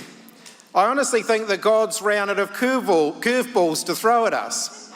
Terrorist attacks, volcanoes, cyclones and floods, and of course the COVID-19 global pandemic and the global cost of living crisis that followed.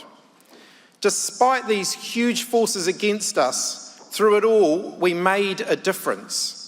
We saved lives and recorded the lowest number of COVID deaths in the developed world.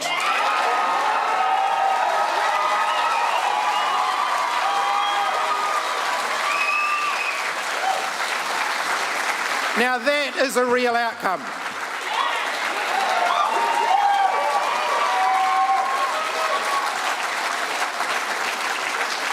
We kept Kiwis in work while unemployment spiked around the world, and we grew our economy faster than most. We lived our values, and I believe New Zealand is a better place for that.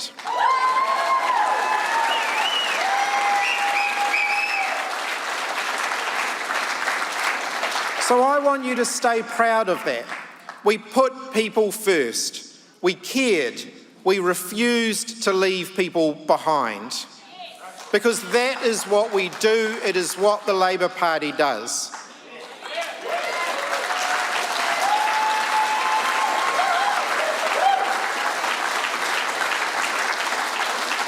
My friend and former Prime Minister, the late Mike Moore, remarked that the highest honour a democracy can afford a citizen in a free nation is to be elected as a Member of Parliament. To those who have served but are not returning to Parliament, particularly to my Labour Party colleagues, thank you for the service you have offered to the people of New Zealand.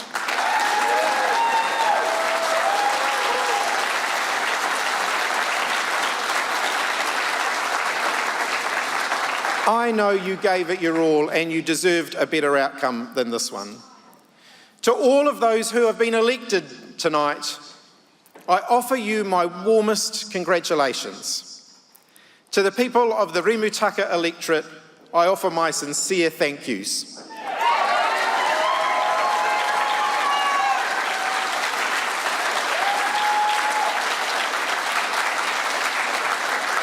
You have consistently placed your trust in me, and it continues to be an honour to represent you. To the Rimutaka Labour campaign team, thank you for waving the flag, though your candidate was seldom there in this election.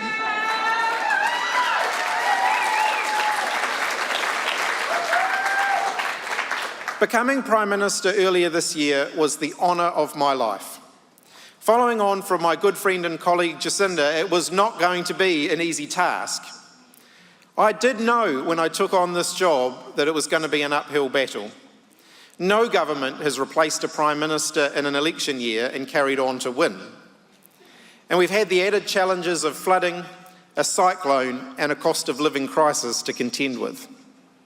I'm proud of the progressive platform we put forward in this campaign, one that supports everyone, not just the well-off.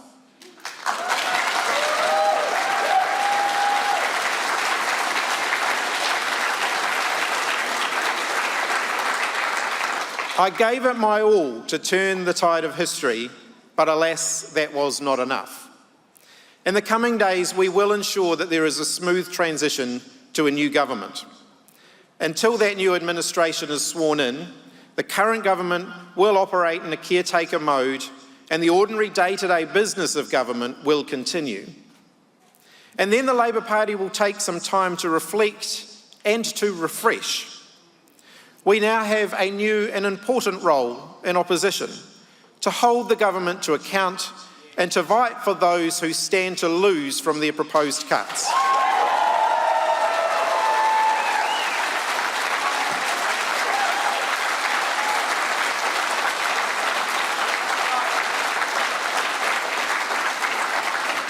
I can promise that we will keep fighting for working people because that is our history and our future.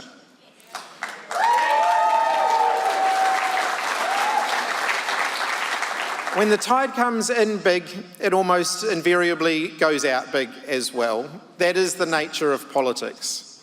But the Labour Party is still here. We're not going anywhere, and we will get up again like we have many times before.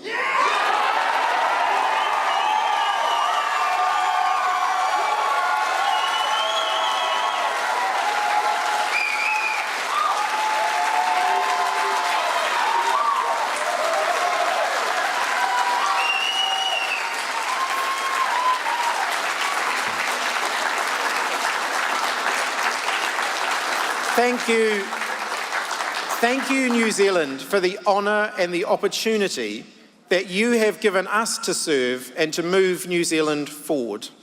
And finally, some special thanks to all of you, our Labour team, our Labour whānau, our volunteers and supporters up and down New Zealand. Thank you so much for everything you have done.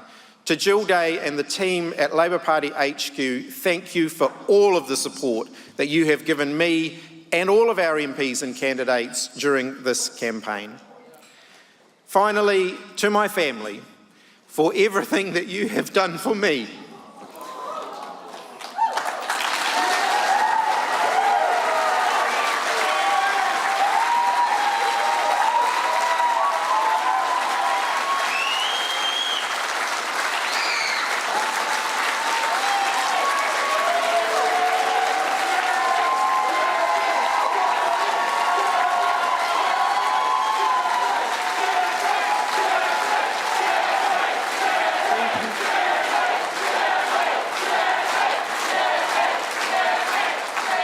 To my mum and dad, for all the love that you have given me and for all of the gaps that you have plugged over the last 9 months, I really want to say thank you to you. There is someone else special that I want to thank tonight, someone that most of you won't know, and that is my partner, Tony. Being Prime Minister is not the only special thing that has happened for me this year, and I want to thank you for being with me every step of the way over the last few months as we have gone through this campaign.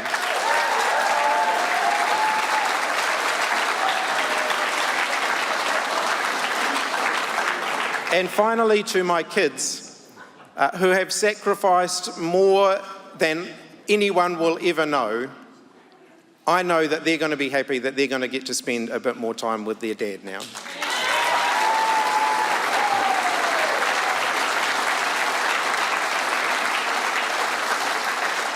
Kia kaha, everybody.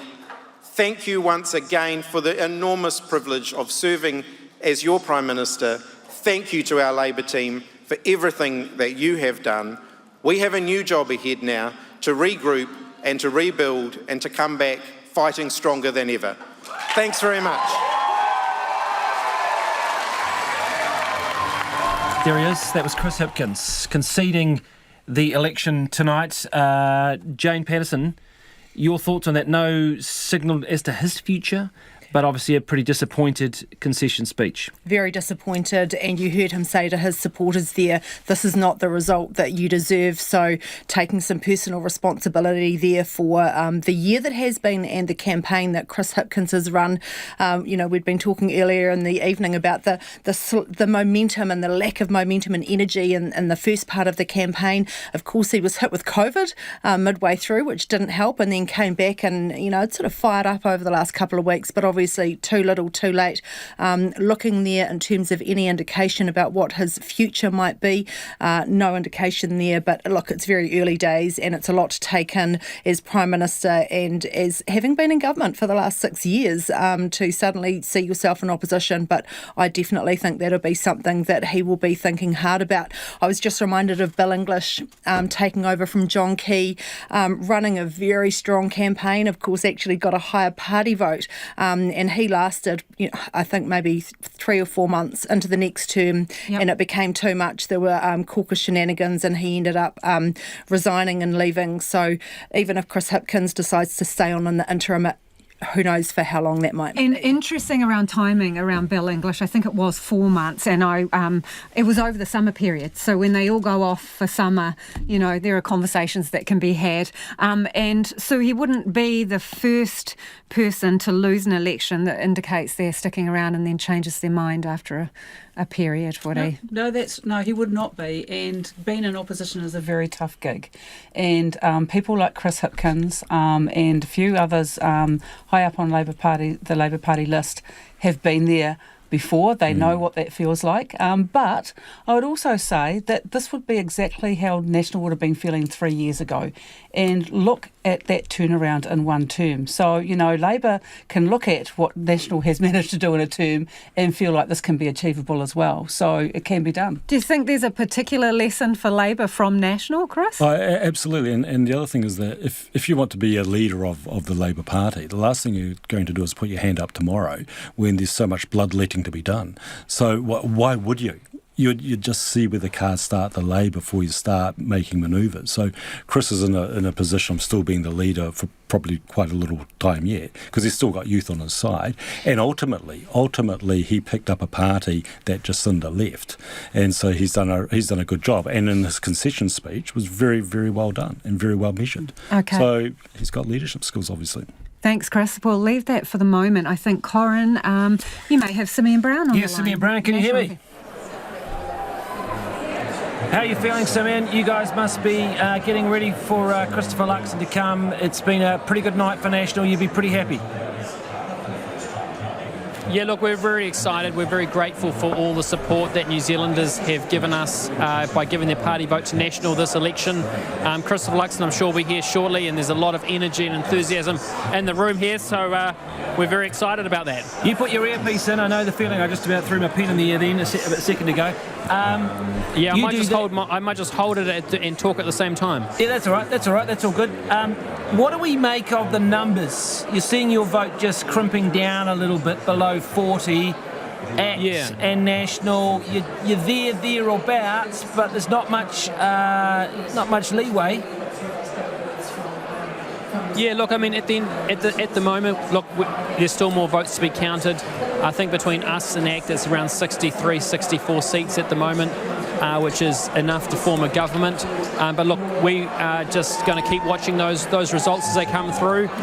We're, as I said, very grateful for all the support that we've received so far, and we hope to be able to form a government to get this country back on track.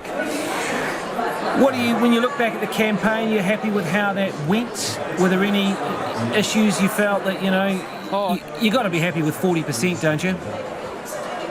Oh, look! This is an outstanding result, and we're very grateful for the support we've received. And this really just authenticates what we were feeling on the ground, particularly here in Auckland. And if you look particularly across Auckland, some of the results we've seen in Auckland, there's been a huge shift towards National. Mount Roskill, Mount Albert, Newland, Te Atatu, Northcote, Upper Harbour, Takanini. These are all seats Labour's held. We've either picked them up or had huge swings towards National in those seats. And that just shows that Auckland in particular is looking for a change of government, a change of direction, and that's what we're going to deliver. Do you think there'll be any thoughts to bringing New Zealand First into the tent, even if you don't technically need them? Well, I think at the end of the day, as we've always said, we want to be able to form a government with the ACT Party. Look, New Zealand First is clearly there in Parliament, but those are decisions that ultimately the leader will have to make around the relationship there with New Zealand First. But look, they've come back to Parliament. They will be there. They'll be a part of the next Parliament, and there'll be a relationship there as well. Thanks, Simeon. That is Simeon Brown joining us there from National Party headquarters. We're off to the ACT Party and Annika Smith, who I believe is there with leader David Seymour. Annika, take it away.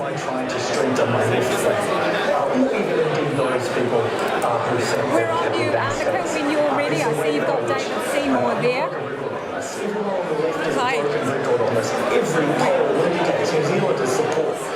I'm not sure you can hear me, Annika. Just give me a nod if you can hear me. I can see you there with David Seymour. We're eager to hear what he's got to say. Annika can't hear us at the moment, so maybe we'll work We'll work on our comms for a second. Those earpieces are all playing. I know, they are. Well, there's a lot going on there. Interesting, Simeon Brown talking about the seats.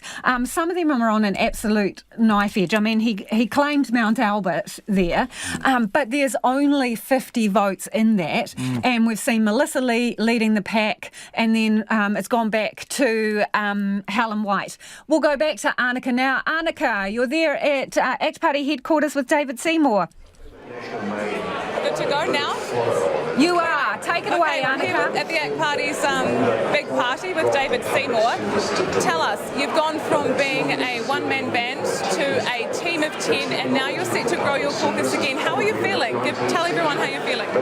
Look, I think it's a good story, right? If you are honest and stick to your principles, then people might just get in behind you. So I think that's a good story. It bodes well for New Zealand. But more importantly, this country has a lot of serious challenges. ACT has put forward solutions.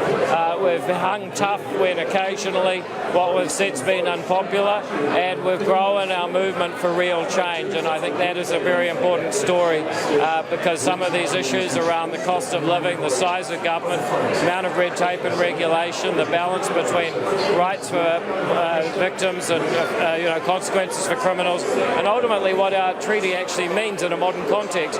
Those are debates that New Zealand needs to have and actions we need to take, and I'm proud that we've done that. Things will move very quickly from here, right? I mean, we're at the ACT Party's party, but tomorrow you'll be on the blower to Chris Luxon, maybe even sitting down with him. What are your top priorities? Where to from here? Look, the government has spent too much money without getting results. We need to improve the efficiency of government spending because everyone else is really struggling to make ends meet, while government does less and less with more and more. The amount of crime that we've seen out on this campaign, just visiting dairy owners, is heartbreaking. We're going to have to start shifting that pendulum, and we're also going to need to make sure that New Zealanders feel that they're included in our country. Whether you were here for 15 generations or one, you belong here. A lot of the rhetoric about the treaty being a partnership between races is inherently divisive, and we need a better story for our country than that. That's what we hope to provide. This election campaign, there's been a lot of talk about massive job cuts in the public sector. Are we expecting, several thousand people to lose their job in a few days' time? No, there's no possibility of that. The contracts that people have protect them from that kind of change. However, what is clear is that the government has hired an additional 15,000 people in the core public service. I'm not talking about nurses, doctors, police, or anyone that you would see face to face. I'm talking about the core public service, bureaucrats largely in Wellington. That has increased by 15,000, and I challenge anyone to explain how that's made their life easier or government services better. That does need to change back, and we are unapologetic about making that change. Some people say, well, what about the people whose job it is? Well, you know what? 3,000 people leave one job and go to another one each day.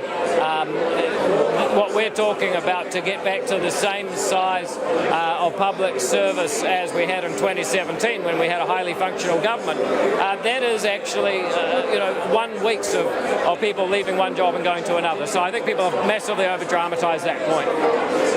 David Seymour, everybody, at ACT Party's party on Auckland's waterfront. Thanks for joining us. Thank you very much, Annika. Thank you, Annika. Yeah, Annika there with David Seymour. Chris Simpson, what did you make of that? They're going to be pretty fast with conversations from this point onwards. Ella is joining us back in the studio, Ella Henry, so we'll let her get into her spot. But from what he said there, he wants to get down to business pretty quickly.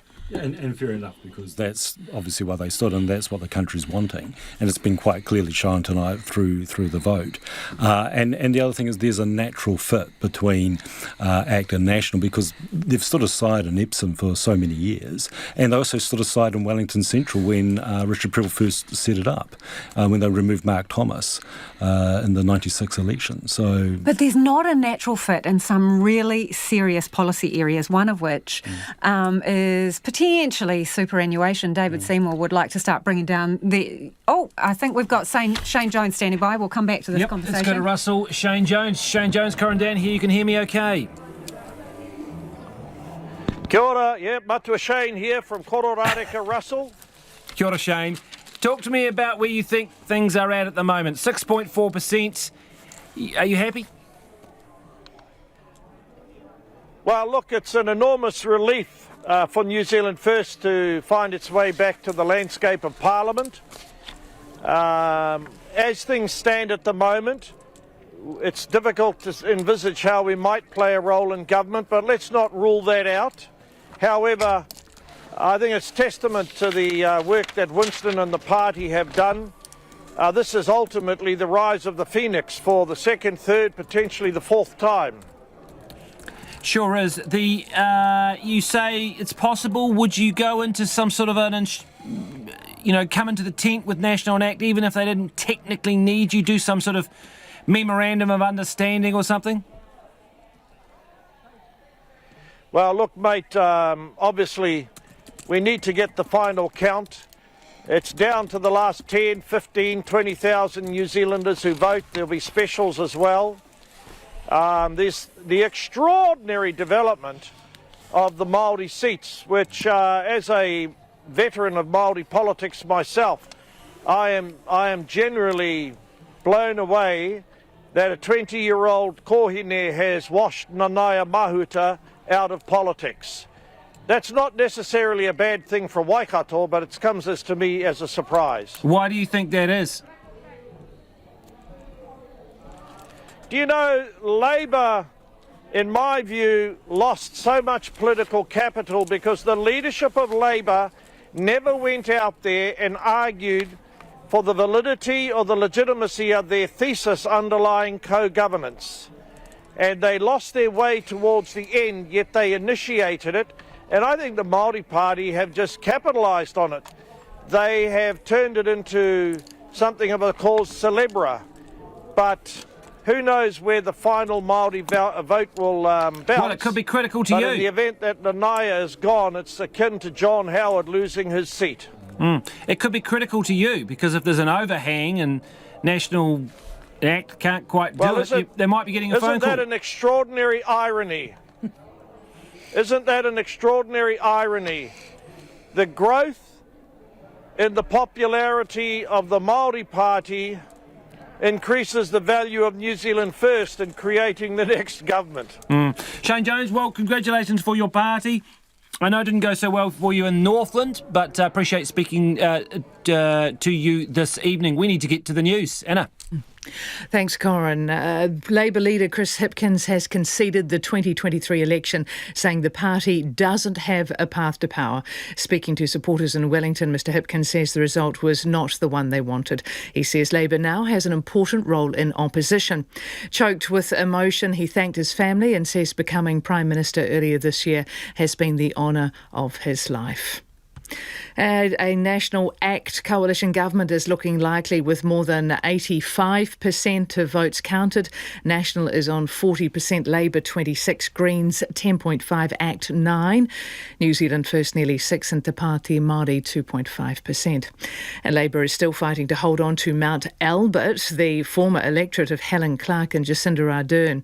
National's Melissa Lee and Labour's Helen White are neck and neck. A short time ago, there were just 56 votes between them, with Helen White in the lead. And in Mount Roskill, National's Carlos Cheung has extended his lead on Labour's Michael Wood. In Hutt South, National's Chris Bishop and Ginny Anderson are in a battle. In Wairarapa, Labour's Karen McAnulty is more than 2,000 votes behind National's Mike Butterick, with more than 90% of the vote counted there. And there's a strong showing by Te Pāti Māori in 7 Māori seats, with some still too close to call. Co-leaders Rawiri Waititi and Debbie Ngāri-Wapaka look set to hold on to their seats. In Te Tai Tokerau, the Labour incumbent Kelvin Davis is back in the lead, only just against Te Pāti Māori's Maria Meno Kapakingi. And in Tamaki Makaurau, Labour's Peeni Henare is out in front of Takutai Tash Kemp from Te Pāti Māori. In Ikaroa Rāwhiti, Labour's Koshta Tangairi Manuel is well ahead of Te Pāti Māori's Meka Whaitiri. And in other high-profile seats, Tops Raf Manji has failed in his bid to secure Ilam. In Epsom, ACT leader David Seymour is well ahead of Nationals Paul Goldsmith. And in Auckland, the Greens' Chloe Swarbrick has a strong lead. And Nanaia Mahuta has conceded in Hauraki Waikato and is out of Parliament. Ms Mahuta, who held the Foreign Minister portfolio, conceded with 6,470 votes to Hana Rāwhiti Maipi Clark of Te Pāti Māori, who has 7,741. Now, speaking to media with Willie Jackson by her side, Ms Mahuta conceded the election but said her team had worked hard on the campaign till the last day. Hana Rāwhiti Maipi Clark will be the youngest ever elected MP to Parliament at age just 21. And ACT leader David Seymour says he will work tirelessly to make sure the party delivers on promises made. The party has 12 projected seats as results continue to roll in. Mr Seymour says it's an historic vote for real change. And he thanked supporters gathered in Auckland a short time ago for their efforts campaigning. And in other news, the Israeli military says it's killed a number of terrorists after they attempted to cross from Lebanon into Israeli territory. It says the Israeli Air Force carried out the strike using an unmanned aerial vehicle. The BBC has not verified the claim. And in Australia, the Indigenous Voice to Parliament referendum has been soundly defeated. Nationally, with 46% of the vote counted, the no's are at just 57% and yes on just under 43%. And that's the news. Very low. Thank you very much, Anna. Let's talk some more about what we're seeing with these numbers. And we've got 62 for ACT and National at the moment, maybe still 62. 63. Chris Luxon is pretty much on his way, isn't he? We did see a brief shot of him in the car. Yeah, we think it might be staff bundled in there, but he can't be far off. I think he was in there. I think he was in Chris there. Luxon in the car. Yep, he's en route. It's pretty late, isn't it? I mean, 11 o'clock and he hasn't. It might be another 20-odd minutes before he's up Well, on I the suppose stage. he's looking at those numbers in respect of his insurance policy that we've been talking about for the last hour or so. As we see, 87% of the vote in, National just under 40%, and ACT hovering at just over 9%. New Zealand First is kind of sneaking up a tiny little increments, 6.4%. I wonder, Chris Simpson, what do you think about the type of speech we could expect to see from Chris Luxon? Be very, actually be prime ministerial, and he'll definitely thank Chris Hipkins for the campaign. He will also outline sort of where he wants to see New Zealand rather than the National Party, especially if he's taken a lot of tutorage from John Key, because John Key was very aspirational for New Zealand, not just the National Party. And you'll start to see some coded messages regarding what you may see from the government, which is basically how ACT will be. Do you think there'll be quite a sense of urgency? I mean, we've heard about mini budgets and before Christmas, this sort of thing. Yeah, because it is probably going to be the National Act, you will have a mini budget because you can't wait till May next year to have a budget. And those first 100 days of working together with ACT would happen pretty fast, versus if it had been a New Zealand First National Act government, the negotiations would have taken a lot longer, and the 100 days would have actually been pushed back while he's just doing the negotiations. So I'd see a lot coming out on the crime immediately, but definitely a mini budget. Absolutely a mini budget. Ella Henry, what are you hoping to hear from his speech tonight? I agree. I think that we're going to see a very prime ministerial demeanour. I mean, there's been a lot of scrapping. There's been a lot of street hustling in the last couple of weeks, and I think they can both... I thought that Chippy was very, very circumspect and graceful and gracious, and I think we'll see the same. Yeah. The battle is over now. Now begins the war for the hearts and minds of New Zealand. So that's going to require, I think, a much more senatorial approach. That's what I would expect. And I absolutely agree. And it also has to be a very disciplined, because if you've only got one vote in it, you have to be very, very disciplined with both your caucuses and your messaging and also your policies, versus if you had a bigger majority where there'd be a lot sort of more looser. And let's be clear, there are a great many new people coming into the House of Parliament. We've seen over the last couple of years, a lot of people have fallen by the wayside, inappropriate pasts, actions, various things like that. So there's going to need to be a lot of work done with that new, the new alumni. All right, we've got Chris Hipkins standing by, I believe, and we'll go to him now. Kia ora, Chris. I mean, how are you feeling after that? It's a bit of a sucker punch, the numbers for Labour.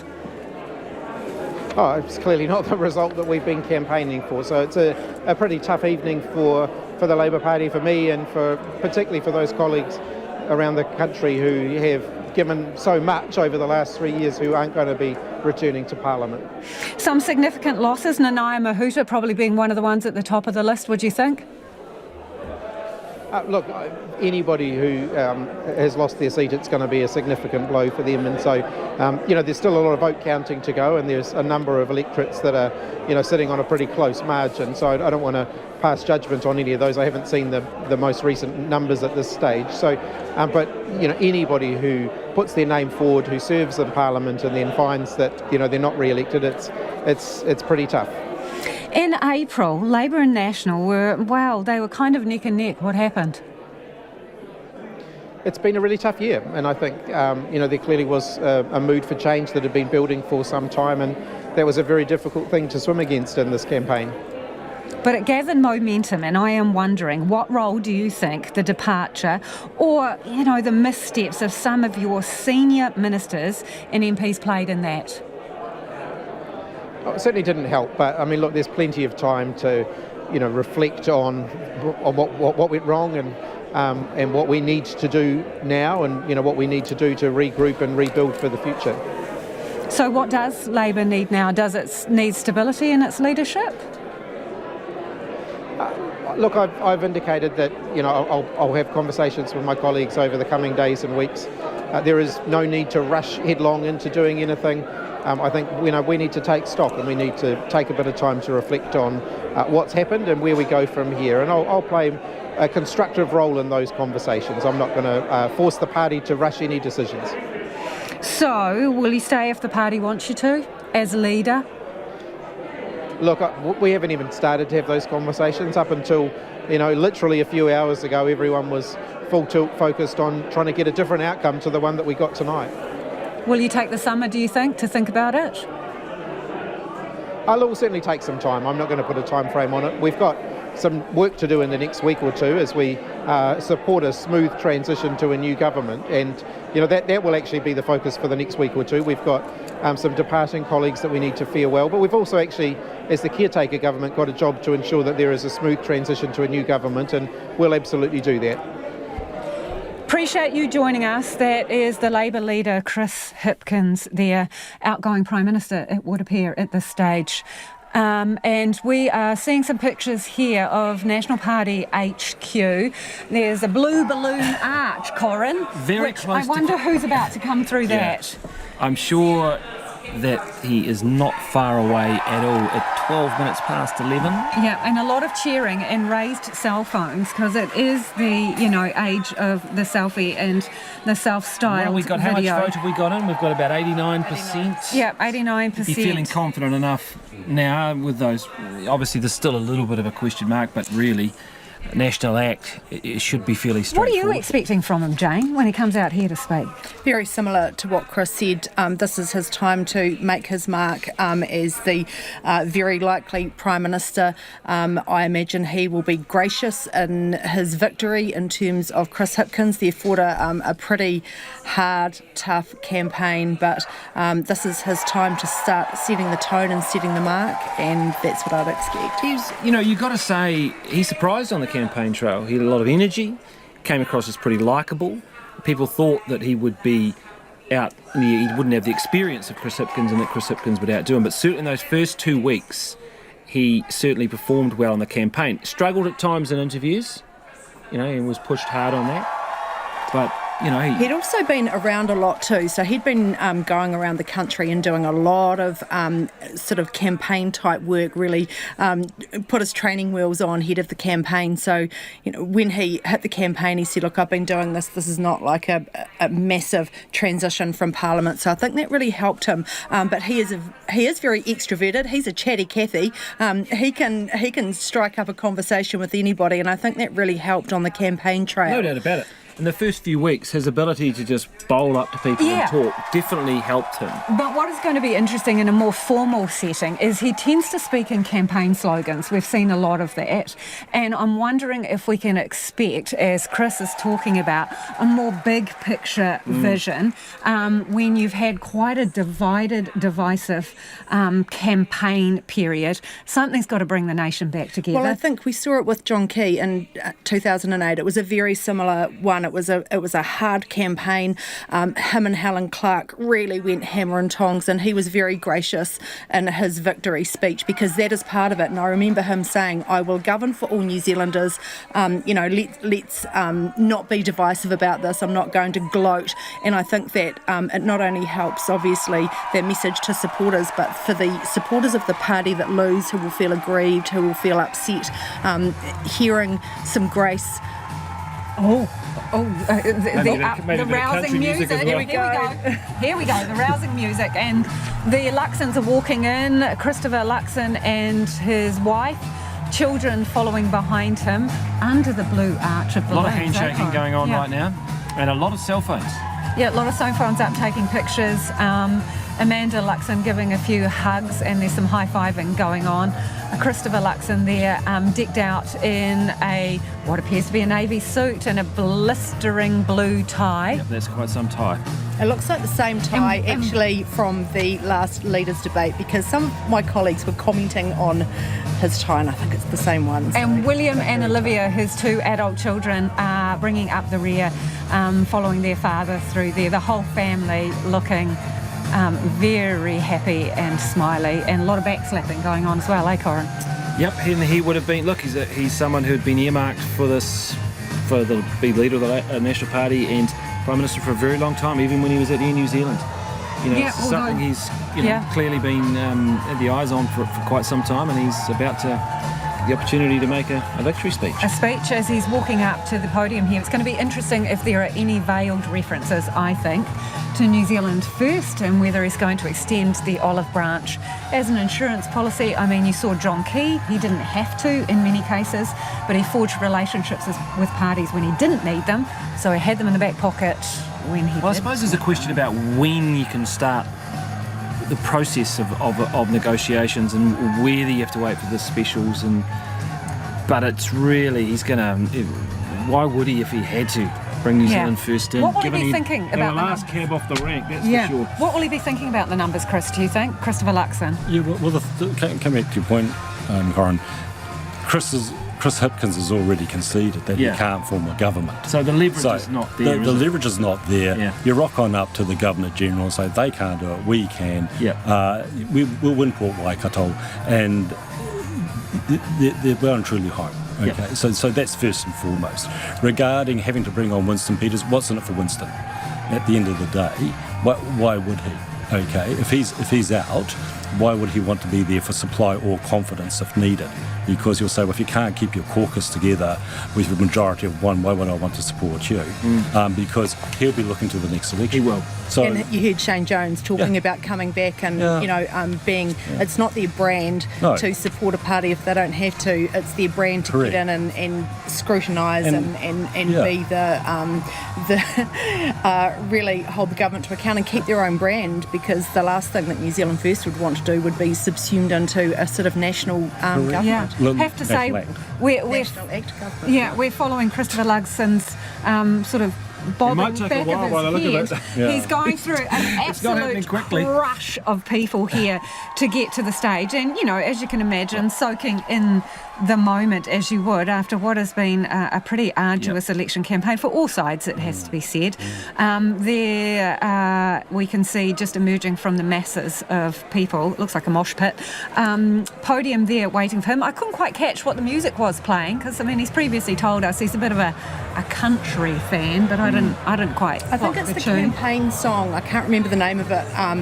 He played it there. Day's Gonna Come? Day's Gonna Come. Okay. Here he is. Oh, here he is, up onto the stage. Christopher Luxon giving the crowd a wave, soaking in the moment. Thumbs up. Yeah, he's working the room at the moment, that's for sure. He's up on the stage, walking back and forth, waving to the crowd, his supporters, giving them a round of applause now and a wave. I think he just said, thank you so much. Here we go. Thank you. Thank you.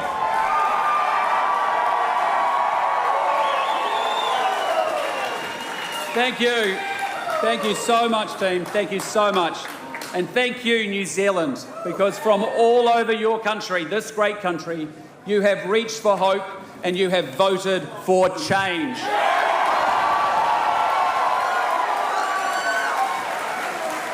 And I am immensely proud to say that on the numbers tonight, National will be in a position to lead the next government.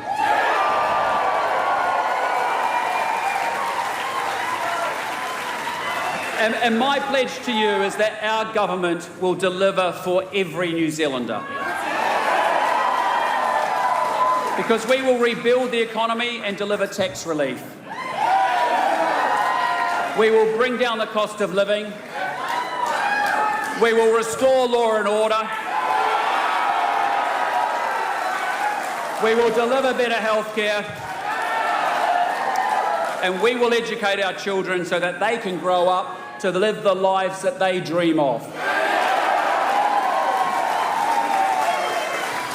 And that's what you voted for, and that's what we will deliver.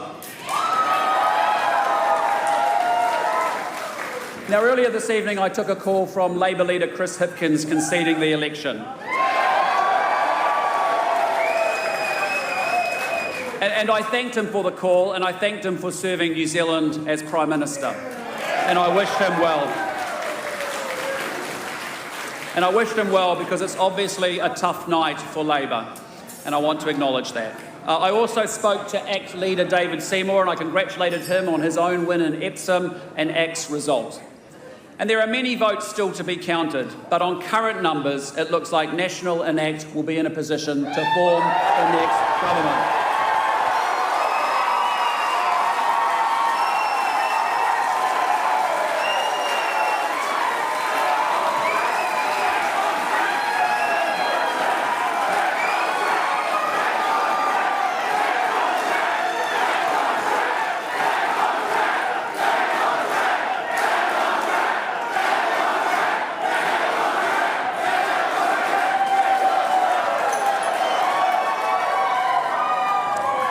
And I also congratulate Winston Peters on New Zealand's first return to Parliament, and I appreciate his comments this evening that he is willing to help where needed.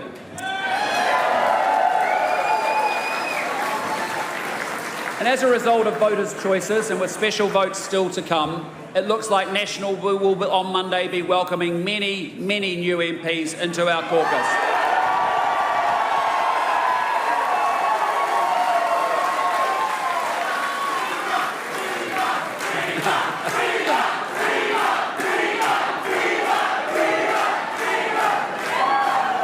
And although this campaign was long and negative, New Zealanders listened to National.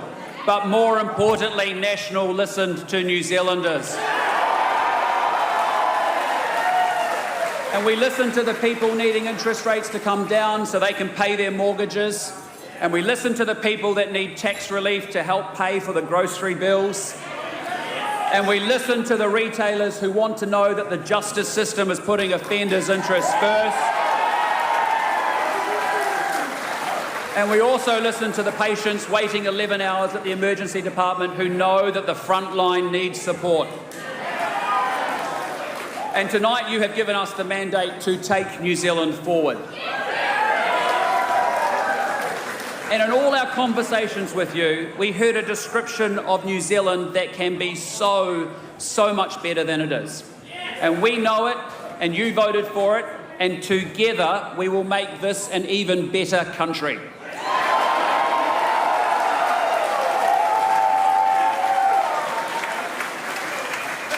Now, turning around the country may take time. It's a big job and we have to get it right, and it's going to be hard work.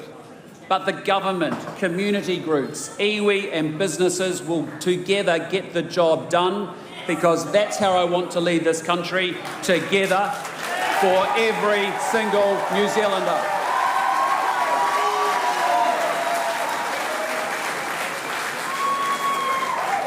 And one night about midway through the election campaign, I was on a late flight home to Auckland, and I was sitting looking out that plane window, and I looked out at the dark land below. And there were huge black spaces, except where at times the darkness was broken by a single isolated light. And it was probably a farmhouse, and sometimes there were small groups of lights in little settlements and occasionally towns or a city.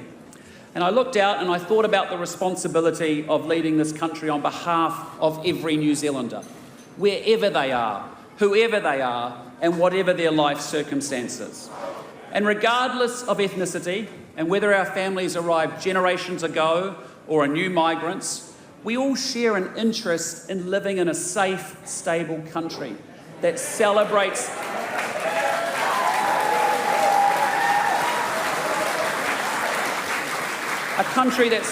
fairness and wants the very best for every New Zealander. And we also share an interest in having a strong economy that is providing opportunities. Because the promise of New Zealand is quite simply that if you work hard in the best country on planet Earth, you should be able to get ahead.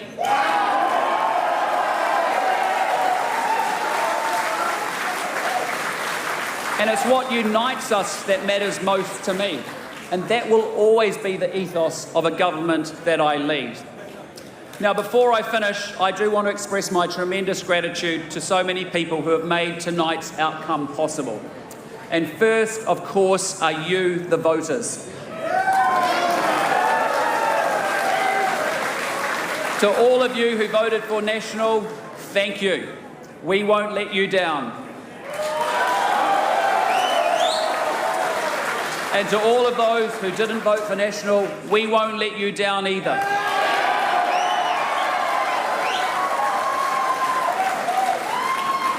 And to the people of Botany who returned me as your MP, can I say thank you?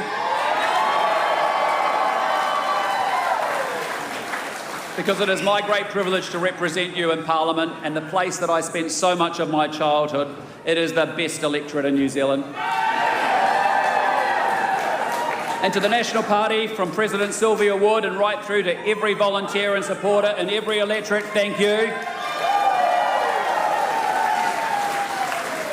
Because your commitment to National did not waver, and tonight's outcome is yours to celebrate too. And I want to thank my fantastic Deputy Nicola Willis, our incredible hard-working campaign chair, Chris Bishop, and all of our caucus and candidates for their relentless campaigning over the past 6 weeks. You have given it your all, and we have splashed blue across the country. Thank you. And I want to thank our great campaign director, Joe DeJoux, and all of our campaign team.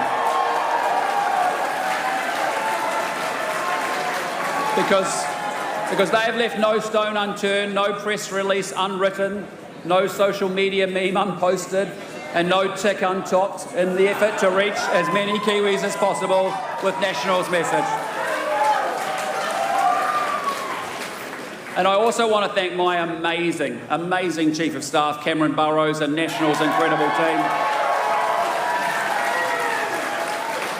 Because you have had weeks without weekends and nights without sleep, but tonight it's all been worth it.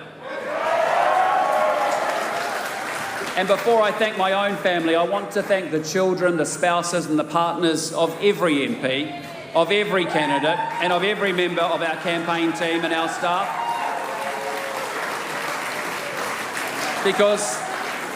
because all of you have sacrificed a great deal to support us, and that support is greatly acknowledged and greatly appreciated. And there have been many late nights and long absences, and I genuinely hope that tonight's victory is some repayment for your sacrifices. So thank you. And finally, to Amanda and William and Olivia.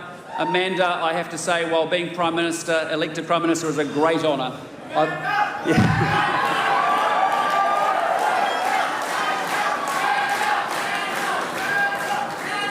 I have always said marrying you will be my greatest achievement. I love you, and I am so grateful that I get to do life with you each and every day. And I want to say to William and Olivia, thank you so much for all of your support and encouragement right from the moment that I said I wanted to enter politics and public service. So thank you, team. I love you lots.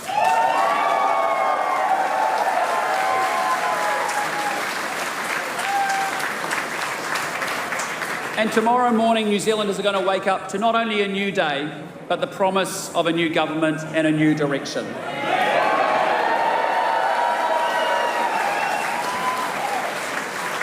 And this great country of ours has so much potential, and our new government will help realise it. And I have to tell you, I am humbled by tonight's support, but I am so energised by it too. And I cannot wait to get stuck in and to get to work. Because New Zealanders have chosen change, and our new government will deliver it, and we will get this country back on track. Thank you, everyone, and good night. Well, there we go, Christopher Luxon. With his victory speech, he is going to form the next government. He's energised. Jane Patterson, what did you make of that speech? Did he hit all the right notes? Yes, I think it's what we expected coming out, setting that prime ministerial conciliatory tone, not wanting to gloat too much. Some kind words for Chris Hipkins and Labour. Of course, Chris Luxon wasn't here in 2020, but their party, National, knows what it's like. They went through a very tough time. Interesting, we were looking for some signals about what he might do. Obviously, he's going to get into talks and be, he's already talked to David Seymour, obviously, and they will not be wasting any time. But he said on current numbers, it looks like we can form a government. And even though we've seen a little bit of slippage in National's vote over the last hour, he's obviously confident enough to be able to make declarations. Keeping that option, though, coming out, not bagging Winston Peters, saying, acknowledging Winston Peters and acknowledging Winston Peters' statement that he was willing to help. So just keeping that on the side, but obviously confident on these numbers that he can do it with ACT. Yeah, I'm saying he's absolutely energised. New day, right? New day, new government and new direction is what he is promising the people. Chris Simpson, what did you make of that? Did he get his tone right there?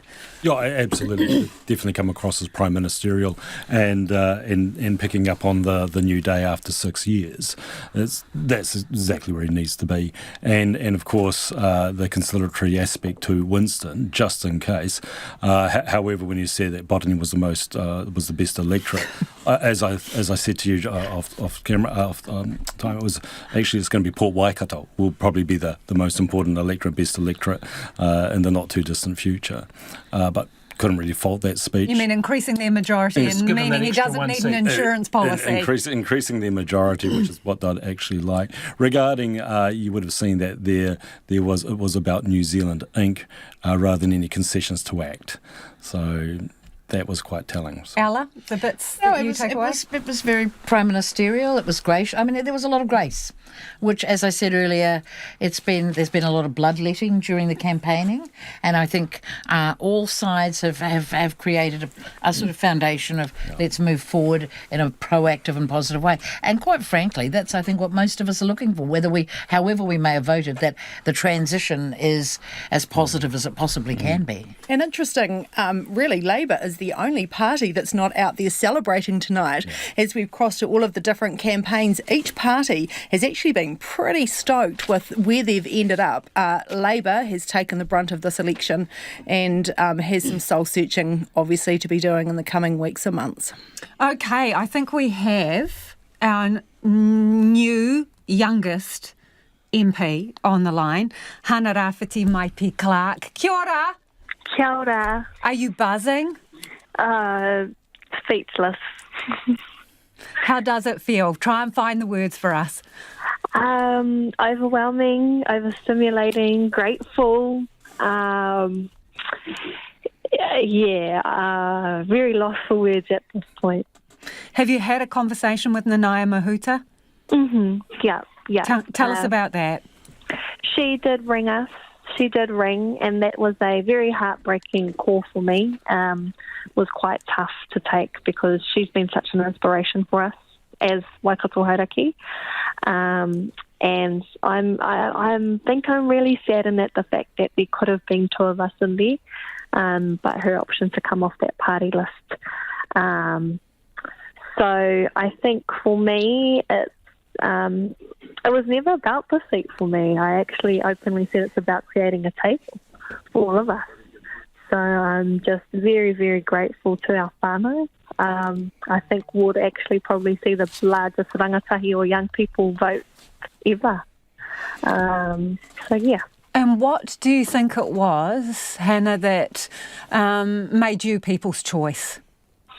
I'm not too sure. I've just been myself the whole way.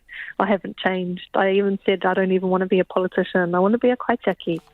And for me, we were running two campaigns. We were running a social media, a very heavy social media one, and we actually had no money. We started from scratch, right from the bottom. Green executive team, green campaign, and we were running a campaign actually just educating rangatahi, translating politics and where they stand in our debates. And then I went around our whole electorate, or most of it anyways, and went to go mihi and talk to kaumātua workers face to face in a marae, schools, you name it, we've done it and we've been there. What do you think it's going to be like going to Parliament? It's going to be the most humblest way I could say is that me even being in there, me getting my foot in the door is the biggest achievement, not for myself, but for the kohanga generation. I think our kaumātua, our ancestors should be so proud that we've made it this far and we keep going. You're the youngest MP since 1853. What does that feel like? It hasn't quite sunken in yet. And in the most humblest way, I always knew I was going to get into Parliament when I said yes. And if you look at my face, if you look in my eyes when I first announced it, I knew what I was getting myself into. I knew the challenges, the big hits that you'll take. But in front of me, raising my frequency, and me frequently being around my people and around what makes us truly unique is so empowering. Yeah, you mentioned that you knew you were putting yourself out there. It's been a hell of a campaign for you and not always pleasant, hasn't it, Hannah? Yeah, I literally woke up this morning and I thought I was just so content. Even if I had one vote or 1,000 votes, I was so content knowing that I had put in everything into this. My whānau, our community, my friends. And there was sometimes I was thinking, what is the point? There's just, I think I can definitely say I've seen the roughest of all campaigns this year for any MP, and I truly believe that. Even stuff that you see on social media is not even half of it that you saw behind closed doors that we had to endure. So really, really proud we've made it this far.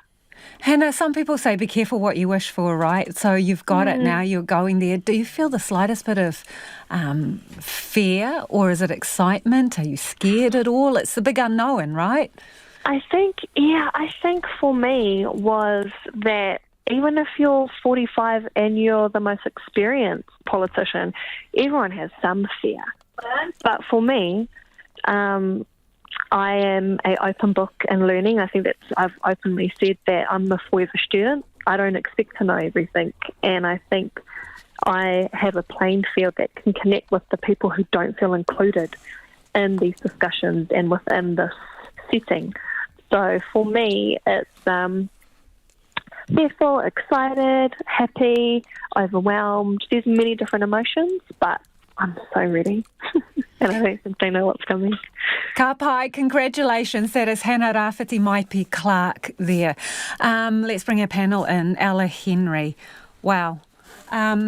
Interesting to talk to someone who is barely 21 and is full of excitement heading to Parliament. That's and very wise words from such a young soul. But remember, her great grandma was one of the people who took the petition to Parliament 51 years ago. Māori language petition. Yep. So she comes from a history of movers and shakers and leaders, and I think that's imbued her with the sense of mission.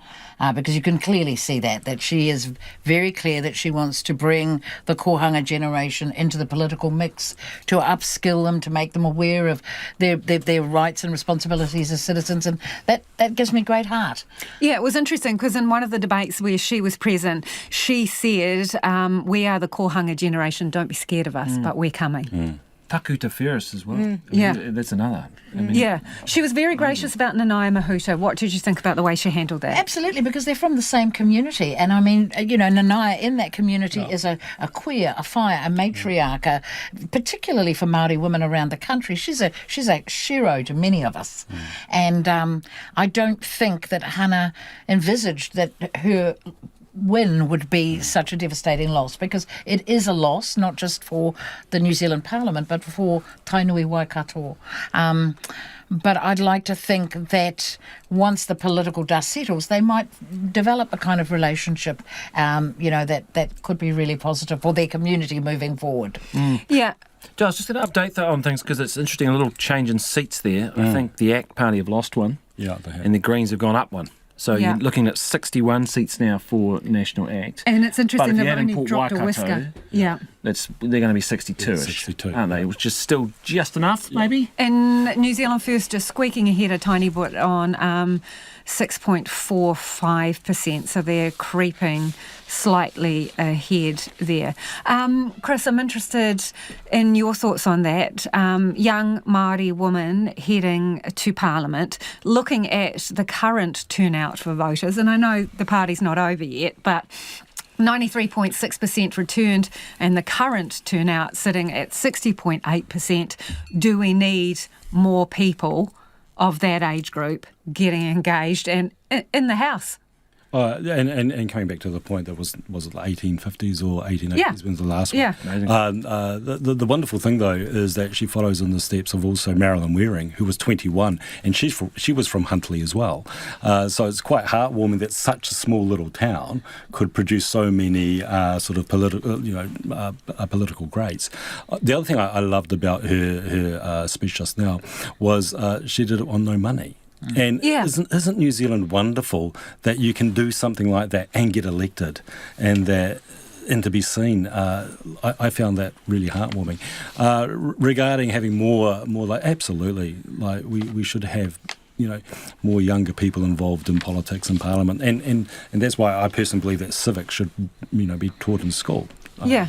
I'm wondering, Jane, are we going to have a conversation about this? Obviously, potentially the current turnout numbers are going to go up by the end of the night.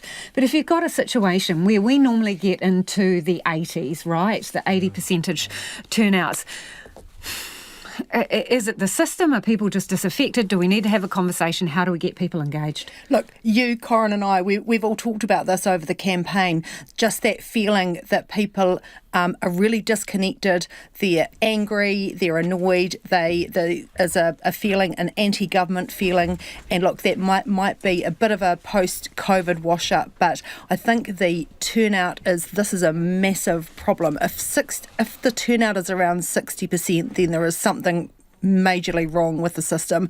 And Māori Pacific turnout, young people turnout, the youth, we've talked about it in previous elections. How do you make sure that people trust the system? And Dave was talking about it before. People who hadn't voted before, who turned up and they wanted to be part of the system, they were turned away for whatever reason, and that's it. Those people potentially are lost to it. He talked about a betrayal and a resentment that they were turning up for the first first time and the system failed them. So there'll be a combination of things. Wasn't it remarkable to hear him talking about the fact that this is only the second time he's voted? A man in his 40s, so disaffected was he by the system, and he decided to get engaged. Probably part of his anger about the hiccups at the booze is reflected by the fact that, he'd finally got engaged in the system. He feels that other people might have done the same. And then you get kneecapped at the final hurdle as well. So again, potentially an issue that's going to have to be looked at. Absolutely. In the wash-up. Yeah. And the civics point, again, every time we talk about turnout, we talk about the understanding that people have or not in New Zealand about democracy, about the importance of it. And often for so many people, it comes down to the feeling that their vote doesn't count. So how do you convince people that their vote does count? And again, is that education? Is that something that society can discuss more? It's very, very difficult, but this turnout is an indictment, as far as I'm concerned, for this election campaign. And you talk about votes counting, right? So let's just check in with a couple that are pretty tight in these electorates. We're looking at Mount Albert, and to put it in perspective, it is the electorate of former Prime Ministers Jacinda Ardern and also Helen Clark. 75 votes in it, and obviously we're talking to Melissa Lee earlier in the night. She was ahead. Now Helen White, the Labor candidate, is pulled ahead. You'll be waiting for specials on that one. Yeah, 91.4% of the vote in. But that was, and Jane, you'd know that, I think they had about a 22,000. It was massive. Huge, it was Jacinda Ardern's electorate. But also you've heard all through this campaign, and in fact Chris Hipkins alluded to it. He said there was a mood for change and it was very difficult to swim against. So you obviously see that not only in the party vote, but as we've heard, Labor MPs, seats like Mount Albert, Helen White's keeping it for now, but there are a number of seats, as National experienced in 2020, they just never expected to lose. There are, some seats that, as rough as it gets, Labor to hang on to that. To hang on to it. So again, it's that mood for change is being demonstrated very, very strongly, and I think more strongly than perhaps even National thought would culminate in terms of the actual vote. Yeah, Heather Roy, former ACT MP, has joined us back in the studio. I mean, what are your thoughts on that? Looking at some of these, what were Labor seats, some of them are gone and others are on a knife edge. Yeah, I think Jane summed it up really. In 2020, there was a red surge, and in 2023, it's been blue. And so I think once upon a time, maybe it's a move to MMP too. With first past the post, you never would have had that. But with MMP, it's evolving. There's a different possibilities. And the minor parties coming in and performing as strongly as they have now and just gaining momentum election by election by election, I think we're seeing MMP. Where are we at with the major parties, the so-called purple, the two major parties in terms of their share of the vote? There was a lot of talk that they would be down, disillusionment with the majors. I mean, in the end, National have done a little better than perhaps they were polling towards the last couple of weeks. But it's still quite low, isn't it? Vote. And that's telling us terribly, comfortably, when you think individually they'd quite like 50% of the vote each, but combined they're just a little bit over that. Again, I think it speaks to where MMP's moved to. Yeah. David, you would have been listening to Christopher Luxon's speech there saying that they're going to be a government for all New Zealanders. Did you take that as sincere and meant as the way it was delivered? Yeah, look, I've said before, Chris has helped us in the past when our food bank got burgled. He donated money personally, which he didn't want anyone knowing about. Now they do. Yeah. I don't know. I believe he's a good guy. Does that translate to government for everyone, though? Not what it's not what their policies say. I worry about, we work with Grace Foundation. My family started, who look after people out of prison, women's refuges, rehab, and you can't imprison your way out of poverty. I just worry for people that are struggling, and those are the people that we serve. So, I'll make the text. And try and organise a catch-up with them once it all settles down, because I am genuinely worried about how this affects our people and the people that we serve, who are people that are struggling. We were just hearing from Hannah Rafiti Maipi Clark there. Whatever your political stripes are, she's pretty impressive as a young woman. It's just inspiring what the Pāti Māori have done. And I think this is like, we're talking, they're going to continue to build, right? This is long term. But what they've done is so inspiring for our rangatahi, for our tamariki, going through struggle. It shows that it's possible, right? That it is possible. You can be anything if you put your mind to it and work hard. So proud. Heather, ACT. Where do you think they'll be? How do you think David Seymour will be sitting tonight? Is he going to go into these negotiations? Have we talked about it before? On these numbers, pushing to be Deputy Prime Minister? Is he going to have? Maybe he might not get the referendum. Will he get the smaller government that he wants? What do you think? He'll be pushing for all of those. Well, he'll be pushing for the policy initiatives. To be honest, I don't think... I'm sure he'll accept Deputy Prime Minister, but I don't think that'll be top of his list. I think that he's in it for the policies, not for the gains for himself. So that will be a great thing for ACT in terms of status and reputation to have the Deputy Prime Ministership, but I don't think he'll push hard for that, and he would be prepared to forego that to get some of his other gains, in my view. Where do National's tax cuts sit in all of this? I mean... Yeah, it's interesting, isn't it? Because David Seymour revised his alternative budget when the preview came out. And so it seems to me that he was much more realistic about the situation that New Zealand currently finds itself in, where Chris Luxon was absolutely wedded to those tax cuts. There was no rolling back on those tax cuts from National's point of view, and it would be very hard for them to do so now. But they've got also to try and meet a deficit target of getting back to surplus by, 2027, which they'll really want to keep. Oh, look, some things will have to go because they're going to have to make the books balance. Well, does Nicola Willis go then if the tax cuts go? Because she staked her future job on it, hasn't she? Look, I think they'll find some change. Yes, and they'll find some way of getting around that. T's and C's They might well. No one can predict. I don't expect that Nicola Willis be going anywhere. She's going to be the finance minister, and she'll be a very important part of that. She didn't win. Doesn't look like she's going to win a Haru. No, Greg O'Connor has come back after the early subdued interview with Greg O'Connor. He's come back and how do you? That's my electorate. I'm not the least bit surprised about that. Greg's got a lot of personal following in the same way that Peter Dunn had the loyalty of the voters. It's quite a different electorate in some respects. And look, to be honest, I don't think Nicola would have expected to win that. I think that she probably wasn't expecting it to be quite so close. And if she doesn't have an electorate to look after, she's going to be able to put her full focus on being Minister of Finance. I suppose the flip side of that tax cut debate and what David Seymour had said was that basically they weren't affordable unless much bigger cuts could be made. So that's going to be something for National to consider. You know what I'd like to see is you know how we do this big thing for the election, right? I think we should do something just as big every year and go back and tickle what they've actually what they've done.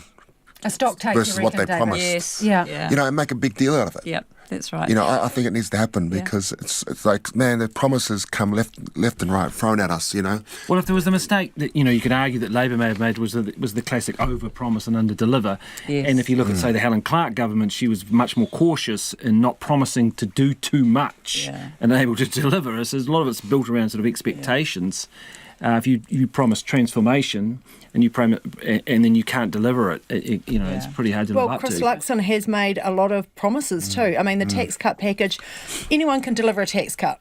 You sign you pass the legislation. If you've got the numbers, tax cuts there. It is going to be much more difficult to raise the revenue. They've still got to actually get into the nitty gritty of how that savings prioritisation program is going to work. But then you've got health, education, law and order. He is promising to fix those. Now, they are all massive challenges within themselves. So, to Dave's point, there's a lot of promises that have been made, as you would in opposition, going for election, but it's going to be a testing year. And how long are voters prepared to wait as well, Heather? What do you think the patience level is? Because when you talk about restoring law and order, we're going to the man himself. We are going to go to Christopher Luxon, who's joining us now from the National Party headquarters. Well, congratulations, Mr. Luxon. How are you feeling on this result? Thank you, Corin. 39%. You must be thrilled. Yeah, look, we're really excited. I mean, there has been a mood for change in the country for months, and as I've been moving around talking to people across the country, that's been what's happened tonight. People have voted for change and they want things to get done, and that's what we're going to go to work to do. On these numbers, you look like 61 seats, maybe 62 with Port Waikato. Is that enough to form a government with ACT alone, in your view? Well, look, I mean, the numbers are bouncing around, but on what we're seeing tonight, National and ACT can form a government. I think we'll work very constructively together. We've done so in the past, we can do in the future. David Seymour and I are aligned around some of the goals that we have, as we've said before, around law and order, health, education and the economy. And so, we've now got to go to work and put a strong, stable government together that gets moving quickly to be able to get the country moving forward. Is it your preference for a full coalition with ACT whereby potentially you might offer him Deputy Prime Minister? Again, I'm not going to get into any of the negotiations with ACT because I want to do that out of respect to them and to David by doing that together. We'll work our way through it. We'll work our way through it professionally and maturely and constructively because, we have a great country and we've got to realise the potential that's in this country, and we've got to deliver for all New Zealanders, not just those that voted for us tonight. Have you called Winston Peters tonight? I haven't personally, but I am very grateful for his remarks that he passed, which is just saying that if help is needed, he's there to offer it, and I appreciate that support, and that's why I acknowledge that this evening as well. Look, he's not the kingmaker necessarily, and as you say, they're bouncing around a bit, but would you consider an agreement of some sort with him just to bolster the numbers? Well, look, again, on the results that we're seeing tonight, National and ACT can form a government, and I think that's a good thing. But again, as I said, I appreciate that there's been a mood for change and people have voted for change today. And I respect the voters and I respect what they have delivered for us tonight. And I think we can work with certainly with ACT and form a very strong and stable government. But as I said, I appreciate Winston Peters' remarks this evening of offering to help if needed. But for us, it's about David Seymour and I getting in a room now and actually very quickly working through in a very constructive, positive way how we will govern and how we will deliver for all New Zealanders, because this is a fantastic opportunity now for our country to go forward, and that's what we want to do. Will you wait for specials, or will you look to get a coalition agreement done faster than that? Do you think that you need to wait for that? Look, again, we'll work all that out tomorrow with our strategy team, but for tonight, it's about celebration here at National HQ, but more importantly, it's about starting to think about the work that we have ahead of us, because we are going to go to work. We're going to work very hard. We have a big, aggressive 100-day plan to go get implemented. We've got a legislative agenda off the back of that. We will need to extend Parliament from its normal sitting period out closer to Christmas in order to get moving immediately. So we'll move through the process as quickly as we can, because I think New Zealanders want stability, and then they want us to go to work for them, and that's what we'll do. And a mini budget, can we expect that before Christmas? Yeah, look, we talked about that during the campaign, saying that there's probably a need for us just to confirm a few things as we get the fiscals in better shape. But we will work our way through that in the coming weeks as well. But tonight is really about saying to all New Zealanders, whether you voted for us or not, I want to reassure New Zealanders and all Kiwis that my motivation for coming to politics is that I want this great country of ours to be even better, and I think that's what every Kiwi wants. And so whether you voted for us or you didn't, know that we're going to deliver for you, and that's what we're going to go to work and do. And just to be absolutely clear here, you believe that you will have the numbers or have the numbers to do this with ACT. You don't need to pick up the phone and call Winston Peters. Well, again, as I said, there's been a mood for change tonight and people have voted for change. And I respect that Winston Peters and New Zealand First is back in Parliament. I certainly respected Winston Peters' remarks this evening to saying that if help is needed, he's there to help.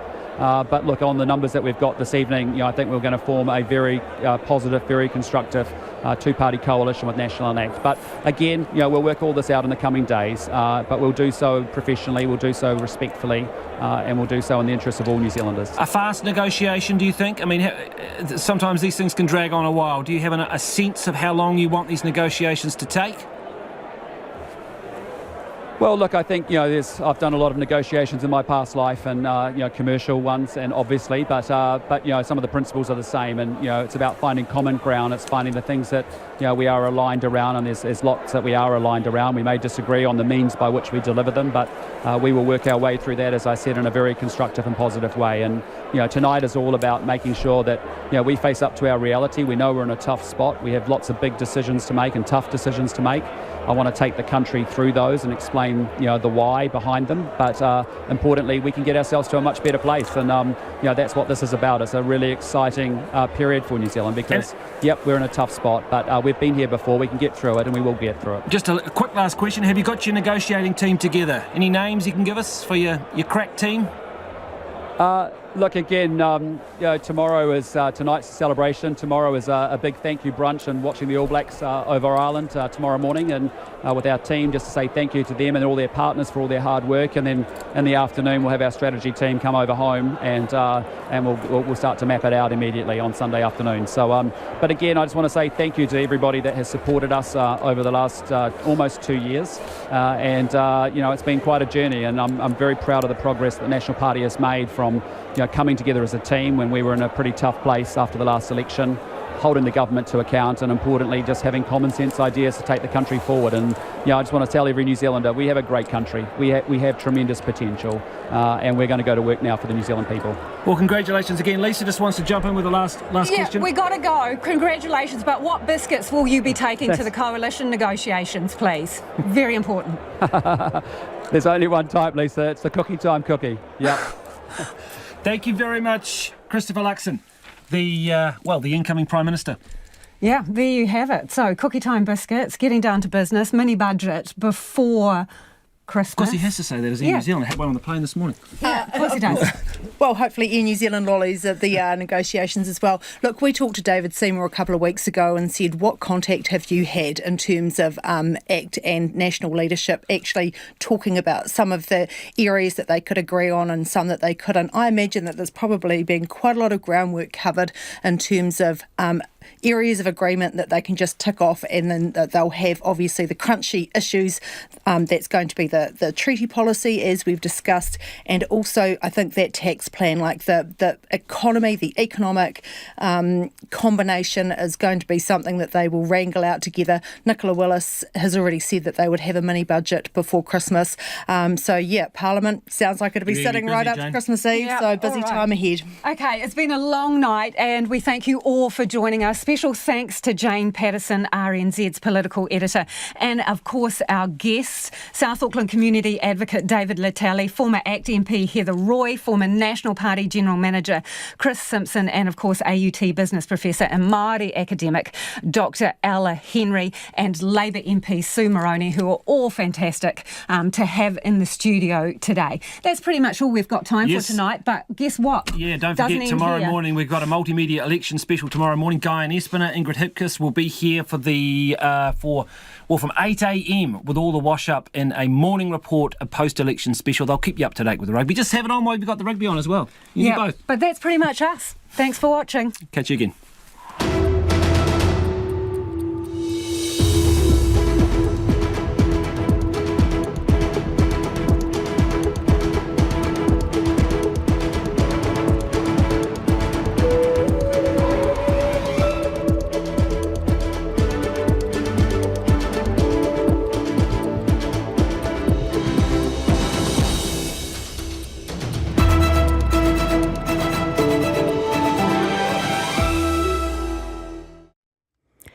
RNZ News at a minute past midnight. Asa Marie, good morning. I'm Angie Skerritt.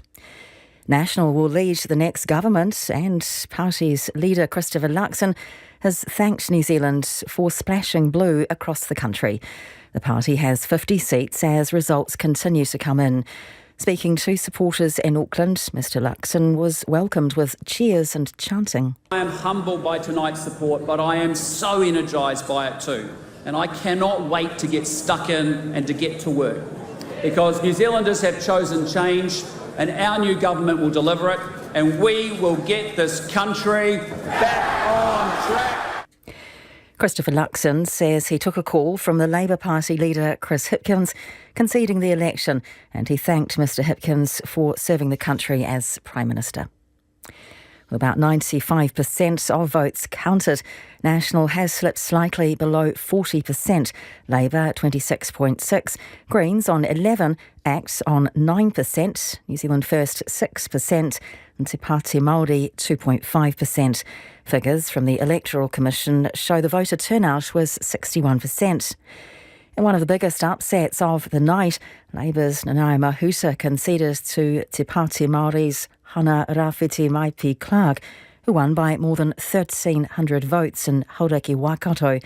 At 21, she will be the youngest MP in Parliament since 1853. Despite her seniority, Nanaia Mahuta chose not to feature on the Labour Party list, which means she will not be returning to Parliament. Some electorates are still too close to call. Labour is still fighting to hold on to Mount Albert, the former electorate of Helen Clark and Jacinda Ardern. Labour's Helen White has a lead of less than 100 votes over Nationals' Melissa Lee. In Hutt South, Nationals' Chris Bishop is several hundred votes ahead of Labour's Ginny Anderson. In Australia, with just over half the vote counted in the Indigenous Voice to Parliament referendum, the no vote stands at 59% and the yes just over 41%. Excluding Western Australia, where counting is just beginning, all other states and the Northern Territory have a majority no vote. The only area with a majority yes vote is the ACT. To have passed, 4 of the 6 states needed to have a majority in favour, and there needed to be a majority nationally. The Prime Minister, Anthony Albanese, says the result is not what they had hoped for. The Israeli military now says it will allow civilians living in northern Gaza another few hours to head south by designated routes without coming to harm. More than 1 million Palestinians were told yesterday to relocate ahead of an expected ground offensive. The call for a mass evacuation has been condemned by humanitarian groups and described by the United Nations Chief Antonio Guterres as extremely hazardous. The Palestinian Health Ministry says the death toll following retaliatory strikes by Israel is now more than 2,200. The French Prime Minister has put the country on its highest state of counter-terrorism alert after an assailant fatally stabbed a teacher and seriously wounded 2 others. The attack happened at a school in the northern France city of Arras. RNZ rugby reporter Joe Porter is in Paris and says so far there's been no response from rugby officials or World Cup organisers. But he says it remains to be seen whether the raised terror alert will affect this weekend's quarter-finals in Paris and Marseille. Could well be that things do change, and it could be that this World Cup in France, which has been sold-out crowds at every single game we've seen so far, could be affected, and that would be a massive blow to the tournament, which is breaking records so far. The All Blacks are set to play Ireland in Paris this morning. Thousands of homes remain without power in Canterbury after severe gales lash the region. Gusts of between 150 and 200 kilometres per hour were recorded in exposed areas, lifting roofs, toppling trees and bringing down power lines. More than 7,000 main power customers are without power and more than 2,000 households with Orion. There's still an orange strong wind warning for the Canterbury High Country and a strong wind watch for the plains, including Christchurch and Banks Peninsula. And the British actor Sir Michael Caine has confirmed he has retired following the release of his latest film, The Great Escaper. The 90-year-old stars opposite Glenda Jackson, who completed the film months before her death in June. He told the BBC he was initially reluctant to take on the role. I'd retired when I was to Centre Strip, and I turned it down 3 times. But I kept falling in love with him every time I read it, and so I did it. I'm still grabbing every second, although I'm 90, but I'll stop when I'm 100. Michael Caine says he decided to quit after the strong reviews for the film and because of the declining number of roles for a man of his age. And that's